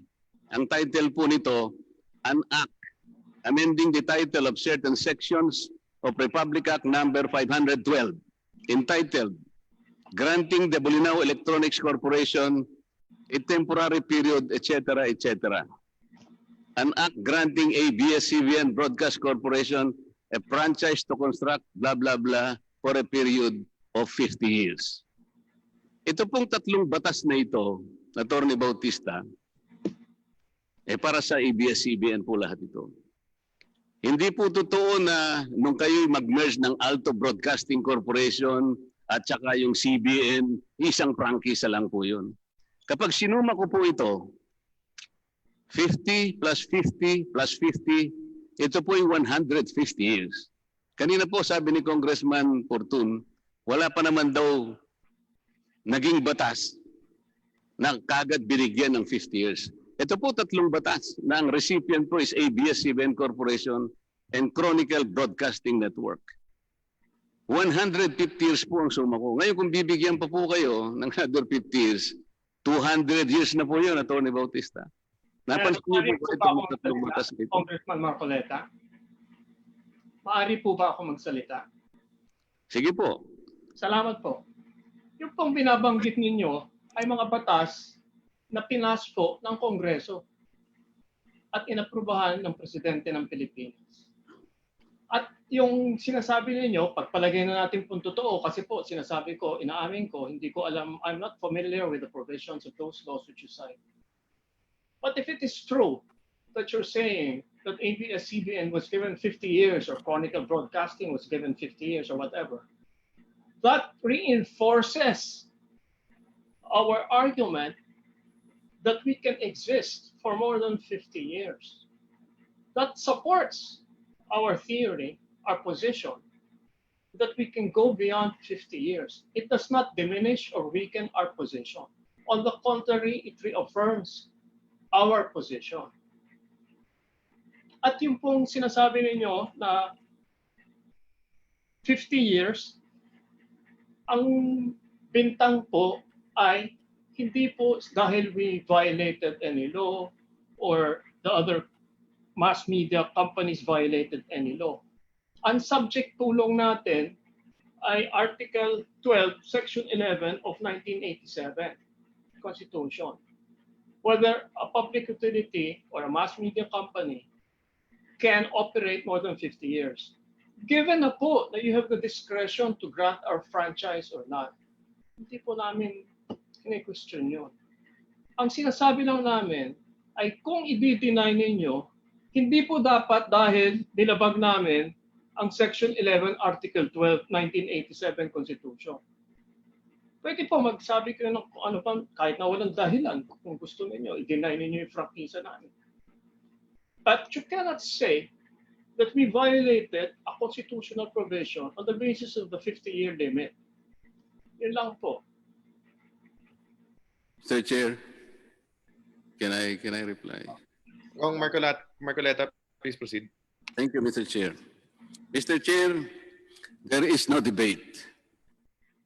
I myself would concede that the 50-year limit is subject to the discretion of the state. A franchise is a special privilege. Only the state, subject to its discretion, can extend the 50-year limit. Ang pinag-uusapan po nito, kung sakasakali po ang isang applicant ay mapapatunayan na napakarami pong paglabag at questionabling hindi pagsunod sa mga kondisyonis ng kanyang prangkisa, katulad ng napapatunayang isa-isa sa pagdinig na ito.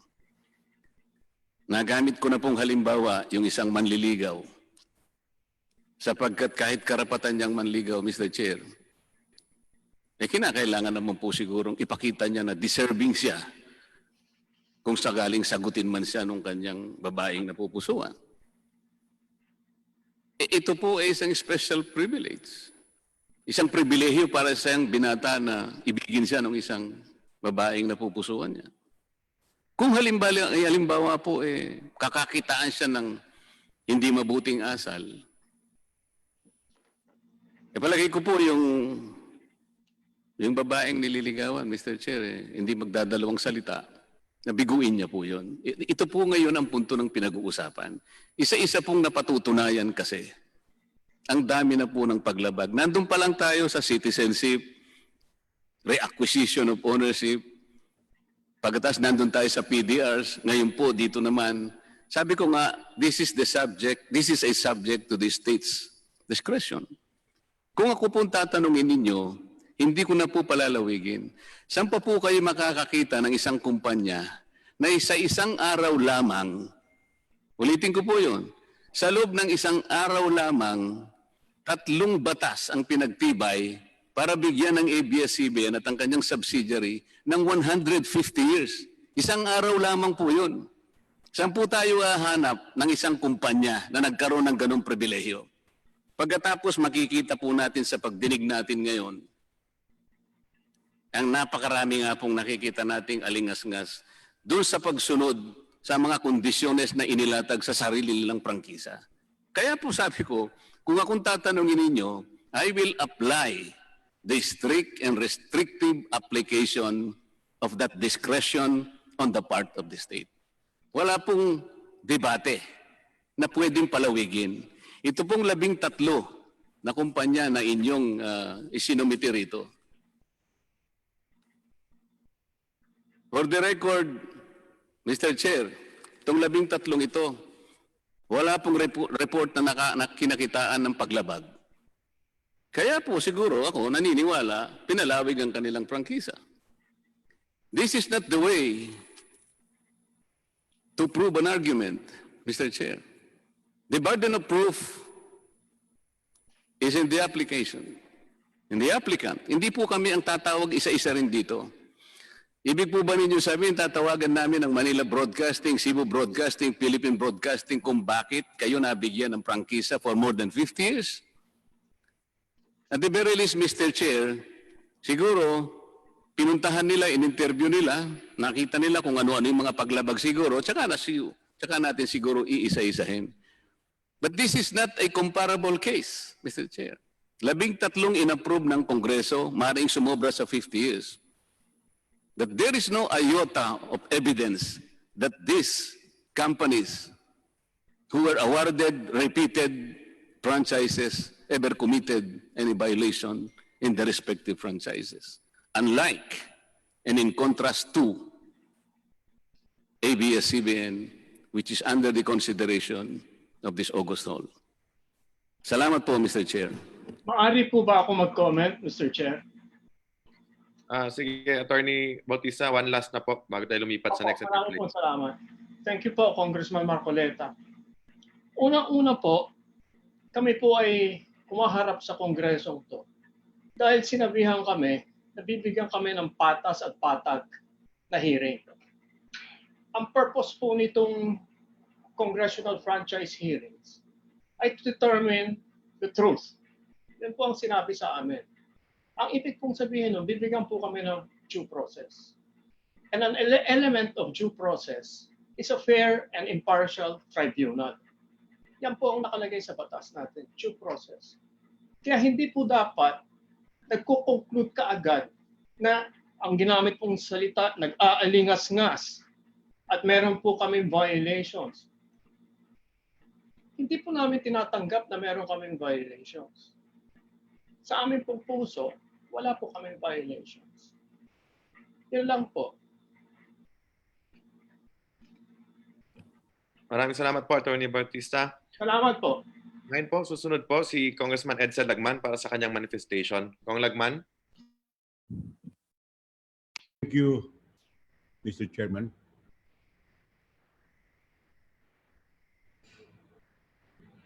This is a manifestation or statement disputing the allegation that the more than 50-year operation of ABS-CBN Corporation disqualifies it from securing a renewal of its franchise under Section 11 of Article 12. The purported ban on the grant of legislative franchise to companies which have operated for more than 50 years is definitely another non-issue based on the following reasons. One, there is no constitutional provision or statute which prohibits the renewal or grant of a congressional franchise to corporations which have been in operation for more than half a century. The question is not whether Congress can grant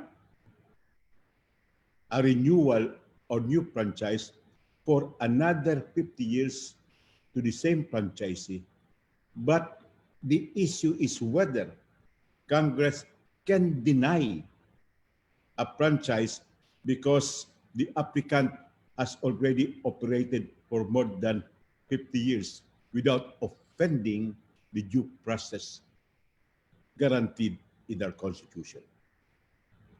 In fact, there are innumerable corporations which have been granted legislative franchises despite their long period of operation of more than 50 years, like GMA7, Bohol Chronicle Radio Corporation, the Catholic Bishops' Conference of the Philippines, Raha Broadcasting Network, and Associated Broadcasting Company, or TB5.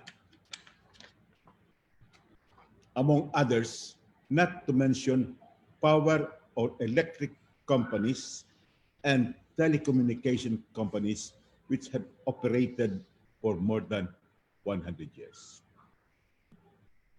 The provision in Section 11 of Article 12, which reads, and I quote, "No franchise, certificate, or any other form of authorization for the operation of a public utility shall be granted, etc., for a longer period than 50 years," only means that there must be a cap of 50 years for each franchise that the Congress may issue at a time. The limitation of 50 years pertains to every single franchise, but not on the accumulated years of operation by a corporation as a franchisee. Section 11 of Article 12 does not prohibit the renewal or grant of a legislative franchise to the same franchisee after the lapse of 50 years. A contrary interpretation is errant and counterproductive because it would be fraud and unconstitutional policy of disqualifying a corporation from securing a renewal or grant of a franchise because of, quote, old age, unquote. Corporations, like wine, become better due to the passage of time. Corporations which have been in operation for more than 50 years have tremendous investments, have gained invaluable experience and expertise, and have indubitable patronage. They should be allowed to continue serving the public and the nation instead of retiring them to oblivion. With respect to mass media, there is a special and more pertinent provision under Section 11.1 of Article 16, which reads, and I quote, "The operation and management of mass media shall be limited to citizens of the Philippines or to corporations, cooperatives, or associations wholly owned and managed by such citizens," unquote. Nowhere in the provision is the effective life of a mass media enterprise pegged to a terminal of 50 years. Senior corporations must be recognized and awarded for the longevity of their public service instead of being discriminated against in the renewal or grant of legislative franchise. The Constitution did not envision or intend that the badge of uselessness must attach to corporations which have reached the golden age. Thank you, Joint Chairman. Maraming salamat po, Congressman Lagman. Sunod po, babalikan na po natin si Congressman Caloy Zarate na binigyan nga ulit ng 5 minuto ni Congresswoman Arlene Brosas. Kong Caloy, meron po kayong 10 minuto. Salamat, Mr. Chair. Nailinaw na po ito ng aking mga kasamahan yung usapin ng interpretasyon doon sa limitation ng 50 years under Article 12, Section 11. At kahit na ang mga tumututol dito sa pagbibigay ng prangkisa sa ABS-CBN ay inamin na rin na hindi ito usapin. In fact, Mr. Chair, in the first place, dapat hindi nga naging issue kung constitutional issue. Kung pwede bang ang isang kumpanya, pagkatapos may mabigyan ng prangkisa for 50 years, ay pwede pa ba uling bigyan ng Kongreso ng panibagong prangkisa for another 50 years? No? Dahil malinaw doon sa ating saligang batas na yung limitasyon na 50 years na yon ay for a particular franchise. No? Sa isang franchise na ibinigay ng Kongreso.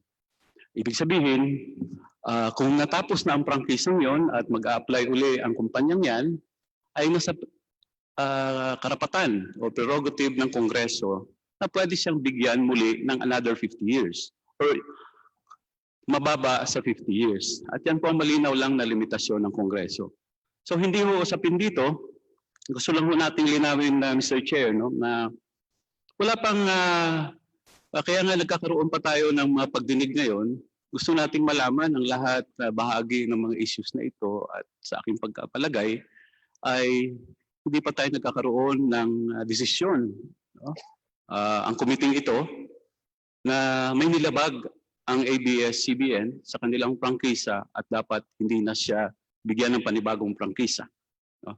Dahil ang pinag-uusapan natin ngayon sa isyong ito, ang isang kumpanya ba katulad ng ABS-CBN, pagkatapos ng kanyang current franchise ay mag-lapse, pwede pa ba ang bigyan ng panibagong prangkisa? At malinaw po, I think, as admitted, no, even by those who oppose the grant of a new franchise to ABS-CBN, na pwede pa naman. No? Ang sabi lang doon ay pag walang nilabag na sa prerogative ng Kongreso yan. No? So, hindi ko na po papalawigin na napakalinaw ng provision na yan ng ating saligang batas. May gusto na lang akong itanong sa ABS-CBN, Mr. Chair. No? Kanina nabanggit na ang prangkisa ng ABS-CBN ay naigawad noong June 21, 1969 for a period of 50 years. No? So kung susumahin natin yon, ang 50 years na yan ay dapat yung prangkisa na yan ay nag-lapse na noong 2019. Siguro ang katanungan ko po, Mr. Chair, ay ganito. Bakit ang prangkisa ng ABS-CBN ay umabot pa ng May 4 of 2020 kung ang prangkisa nito ay nag-lapse, yung 50-year franchise na ay ibinigay pala ng Kongreso sa pamamagitan ng isang batas noong June 21, 1969, Mr. Chair. Mr. Chair, may I be allowed to answer the question? Please proceed po. Yes, thank you, Mr. Chair. The franchise that was mentioned, the franchises that were mentioned were issued in 1970. Then martial law was declared, and in 1974, President Marcos issued his Presidential Decree 576-A, which terminated all congressional franchise by 1981. So that was the reason why there was a need for another congressional franchise in 1994, which ABS was able to secure in 1995. Thank you for that answer, Attorney Poblado. So, nung magdeklara ng batas militar, tinake over ang lahat ng mga broadcast facilities ng ABS-CBN. And then, nabanggit ninyo, in 1981, naglabas ng isang kautusan si Marcos na ang lahat ng prangkisa ay wala nang silbi, no? So ang tanong ko po, in 1986 when ABS-CBN went back on air, no? April or September of 86, ano po ang naging basihan until 1994? Ano po ang naging basihan ng inyong operation? Attorney Poblador, Mr. Chair. Thank you for the question. We should go back to Act 3876 of 1931. That Act of 3846 is the first law which required congressional franchise for TV broadcast. However, with this PD 576-A, the congressional franchise under that act were all terminated effective 1981. After the termination of the congressional franchise, the permission was all granted by a regulatory agency, which was later on transferred to the NTC. Because of the cancellation of all franchises by PD 576-A, there was a confusion. Kailangan ba talaga ng congressional franchise or si NTC pwede na mag-issue ng permits? Nagkaroon ng understanding ang KBP, ang NTC, at saka ang Committee on Legislative Franchise that while this confusion still exists, the understanding is that the NTC will issue permits, but those who will be receiving those permits will have 2 years to apply for congressional franchise. And this understanding was confirmed by the Supreme Court in the case of Associated in 2003, which precisely identified this confusion. Okay. Salamat, Attorney Poblador. Nabanggit ninyo kanina na in 1994, ABS-CBN did apply for a franchise which was granted by Congress. Is that correct? Yes, Your Honor. Ang tanong ko ngayon, yung prangkisa ba na yan na binigay noong 1995 was for a 50-year franchise or lower than 50 years? It's for 25 years. Okay. So it's for 25 years, beginning 1995. Yes, Your Honor. At ito yung franchise na hanggang May 4 of 2020. Hanggang? May 4, Yes, 2020. yes, Okay. that's the one. Salamat, Attorney Poblador. So, nabanggit rin kanina, in 1969, 3 prangkisa ang ibinigay. One for ABS-CBN, one for Chronicle Broadcasting Network, one for another one. No? Sa inyong pagkakaalam po ba, pag ang isang kumpanya ay binigay ng 50 years, at ang isang kumpanya rin, another 50 years, and another one for 50 years, ibig sabihin ba, ang karapatan ng mga kumpanyang ito na mag-broadcast will be for 150 years? Mag-total ng 150 years? Mukhang hindi ho. The reason why there were 3 franchises, they refer to the one franchise referred to radio, the other referred to TV broadcast. I'm not sure about the other one, but they are all separate franchises. Your Honor, dadagdag ko lang po na yung ikatlong prangkisa was not an ABS-CBN franchise po. No, so yung isa po was a TV franchise for ABS-CBN, yung isa po was a radio franchise for ABS-CBN, yung ikatlo po hindi po ABS-CBN yan. Salamat po. Thank you, thank you po. So ibig sabihin, kung may prangkisang radio for 50 years at ang TV ay may franchise for 50 years, ay hindi ho pwedeng pagsamahin ito para 100 years both radio and TV can operate. Hindi po ganon. Hindi po ganon. Hindi po ganon. Dahil malinaw nga po sa ating saligang batas na ang isang prangkisa ay talagang 50 years lang ang bisa niya. No? At kung ibigay man ito sa isang korporasyon, hanggang 50 years lang ang prangkisang yan. At ang Kongreso ay mayroong prerogative na ang prangkisang yan ay pwedeng hindi ibigay for 50 years. No? Gaya ng nabanggit ninyo kanina, nung mag-apply kayo in 1994, your 1995 franchise, no, na binigay ng Kongreso ay 25 years lang ang binigay ng Kongreso. So, I think, Mr. Chair, no, malinaw na ito at ito ang pwedeng magiging ating batayan sa pagdinig na ito kung sakasakali, no, na mabibigyan ng prangkisa ang ABS-CBN, ay usapin ito kung ito ba ay bibigyan ng 50 years or below lower than 50 years, no, gaya ng binigay natin in 1995, no.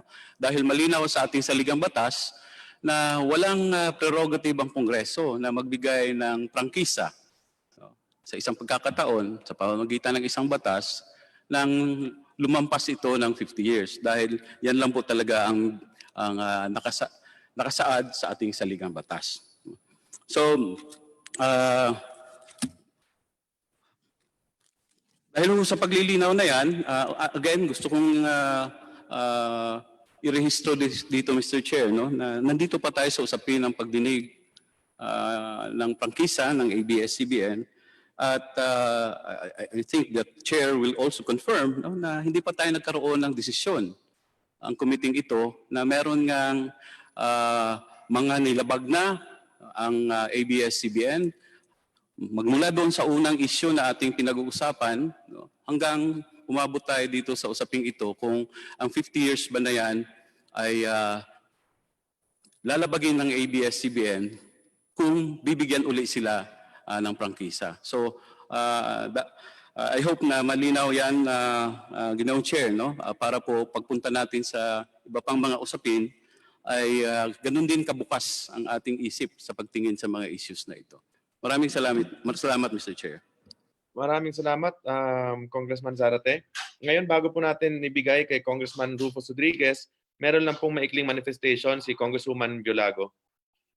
Thank you, Mr. Chair. Simple manifestation lang po. Ang RA 5730 was franchise for TV station for ABS-CBN only. And RA 5733 was a radio franchise po, because the TV and radio were not granted in a single franchise. And then RA 5731 was a franchise for Manila Chronicle, which is not ABS-CBN. It's a totally different company po, Mr. Speaker. I disagree, Mr. Chairman. Kong Remulla. I have a copy of the law here. Section 7 of the said law on chronicle broadcasting is here, and I will read it as a point of order probably. The title of the same act is hereby amended to read as follows: an act granting ABS-CBN, the Chronicle Broadcasting Network, a franchise to construct, maintain, and operate radio broadcasting stations and stations for television in the Philippines. That is Republic Act 5731.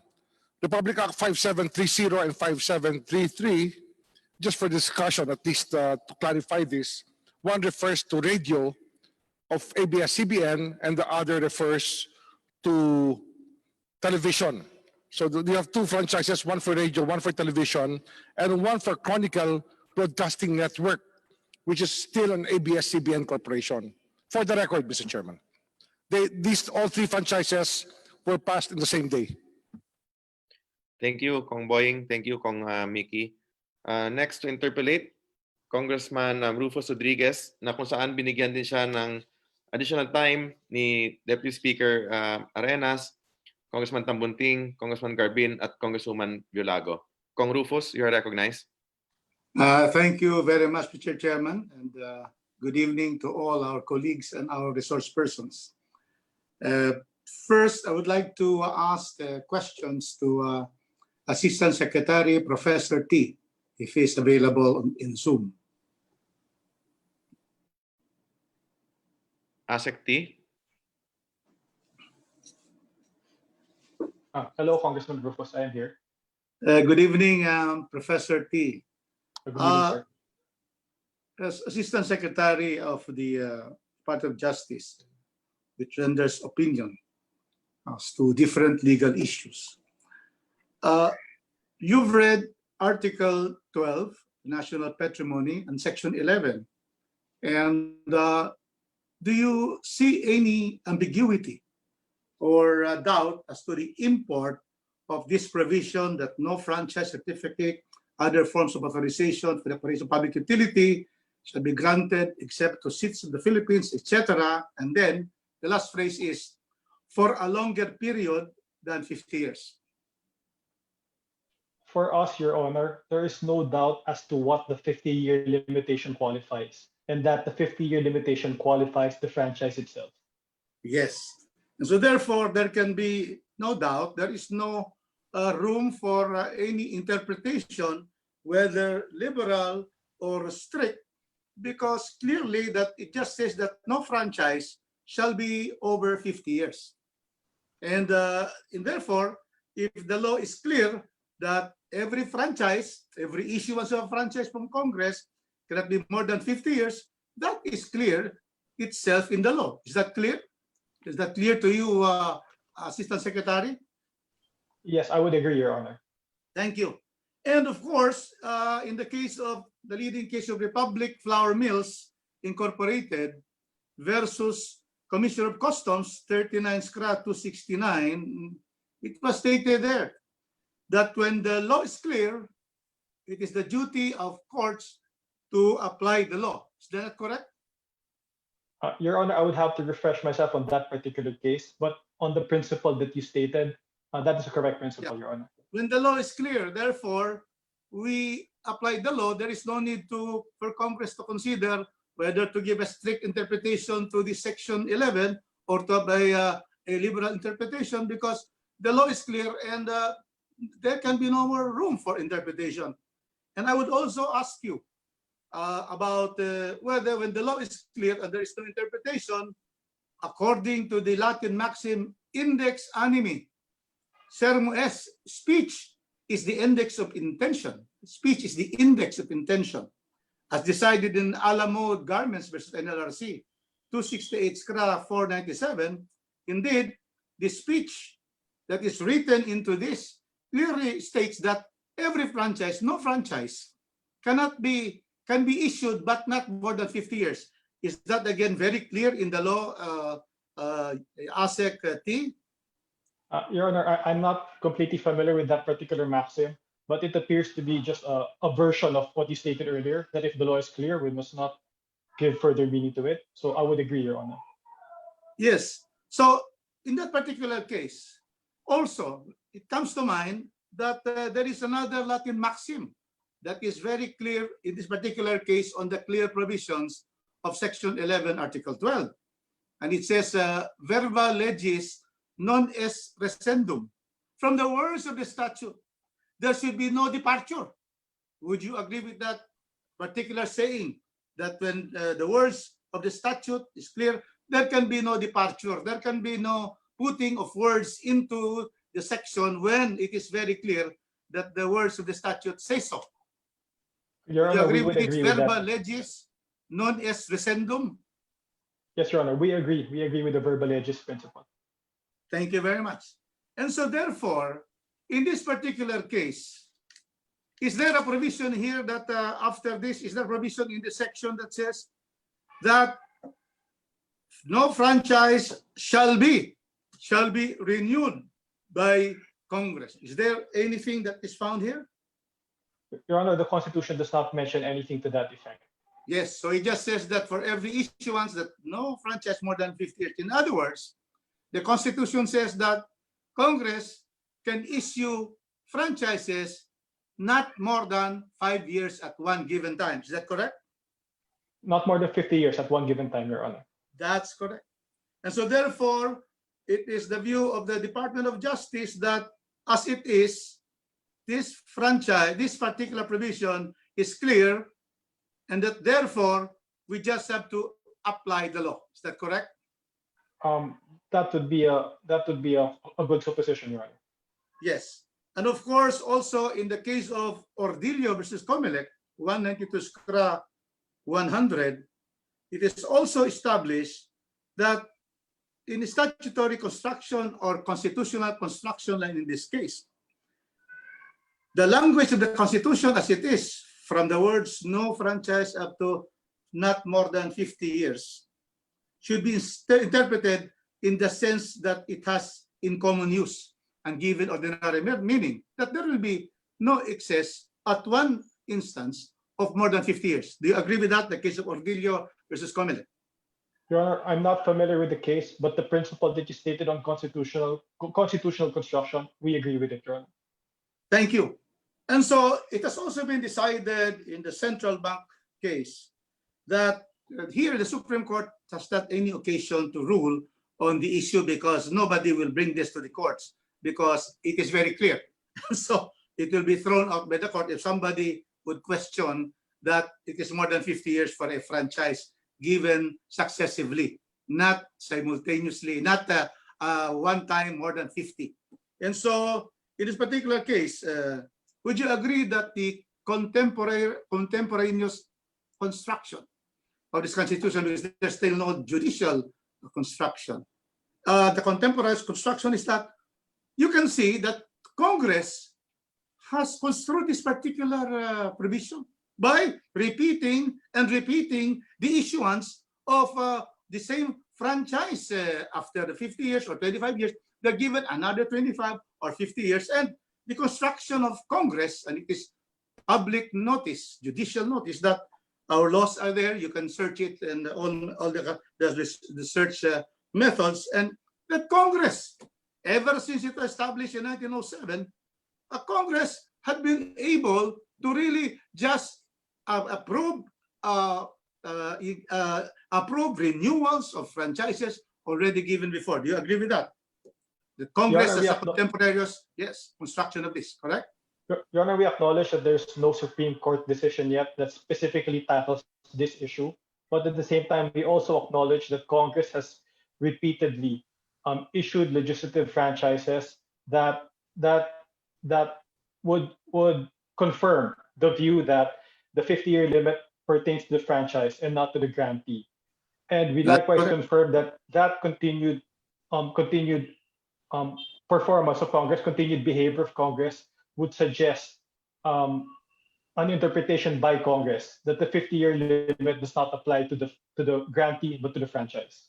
Thank you. So therefore, in the case of, I mentioned here just about 4 franchises on broadcast. And for example, the Philippine Broadcasting Service was given a franchise in 1950, again given in 1995. That will certainly be over already the 50 years plus. The third one is 2019, which will make it almost 100 years, because from 1950 for the Philippine Broadcasting Service, the same also with the Manila Broadcasting Corporation. These are all 1950 different broadcasting corporations.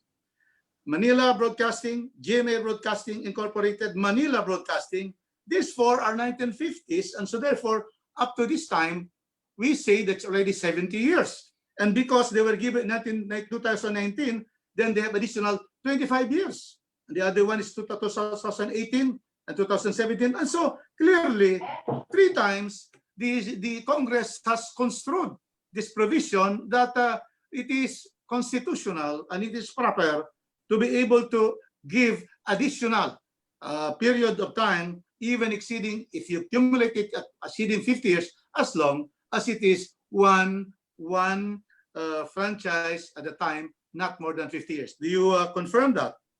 Yes, Your Honor, that would appear to be the case. Yes. So therefore, in this particular case, Congress has already made its own construction by giving almost 3 times for these particular broadcasting companies, and it will go to 100 years if you add all of this, including the new ones that were the third franchises given to these corporations.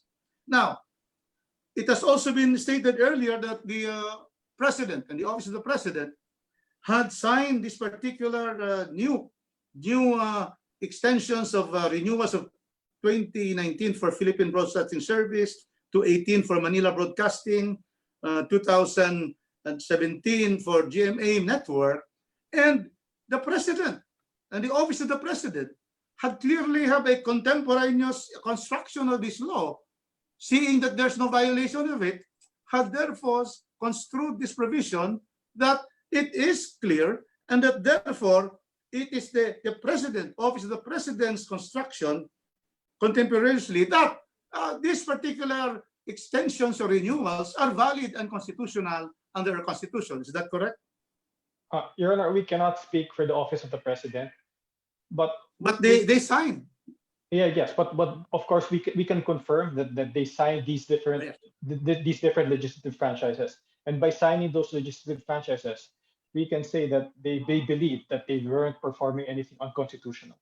That's correct, because these are now existing laws, and they became law because of the signature of the president.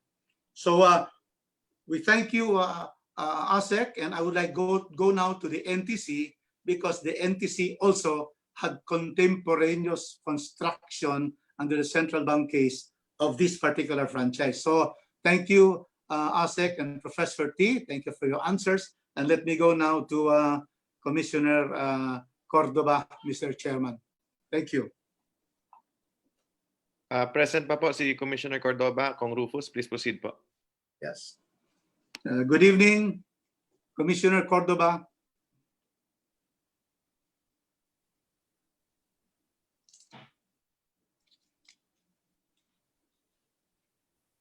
Comsec, unmute po si Commissioner Cordova.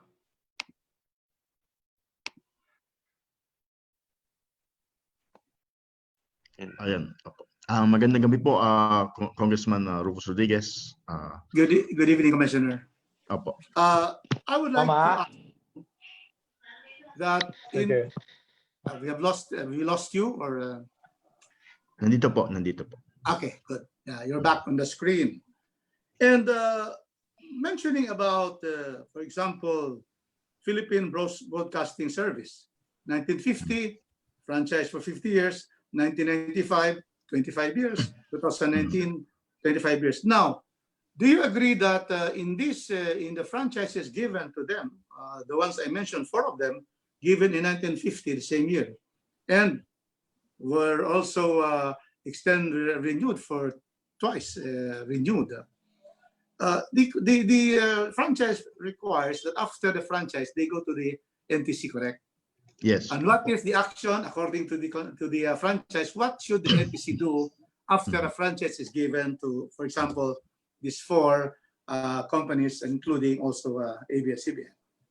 They would ask for the provisional authorities, Your Honors, dun po sa kanilang mga radio stations and television stations. Yes. And so you, being the commissioner of the NTC, would confirm that successively the Philippine Broadcasting Service, Manila Broadcasting, GMA Network, the Radio Mindanao Network of 1961, these particular franchises, you gave commensurately, gave the provisional authority, and later on the certificate of convenience and necessity. Is that correct? That is correct, Your Honors. So therefore, as a body which has primary jurisdiction under the doctrine of primary jurisdiction, you have also contemporaneously constructed interpreted the Constitution by saying that there is really no obstacle in you giving 2 renewals that would exceed the total of 50 years for these particular companies. Is that correct, that you have did issue this even if they are over 50 years already? Actually, Your Honors, we just follow the law which is issued by Congress. Pag in-issue po ng Congress, that is a valid law at valid naman at okay naman po siya, then we just follow it and issue the required permits and licenses, Your Honor. So therefore, you admit that Congress, the laws passed by Congress, including franchises, unless it is decided by a court to be invalid, is valid.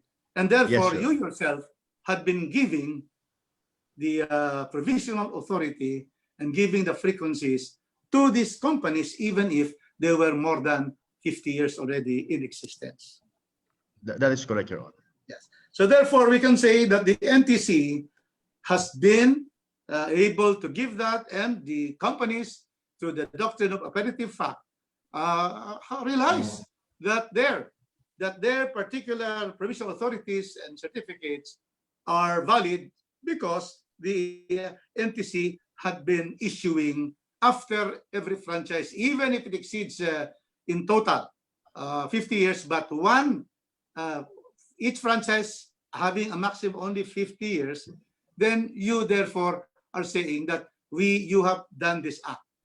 Is that correct? Yes, Your Honors. That is correct. And in all of these companies, these are all broadcast companies, in all of this, which you have given certificates of provisional authority, even if you cumulate them, it is more than 50 years you have given them.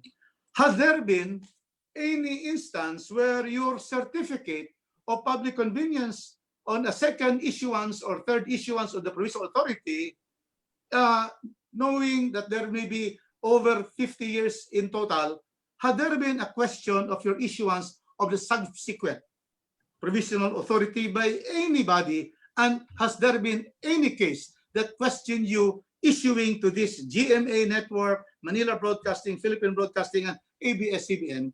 Had there been a question of your act as the primary jurisdiction body to any court? Has there been any question? As far as I know, Your Honors, wala naman po. So nobody has questioned this, because also everyone really agrees that there is really a very clear provision in the Constitution. And so therefore, you therefore agree that you always confirm that you have issued all of this as a matter of course and following Congress and following the law, and that all of these companies are still operating up to now. Yes, Your Honors. Thank you very much, our Commissioner of the NTC, for confirming that. So, Mr. Chairman, in conclusion, it is very clear that the Department of Justice, who gives opinions to our executive branch, has admitted that there is no ambiguity on Section 11. And therefore, when there's no ambiguity, there is no need for Congress in deciding to give this particular franchise or not, would take into consideration that is over 50 years. That is not a consideration, Mr. Chairman, in the grant. Other issues are there, but certainly this is a non-issue at all, because certainly this is particularly a situation in the Congress, in the Constitution, that it is very clearly stated in this particular provision of Section 11. So clearly, also, contemporaneous acts of the Executive Department has already gave imprimatur to all these renewals that will already exceed 50 years if you total the different renewals. And to repeat, the Congress had already passed through all the procedure from the filing to the first reading, second reading, and then third reading, then goes to the plenary, and then to the third reading, and then goes to the Senate. And so, therefore, it is clear that we in Congress, we always have been saying and implementing this Constitution without interpreting it and implementing it, that it will be for only no franchise, not more than 50 years at one given instance, but then it has been renewed, and Congress has given its approval of this kind of observance of Section 11. Likewise, we always also have the President, no less than President Duterte, had signed the GMA Network 2017, Manila Broadcasting 2018, and Philippine Broadcasting Service 2019. And therefore, the President and the Office of the President and the legal Office of the President has given the President the advice to sign it because it does not violate any constitutional provision. And finally, the body which has the jurisdiction, primary jurisdiction on this particular matter of allowing the operation and giving the frequency of agency or a company that has been given a franchise, has also confirmed that they have been extending and renewing this and giving the provisional authority. Therefore, Mr. Chairman, it is crystal clear, very crystal clear, that this is an issue, and we should proceed now to other issues, because this issue is again dead. This issue is very clear. It is clear in the Constitution, clear by extemporaneous construction, and therefore this issue had no bearing at all in this franchise application of ABS-CBN. Thank you, distinguished chairman. Thank you, my distinguished colleagues. Thank you, our resource persons, and all my colleagues in Congress. Thank you and good evening. Thank you, Kong Rufus. Mr. Next, I would like to recognize Congressman Lito Atienza. Mr. Chair, can I interject? Kong Marcoleta, si Kong Lito po muna and then kayo po sunod. Okay po, salamat po. Can you hear me, Mr. Chairman? Yes po, Kong Lito. Please proceed po. Thank you for finally allowing me to join the discussion. Malinaw na po yung paliwanag ni Congressman Rufus na yung ating konstitusyon ay hindi po nilalabag ng ABS. Yung kanilang application may be acted on by Congress. Pwede natin bigyan ng 1 month franchise up to maximum of 50 years. Yun po ang konstitusyon eh. Si Congressman Marcoleta lang po naman ang merong ibang impression, ibang interpretation. And again, he cites the Constitution and a violation thereof in this particular issue. Can I ask the gentleman representing ABS, Attorney Bautista, a simple question? Pwede po ba? Andiyan pa po niya. Andiyan pa po ba si Attorney Bautista? Attorney Bautista? Andyan pa po, Kong Lito. Nais ko lang liwanagan yung paulit-ulit na sinabi ni Congressman Marcoleta na meron siyang sinasite na 3 batas na nagbibigay ng 150 years franchise sa ABS. Totoo po ba yan o hindi? You were not given a chance to answer that very clearly. I'm asking you now. Did you ever enjoy a 150-year franchise?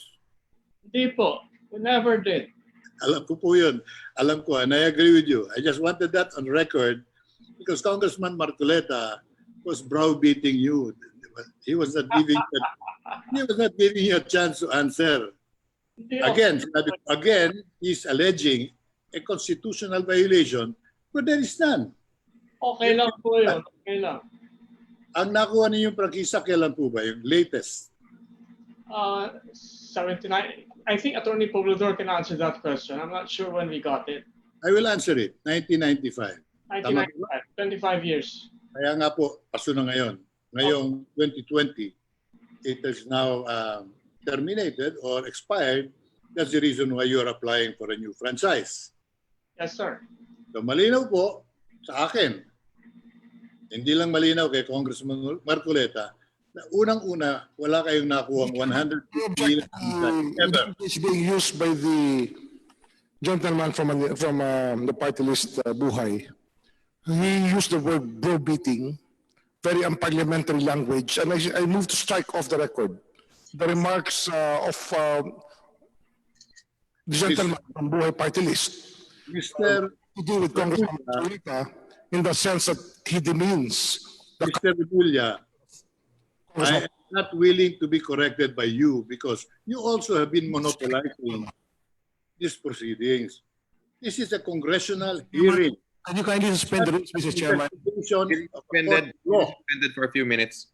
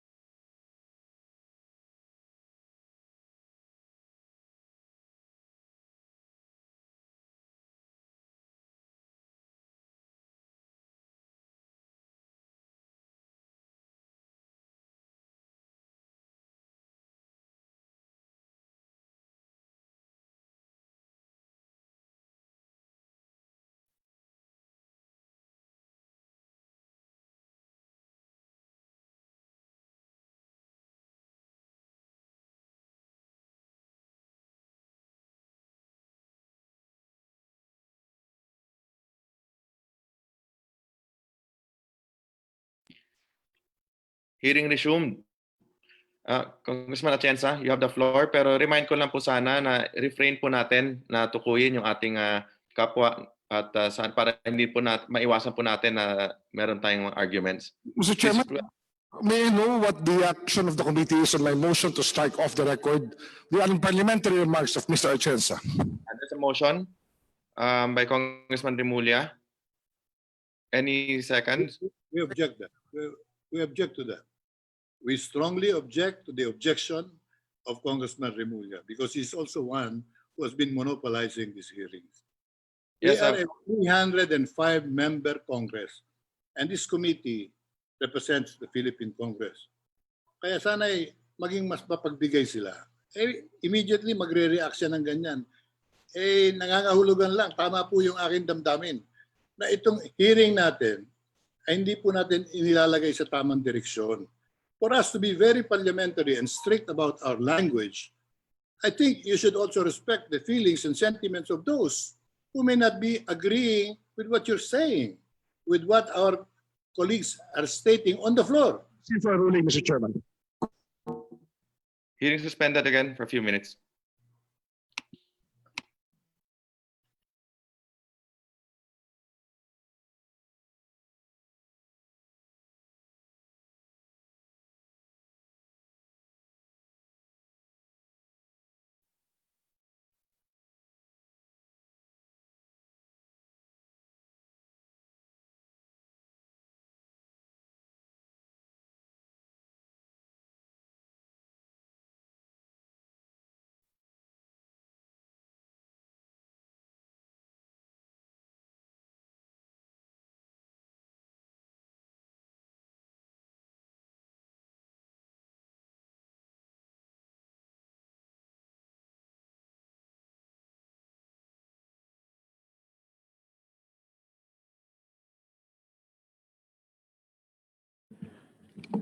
Session resumed. Sa ating pong galang-galang na Honorable Lito Atienza, sa ating pong elder statesman, ang hiningi lang naman po ng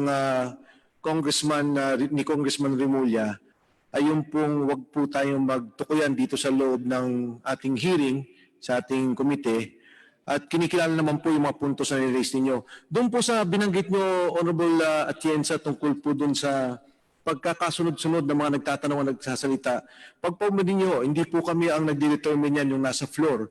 Everyone is welcome to attend the committee hearings.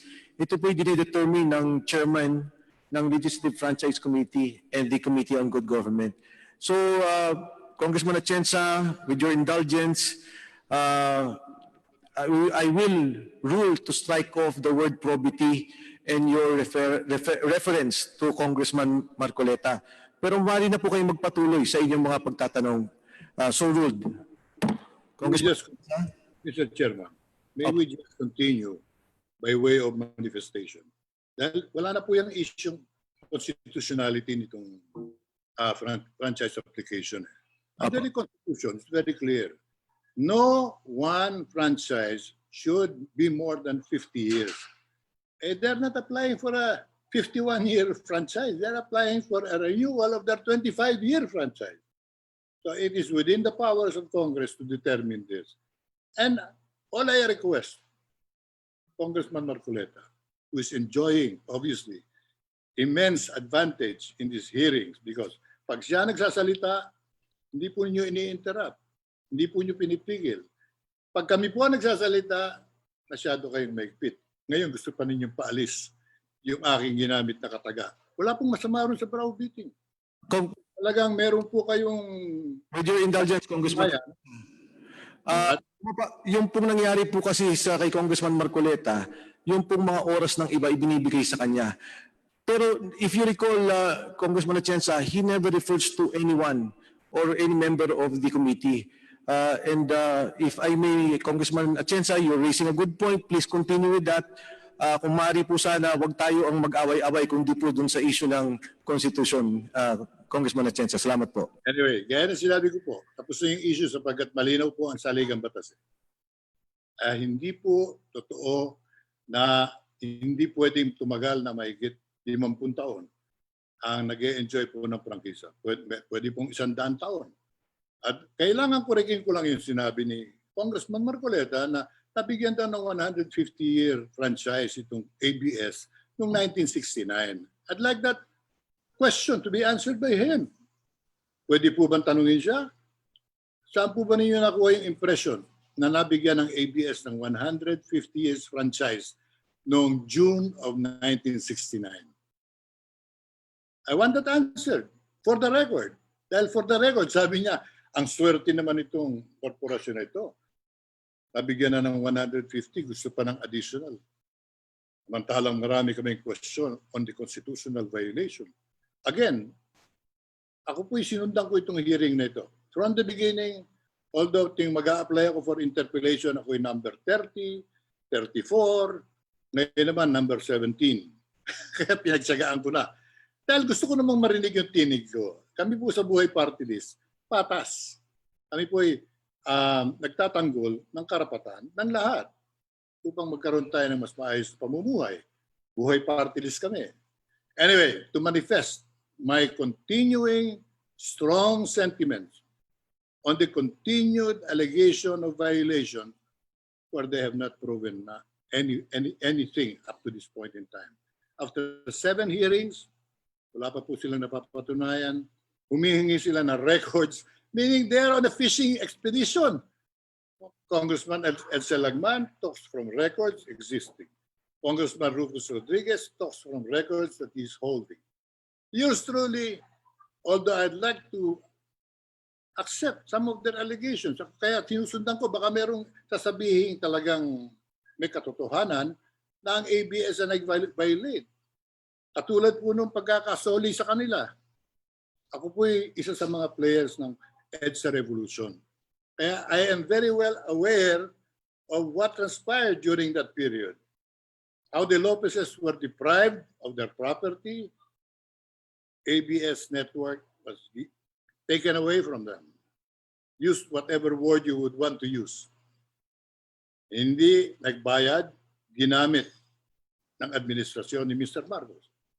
Noong dumating ang revolusyon at nanalo ang taong bayan, isinauli yung kinuhang ari-arian. Ano pang pinag-aaralan natin? Ang tanong ko nga sa marami, kung kayo, yung bahay ninyo, inagaw ng isang opisyal ng militar under martial law, huwag na si Mr. Marcos, nawala sa inyong kontrol, nawalan kayo ng bahay at ari-arian. Nanalo ang revolusyon ng bansa, naibalik sa inyo yung bahay. Pagtatalunan pa ba natin? O may television dyan bago o meron dyan oven? Unfair, illegal, unconstitutional. Kaya po medyo nababagabag po naman ang inyong lingkod. Baka kung saan mapunta itong hearing eh. This is not an investigative court of law. Kaya yung mga hinihingi po mga dokumento, mga prueba to prove their points, para sa akin po hindi tugma sa dapat natin ginagawa. Ang pag-aralan natin yung pakinabang ng bansa sa operation ng ABS-CBN. Ako po hindi tao ng ABS at may reklamo rin po ako. Sapagkat nung kampanya ng 2016, ako po nagbayad ng mga advertising spots. Tananggap naman yung pera ko. Pero hindi po in-air yung aking spots. Kaya right after election, sinulatan ko ng formal ang ABS. Soli niyo yung aming binayad. Yung pay before breakfast is one-sided. You charge us, we pay, and then you don't air, you have to give us back our money. Immediately, binalik po naman ng ABS at nag-apologize. Dahil talagang sumobra ang kanilang kinuhang spots, advertising spots, hindi nila na-air lahat. Ang aking pakiusap sa mga kasamahan, sama na po si Congressman Marcoleta, Congressman Barsaga, Congressman Remulla, nakikiusap ako sa iyo. Luwagan natin ang ating pananaw sa hearing na ito. Let us stick to the genuine issues of whether ABS has violated the Constitution or not.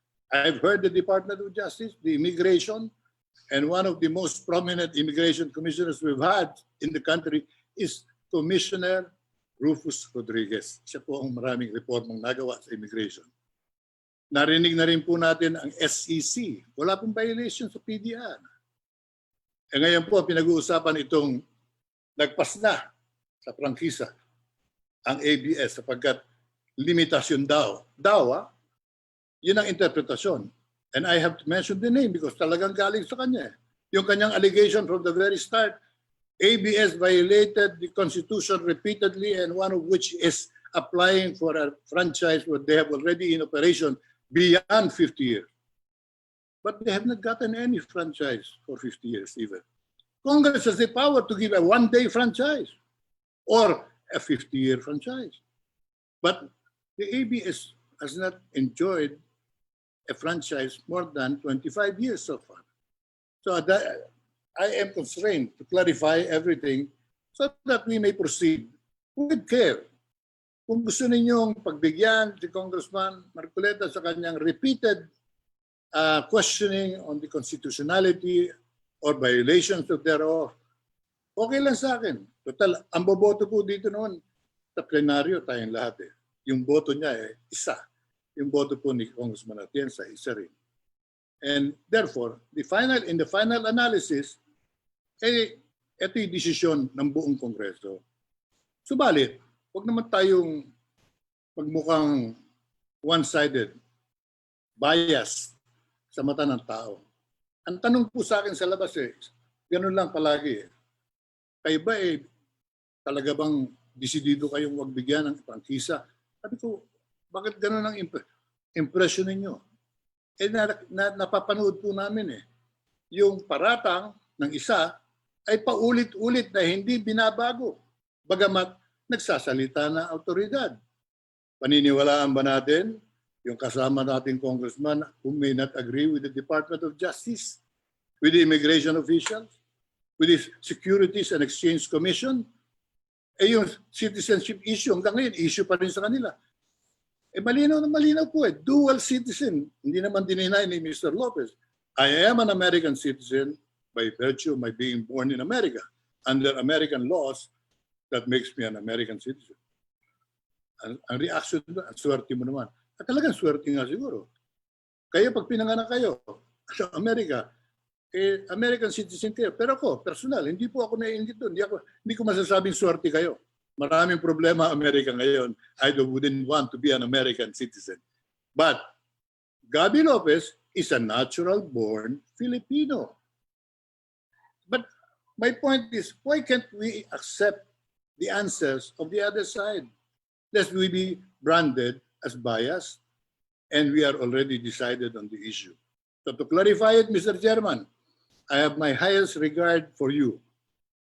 You are an old friend.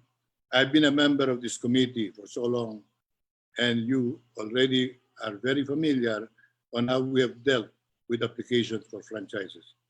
Itong application na ito ay isinampa dito sa committee ninyo. Ang hinihingi ko lang, take better control of the proceedings, as this is not a committee of one congressman or two congressmen or three or four. This is a committee of 305 members of Congress duly elected by the people. And the earlier we agree on this, isampa na ninyo sa plenaryo. Pagbotohan na natin, anyway, narinig na natin lahat ng argumento. Hahanapin pa ninyo yung pagkukulang ni Cory, pagkukulang ni ang makakapagbigay po ng malinaw na sagot dyan ang Pangulong Cory. Under the Freedom Constitution, she was free to become a lawmaker and the chief executive. Alam ni Congressman Rufus yan.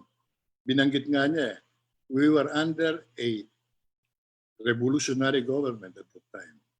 We had a suspended constitution. We had a freedom constitution. So I don't know what they are looking for. Even if they are able to find any fault, sasagutin lang po yan ng mga abogadong Batikan. Wala na po yung taong nagkamali. Sino po ang ating parurusahan yung tumanggap ng benepisyo? Palagay ko hindi po. Usgahan natin ang ABS on the basis of their contribution to national development and, of course, the protection of the rights of every citizen and public service all the time. Yun po ang nakikita ng marami sa ABS. Kaya marami po tayong ipaliliwanag pag dito nagkamali tayo ng ating pamamaraan.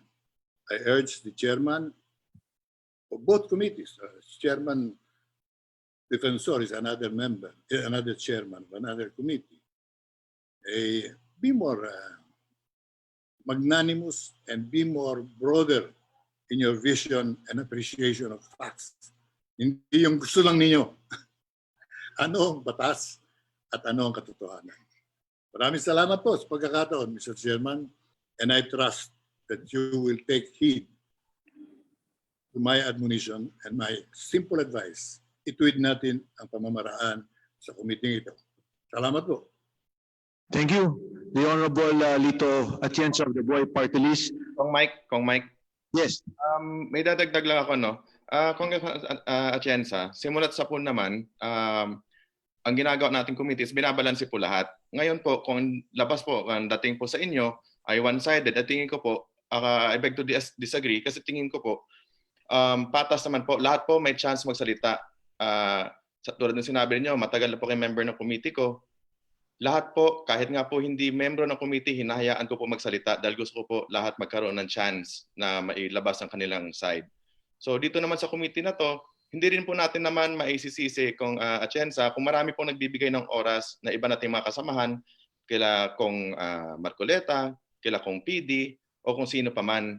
At hindi naman po yan na sa kanila lang marami nagbibigay ng oras. Kay Kong Rufus, marami rin po nagbibigay. So patas naman po ang ating pagpapatakbo ng ating hearings dito. Yan po ang amin talagang pinagsisikapan kung Atienza. So doon po sa inyong observation na one-sided, I take exception po kasi pinaghihirapan po talaga namin ni Kong Jonathan na gawing patas po dito. So maraming salamat po Kong Atienza, and doon po sa inyong reklamo po na kayo po ay lagi napapahuli sa listahan. Siguro po mas maganda niyan, kung meron kayong tatanong, mas maaga po kayo magpalista, no, sa ganyan, malagay po kayo sa medyo taas. Maraming salamat po. Kong Mike Defensor. Thank you, Chairman Chicoy Alvarez. Paalala lang po, maraming salamat Congressman Alvarez, maraming salamat Congressman Atienza. Paalala lang po sa ating mga kasama, sa ating pong pagdidebate, no, we recognize the decorum of the committee. Now we conduct ourselves. Kung pwede po, wala ho tayong referral to one another. We address the hearings and conduct ourselves, and we address the chairman, the presiding officer of the committee. Maganda po yung mga inisyo nyo, Congressman Atienza, and I understand you, Congressman Alvarez. Talaga pong yung pagbabalansa ninyo ni Kong John Alvarado sa isang issue napaka-init, talaga naman pong napakahirap. Hindi lang po yung issue, mismo yung mga miyembro ng komite kung paano nyo ho ililinya kung sino yung magsasalita. So with that, I now recognize... Mr. Chairman, yes. may I raise a point of order, Mr. Chairman? We are now here debating about a franchise or discussing a franchise that has expired. And a CDO was issued by the NTC. We're talking about the law here, Mr. Chairman. The NTC, a cease and desist order was issued by the NTC asking ABS-CBN to cease and desist from broadcasting. Now, we were in receipt of a provisional authority of the NTC given to ABS-CBN on May 14, 2019 on digital migration. And in here, there was a phrase which said, wherefore, premises considered, then I will detract from that. The Commission hereby approves the conversion from analog television service to digital terrestrial television broadcasting station of ABS-CBN Corporation using Channel 43 of Metro Manila, predicated upon its congressional franchise under RA 7966. Meaning to say, this provisional authority was granted to TV Plus. TV Plus, a product of ABS-CBN, migrating to digital. The question here, Mr. Chairman, is that earlier I saw a television set where there was a teleradio program airing on TV Plus. Teleradio, or DCMM, was broadcasting on TV Plus. By what authority is the teleradio broadcasting on TV Plus, Mr. Chairman? Honorable Moria, without point of order, without waiting for the explanation of NTC, I'm ordering on TC to make a written explanation for our next hearing. If that explanation can be given to us even before that hearing, it will be better if it can be sent to the committee secretariat at pwede pong ibigay sa atin. Ang punto So, mo, Mr. Chairman, no? ang sinasabi ni Congressman Remulla, ang point of order niya, ginagamit yung free air, ginagamit to sa TV Plus, and therefore, you're calling the attention of NTC. Tama po ba? Yes, Mr. Chairman, because the CDO should also apply to TV Plus and all activities of ABS-CBN on TV Plus, just for the record, because we were in receipt of this provisional authority from them. Therefore, they must be obeying the same authority, the provisional authority that they granted. Okay, thank you. NTC is ordered to give us a written explanation, and because that will be the subject of discussion in the next hearing. So ordered. Congressman Marcoleta is recognized. Thank you, Mr. Chair. Before you continue, I will now relinquish the presiding duties to Honorable Alvarado. Thank you, Mr. Chair. Mr. Chair, may I ask a few questions from the representative of DOJ? Maaari po.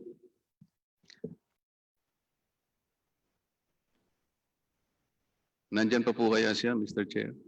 Nandito po po, Your Honor. Yung Magandang gabi po. ng DOJ, ipaalala po natin sa lahat na kung po inyong nasubaybayan ng ating hearing, ay pinipilit po talaga nating maging patas ang ating hearing.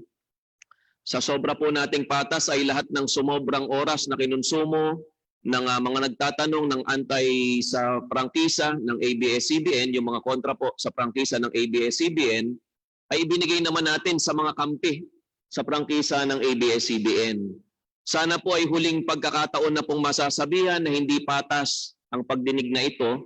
Gayon din po ay parati pong kinakausap ng mga chairman ng joint committee ito, ang ating mga panauhin, kung meron silang mga panaghoy na gustong sabihin sa chairman, ay tutugunan naman natin. Maaari na po kayo magpatuloy sa inyong pagtatanong, Congressman Marcoleta. Salamat po, Mr. Chair. Nakikinig pa po ba yung representative po ng DOJ? Nandito pa po ako, Your Honor. Salamat po. The first question po ay, is your office, the DOJ, competent to interpret any provision of the Constitution? Your Honor, whenever we render opinion for different government agencies, our opinion is always, the focal point of our opinion will always be the law and the Constitution. So yes, Your Honor, this is one of our powers, Your Honor. You're saying that your office is competent to interpret the Constitution? Your Honor, we render opinions, but these opinions are not binding, unlike court decisions. They are merely persuasive. But you are limited to issuing opinions, is that correct? Yes, Your Honor. That is correct. It is handbook doctrine that whatever opinion that you formulate in the DOJ is only tentative. It's preliminary. It's not conclusive, and it is not even binding to the court. Your Honor, the more appropriate word for us is persuasive. The opinions of the DOJ are not binding. They are merely persuasive. Mr. Chair, medyo nahihirapan po kung what did you say? Sorry, Your Honor, mahina po signal. Our opinions are not binding, but they are persuasive. That is the word that we usually use to describe our opinions. They are persuasive, but they are not conclusive and binding to the court, correct? They are not, Your Honor. They are not binding on the agencies to whom we render opinions. The agencies are free to disregard our opinion if they want. And the answers you have just given to the questions of our colleagues earlier were also opinions from Your your Honor, view. These are basic correct. and they are not binding to this body. Is that correct? That is correct, Your Honor. They are merely persuasive to this body as well. Because only the Supreme Court is empowered by our Constitution to finally settle dispute, legal dispute, and even in interpreting any provision of the Constitution.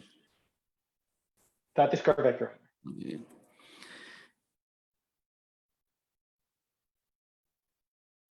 Yun pong mga sagot po ninyo kanina sa mga nagtanong pong mga kasama namin, they are persuasive at most, but basically, we may or we may not rely on those answers. Is that correct? You may disregard these answers, Your Honor. As a matter of fact,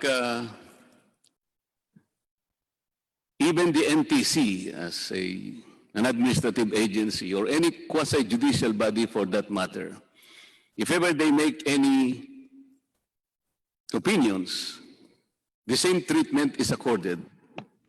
They might be persuasive, but basically tentative, and again, this will not bind the court, not even this body. That is correct. That is correct. You are free to disregard our opinion. As a matter of fact, sir, even the House of Representatives is not even competent to interpret the law because only the Supreme Court can do it. That is correct. Your Honor, if I may qualify, Your Honor, the House of Representatives and especially the executive, the DOJ, and I would think any other department or agency in the executive should be allowed to perform their function of executing or administering the law, even in the absence of any Supreme Court decision. It doesn't mean that if the Supreme Court has not ruled upon a particular issue, that we can just simply wait and not do anything. In the absence of Supreme Court decision or Supreme Court interpretation,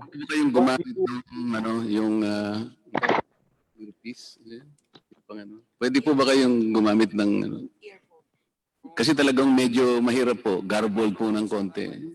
Meron po medyo masama po signal dito sa bahay. Your Honor, tama po kayo na Supreme Court ang final arbiter ng kahit anong mga legal issues natin dito. Ngunit mahirap naman po sabihin namin sa executive na kailangan kami maghintay ng sabi ng Supreme Court bago i-execute ang isang batas, no, or ang konstitusyon, na kailangan namin hintayin ng Supreme Court na bago magbigay ng opinion, lalo na kung hinihingi ito ng isang body tulad ng Congress. So habang wala pong interpretasyon ng ang Supreme Court, ang ginagawa po namin ay to rely on principles of statutory construction as well as jurisprudence to come up with our opinion, Your Honor. Tama po yun. Wala po tayong pagkakaiba sa pangunawa doon. At kagaya nga po nito, naharap po tayo sa isang issue kung saan yung 50-year limit ay binibigyan po natin ng kaukulang pansin. Mapapansin po ninyo kung babasahin po natin yung provision kanina, ito po yung not more than 50 years, not longer a period of 50 years. Maniniwala po ba kayo kung sasabihin ko sa inyo na wala namang binabanggit doon na talagang renewal? Wala pong salitang renewal, hindi po ba? Tama po, wala pong salitang renewal sa provision ng Constitution na yun.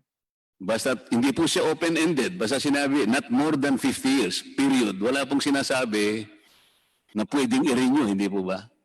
Ang sinasabi po niya, the franchise shall not exceed a term of 50 years. Opo, basta wala pong mababasa doon na, let's say, subject to renewal. Wala pong ganun. Basta period na po siya, not more than 50 years. Period. Wala po. Walang nakalagay na subject to renewal, Your Honor. Ngayon po, dahil sa wala namang napagbabasihan na record sa Constitutional Commission na pinag-usapan man lang nila na naulinigan man lang natin na nakalagay, pwede ba nating i-renew ito o kaya ano kaya sa tingin natin? Gusto mo bang ilagay natin yung condition na pwedeng i-renew? Wala po tayong mababasa kasing nakalagay doon ASEC, hindi po ba? Opo.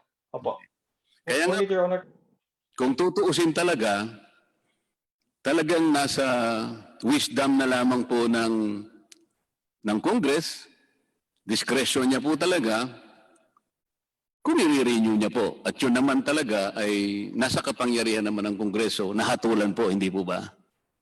Tama po yun. Pwedeng i-deny ng Congress ang renewal. Opo. Ngunit hindi po pwedeng basehan ng denial ang na 50 years ang maximum term ng isang holder ng franchise. Kaya po, dahil sa naharap po kami sa usapin na ito, ang aplikasyon po ng renewal ng ABS-CBN, nakalatag po sa harapan namin ngayon. Kaya dinidinig po natin para sa ganoon magkaroon ng kaukulang batayan po kung ito po ay i-renew o hindi. Ang naging posisyon ko nga po, kung ako po yung tatanungin, kasi sa pagsusuri ko, ganito po yung aking nakikita. Kaya dahil sa ang Kongreso na mayroong prerogative na either i-renew niya o hindi, wala naman pong makapagsasabi na basta't nag-apply ka, automatic pong i-renew sapagkat hindi nga nakasulat. Tama po? Tama po yun. Consistent po yun dun sa sinasabi natin na ang franchise ay isang privilege. At ang Congress ang kinatawan na magbibigay ng privilege na yun. Tama po, sapagkat ito ay isang special privilege na binibigay po ng Estado natin. Tama po. Okay. Yun lamang po, Mr. Chair. Salamat po ng marami. Thank you. Maraming salamat, Congressman Marcoleta. At para po sa huling magtatanong ngayong gabing ito, kinikilala po si Senior Majority Leader Boying Remulla, isa rin sa mga Vice Chairman ng Joint Committee ito. Nabinigyan po ng oras ni Majority Leader Romualdez at Deputy Majority Leader Sharke Palma. Mr. Chairman, I think that we have discussed this already fully, this issue. So rather, I would think I would just file my favorite motion. Move to adjourn, Mr. Chairman. Or move to suspend until Monday, Mr. Chairman. Thank you, Deputy Majority Leader. Hindi mo nagamit yung 15 minutes mo, Vice Chairman. I will use it for the next meeting, for the next hearing, Mr. Chairman, on the next topic. Sige po.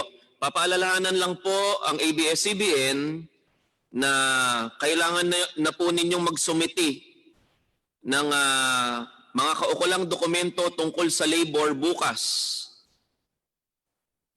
Hanggang alas 3 po bukas ay hihintayin po ng committee ito. Lahat po ng isusumiti ninyo para sa usapin po natin sa Tuesday. 1 p.m. po ulit, 1:00 ng tanghali, Tuesday, magkita-kita po ulit tayo. At sana po ay mas maayos na po yung hearing natin kaysa po sa hearing na naranasan natin ngayong gabi. Ang chairman po ng isa po sa mga chairman ng committee ito, ang inyo pong kuya, ay nalulungkot sapagkat nagkaroon ng konting kaguluhan, ay patapos na ang araw ng ating hearing. Sana po mas maging parliamentary at mas maging maayos po tayo sa susunod na hearing. Ito po muli ay gagawin sa Tuesday. Sa Lunes naman po ay magkakaroon tayo ng hearing. Hindi naman po kasama ang legislative franchises, ang Blue Ribbon Committee, ay magkakaroon naman na hearing patungkol sa social amelioration nakatuon sa DSWD. Para po sa may mga katanungan tungkol po sa usaping ito, kayo po ay inaanyayahan via Zoom at dito sa loob ng plenaryo. Maraming salamat po sa inyong lahat. There's a pending motion to suspend, duly seconded, hearing no objections, hearing suspended. Hearing suspended.